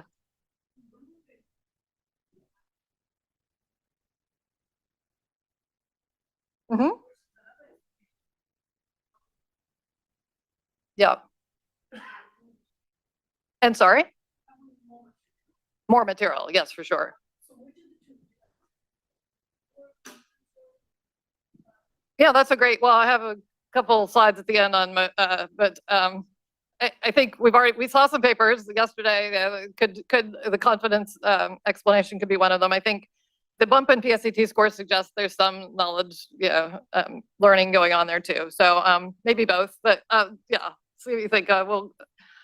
We don't really know, to be honest, but I agree it could be about confidence.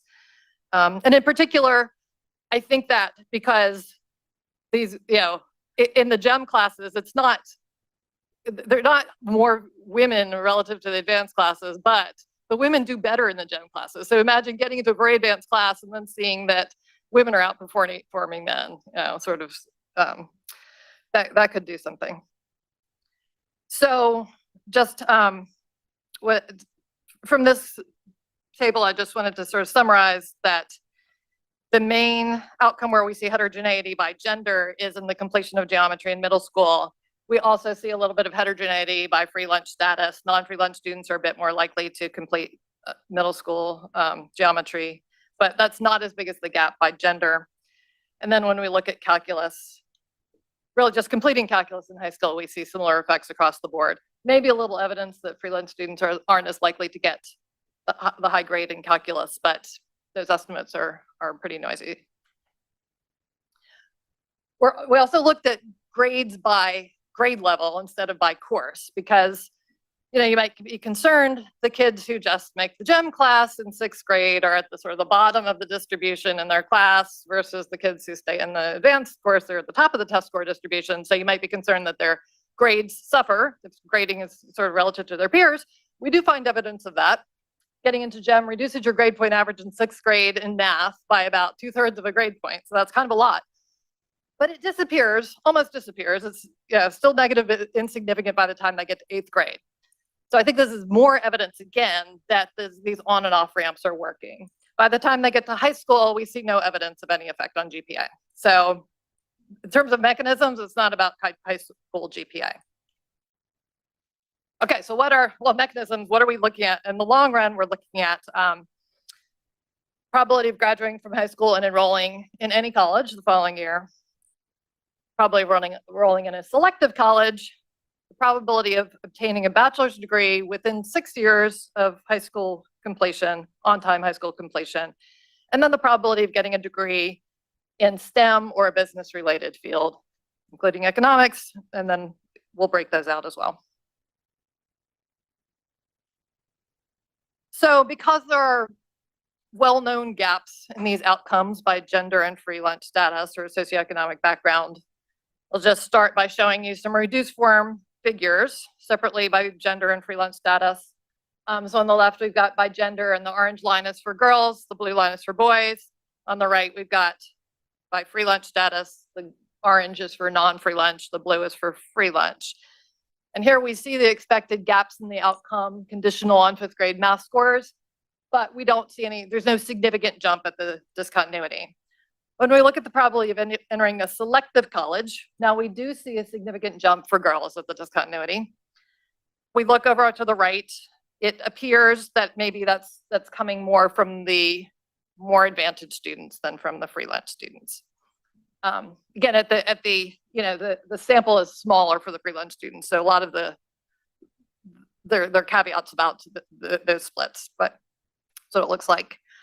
We see a similar, when we look at the probability of earning a bachelor's degree within 6 years, the discontinuity for girls is similar in magnitude to the discontinuity of entering a selective college, and that's significant as well. On the right, it looks like maybe that is coming from the lower income students, interestingly. And then finally, our headline result is the probability of earning a STEM or business degree within 6 years. And the main thing you see on the left is that now the gender gap is reversed. And so even though girls are more likely to get a degree, go to college, but they're less likely to get a degree in STEM or business. The slope is also flatter, so that gap widens at the top of the ability distribution. This has been shown in other papers, but we see a significant increase in that intercept at the threshold. And so for those compliers at the threshold, it's enough to close the gap. We look to the right, it seems that it's actually coming from both groups for the free lunch and non-free lunch. They're both more likely to earn STEM or business degrees within 6 years. So to the bandwidth question, yeah, this is just for our headline result here. This is the two-stage least squares. So Laura, would you be able to observe, I'm just looking at your paper on my computer, would you be able to observe whether they do graduate school or not? With the NSC Potentially, data, you should yes, be able to, for a right? couple of years. Yeah. I mean, for early cohorts, we could. I'm thinking that one of the big things is you get through, let's say, calculus at least in high school. So when you go to college, your probability of getting out of college in, say, 4 or 5 years instead of 6 years is higher. You're more likely to be well qualified to go to graduate school. You haven't spent so many years in getting your bachelor's degree.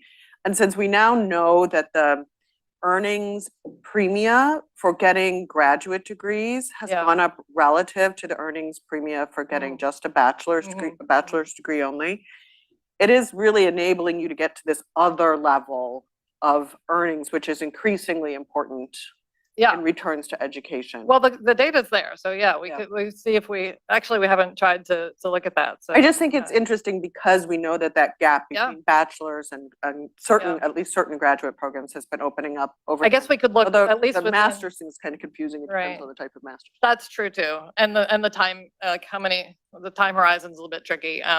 We decided to focus on 6 years in the end because it does take longer to get a degree in STEM. But yeah, we can try that, sure. Are there any other questions? Okay, so I just wanted to come back to this. This is just the figure showing the two-stage least squares against bandwidth, and you can see for girls the estimates are very stable, but the CC2 choice for this outcome for girls is a little bit lower than our 30-point bandwidth.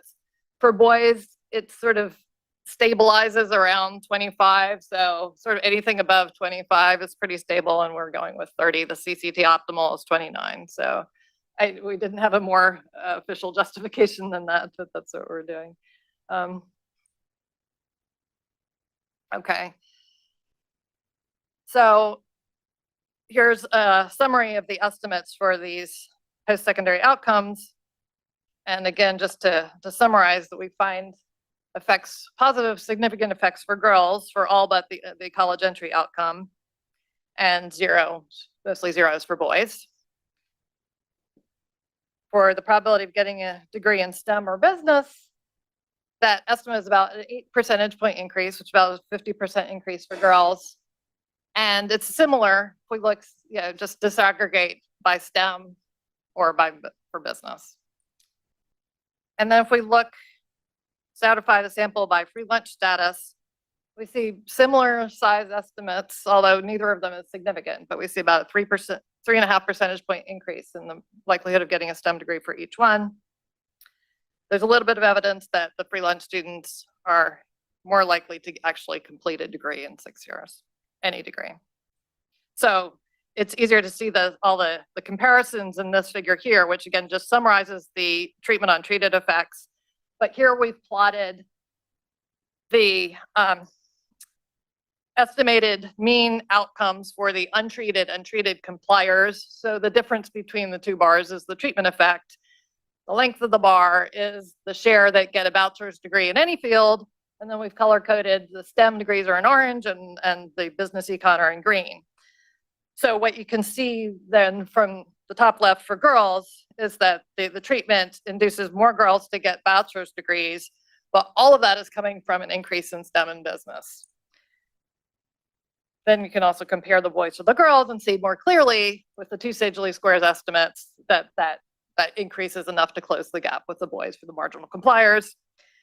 And then if you look on the right again, and we don't make a lot of this because the estimates are somewhat imprecise, but it looks like for the more advantaged students who are not free lunch eligible, that the increase in STEM and business degrees is coming from a reduction in degrees in other fields.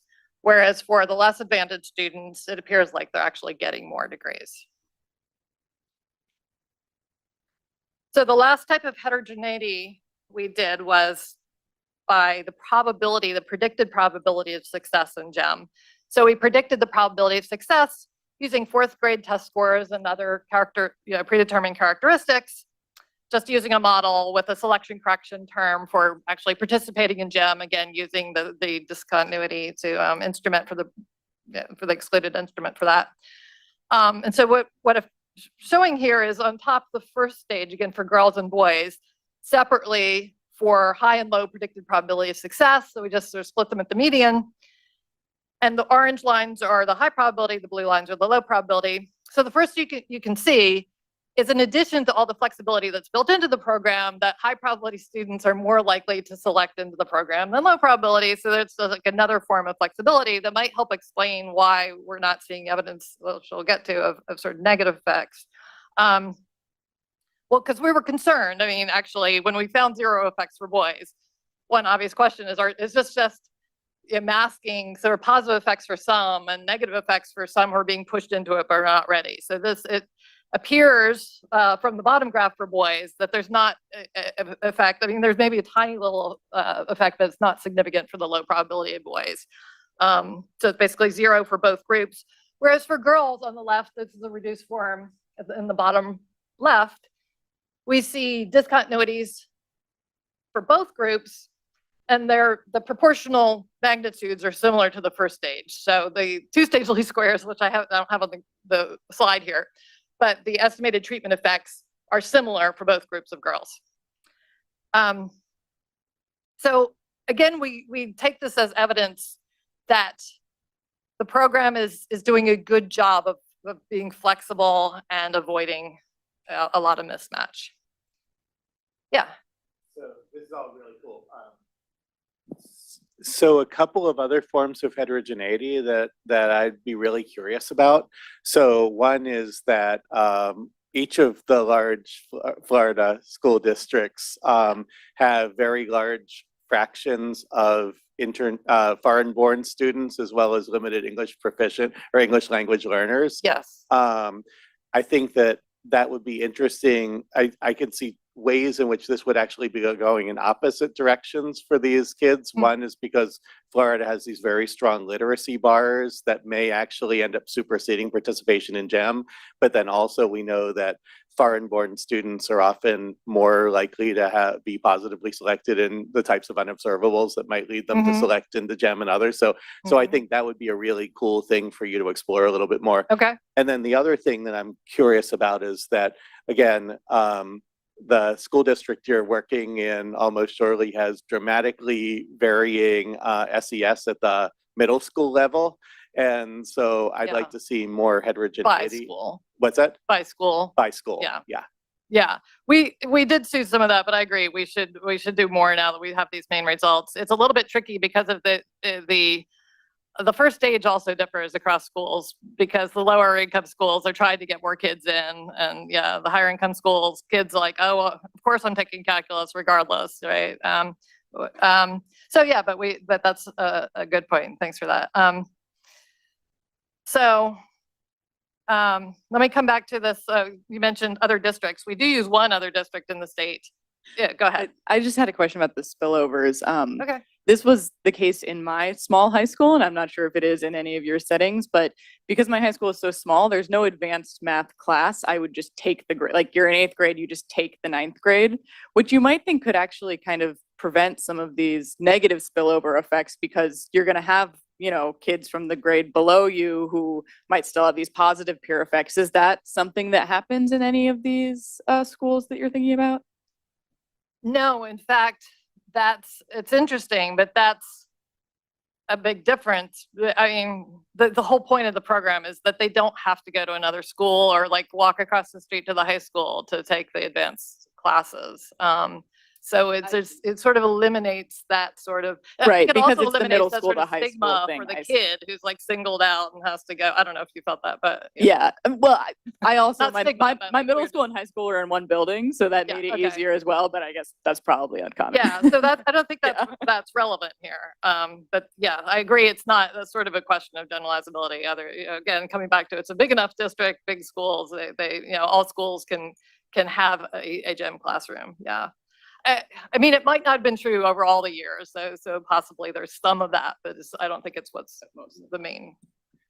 In the lower SES schools, I'm wondering if there's a class size effect that you have to offer these courses. So it could be that they're doing so well also because they're in a smaller class. Yeah, in fact, what we find that is instead they're lowering the bar. They're just filling up the classes with slightly lower scoring students, which is what explains a lot of the discontinuity to the left. Yeah, but that otherwise, yeah, that would have been interesting for sure. But I don't think it's one of the mechanisms. Okay, so the spillover effects. We use the second district. Well, what's the concern here? The concern is both a policy concern that the students who are left out of the program might feel discouraged. In this case, it's not, I mean, there are 3 tracks, so it's not like the students who are left out of GEM are being put in the lowest track, and even the lowest track is considered the normal track. But still, it's, you know, it's a concern that we might have that would in particular would cause downward bias in the estimate of the untreated mean, and so upward bias in the RD estimates. And so it's identification concern as well. So we're going to use this separate district that has 2 tracks in middle school, regular and advanced. So they offer algebra in 8th grade, but they don't offer geometry in most middle schools in this district. It's a little bit different in that they encourage more students to take algebra, so it's not identical. Like, you'll see they have, you know, most students in the top third of the distribution take algebra, but there's no discontinuity at the GEM score threshold, the threshold for our district. So we can look above and below the threshold and see if there's any evidence that the kids in our district are sort of discouraged by being below the threshold relative to this other district, students matched on 5th grade math scores. And then we can also look away from the cutoffs to the extent you believe it, and sort of look to see if the results generalize to higher scoring students. So here we've reproduced the RD, the reduced form figures for our district in blue. And at the top, we've got girls, on the bottom, we've got boys. And then we've got algebra, middle school, and calculus in high school, algebra, geometry in middle school, and calculus in high school. And then the orange lines are sort of the same models for the other district, but there's no discontinuity in the other district. We've allowed for a trend break. So what we can see from the orange lines is that more kids in the other district do take algebra, but hardly any of them take geometry. So it's more of an algebra for most kind of program. Interestingly, we're kind of shocked that this works, but looking at calculus, the lines are like virtually on top of each other. So below the threshold, kids with the same 5th grade math scores are equally likely to complete calculus in high school. Above the threshold, consistent with our RD results, we see, you know, a gap open up. And it appears that for both boys and girls, as you sort of go up in the distribution, kids in our district are doing better. And perhaps you could interpret that as a benefit from GEM for those kids at the top of the distribution.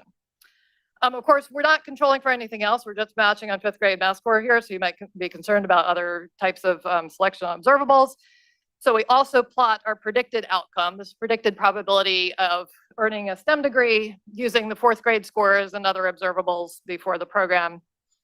And again, fortunately, they look very closely matched on observables. If anything, the other district kids look positively selected at the top of the distribution, which surprises us a little bit. So what about the actual outcome, the probability of earning a STEM degree? Again, remarkably, for the kids below the district, below the threshold, two districts look very closely matched, and we see a gap for girls above the threshold, and a little bit of an opening of a gap for boys for the boys at the top of the distribution. Choose District 2 because you knew it was really well matched below the threshold?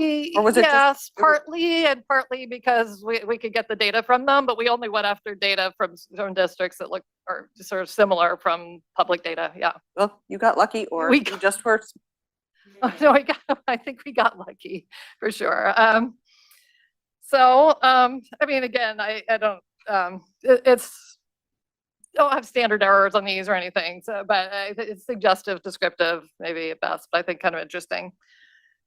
So I guess we're left with the question of then what explains the gender difference. And here's where it's great to be the last on the program, because there were several other papers in the program that sort of spoke to some of these questions. So actually, Dave and I revised the slides last night. We're like, oh yeah, this, because we don't really have an answer.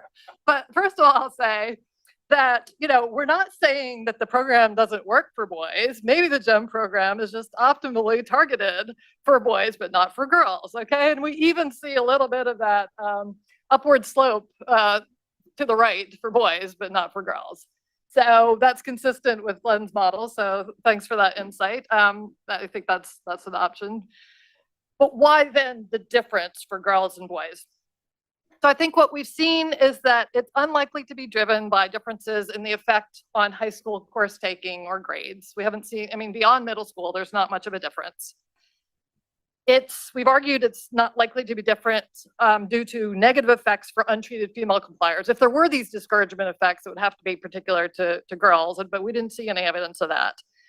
And we also don't see any evidence of mismatch effects, certainly not differential evidence for boys and girls. So we don't think that either, which kind of leaves us with, well, it's got to be something that's helping close that gender gap between girls and boys with similar observables and similar course taking patterns in high school.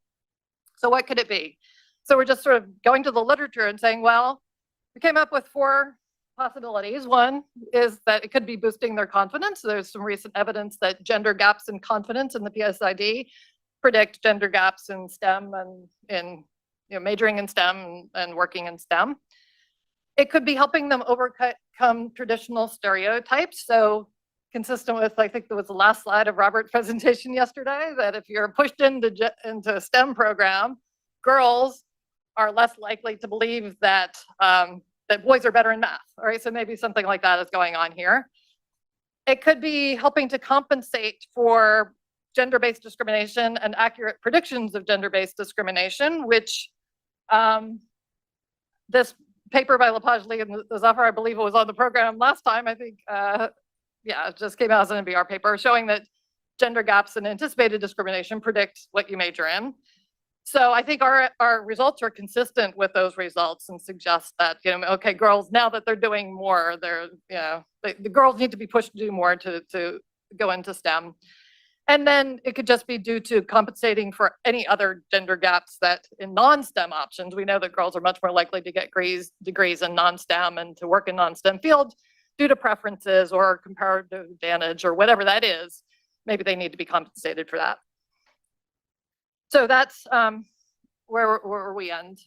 In conclusion, the program, which is targeted at the top quintile of 5th grade math tests, leads to large increases in the share of marginally eligible kids who take algebra and geometry early, complete calculus by 11th grade. It has little effect on boys beyond high school, but for girls it has a moderate effect on degree completion, large effects on completion of degrees in STEM and business and econ.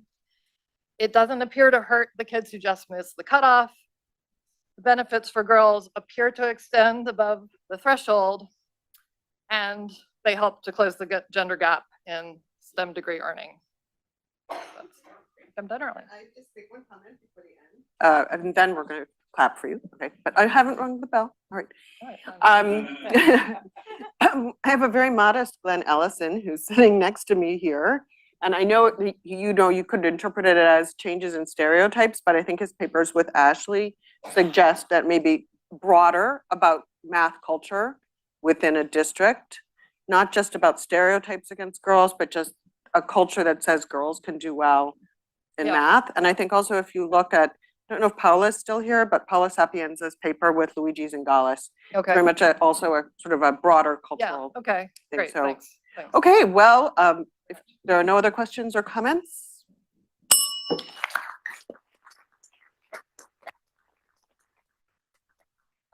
You can mark your calendars for July the 23rd. That's NBER Summer Institute Economics of Education in Cambridge. And December the 4th and 5th, 2025, I think we're in Cambridge again. That's the fall program meeting. And I believe that they are both, in fact, I just checked, they are both up on the conference webpage for the NBER. So all you have to do is just search for future events and you can find them very easily. And please do encourage, if you know of younger scholars who do not submit or who do not, who want to get an invitation to come, please ask, please bring them to my attention. Okay, thanks a lot.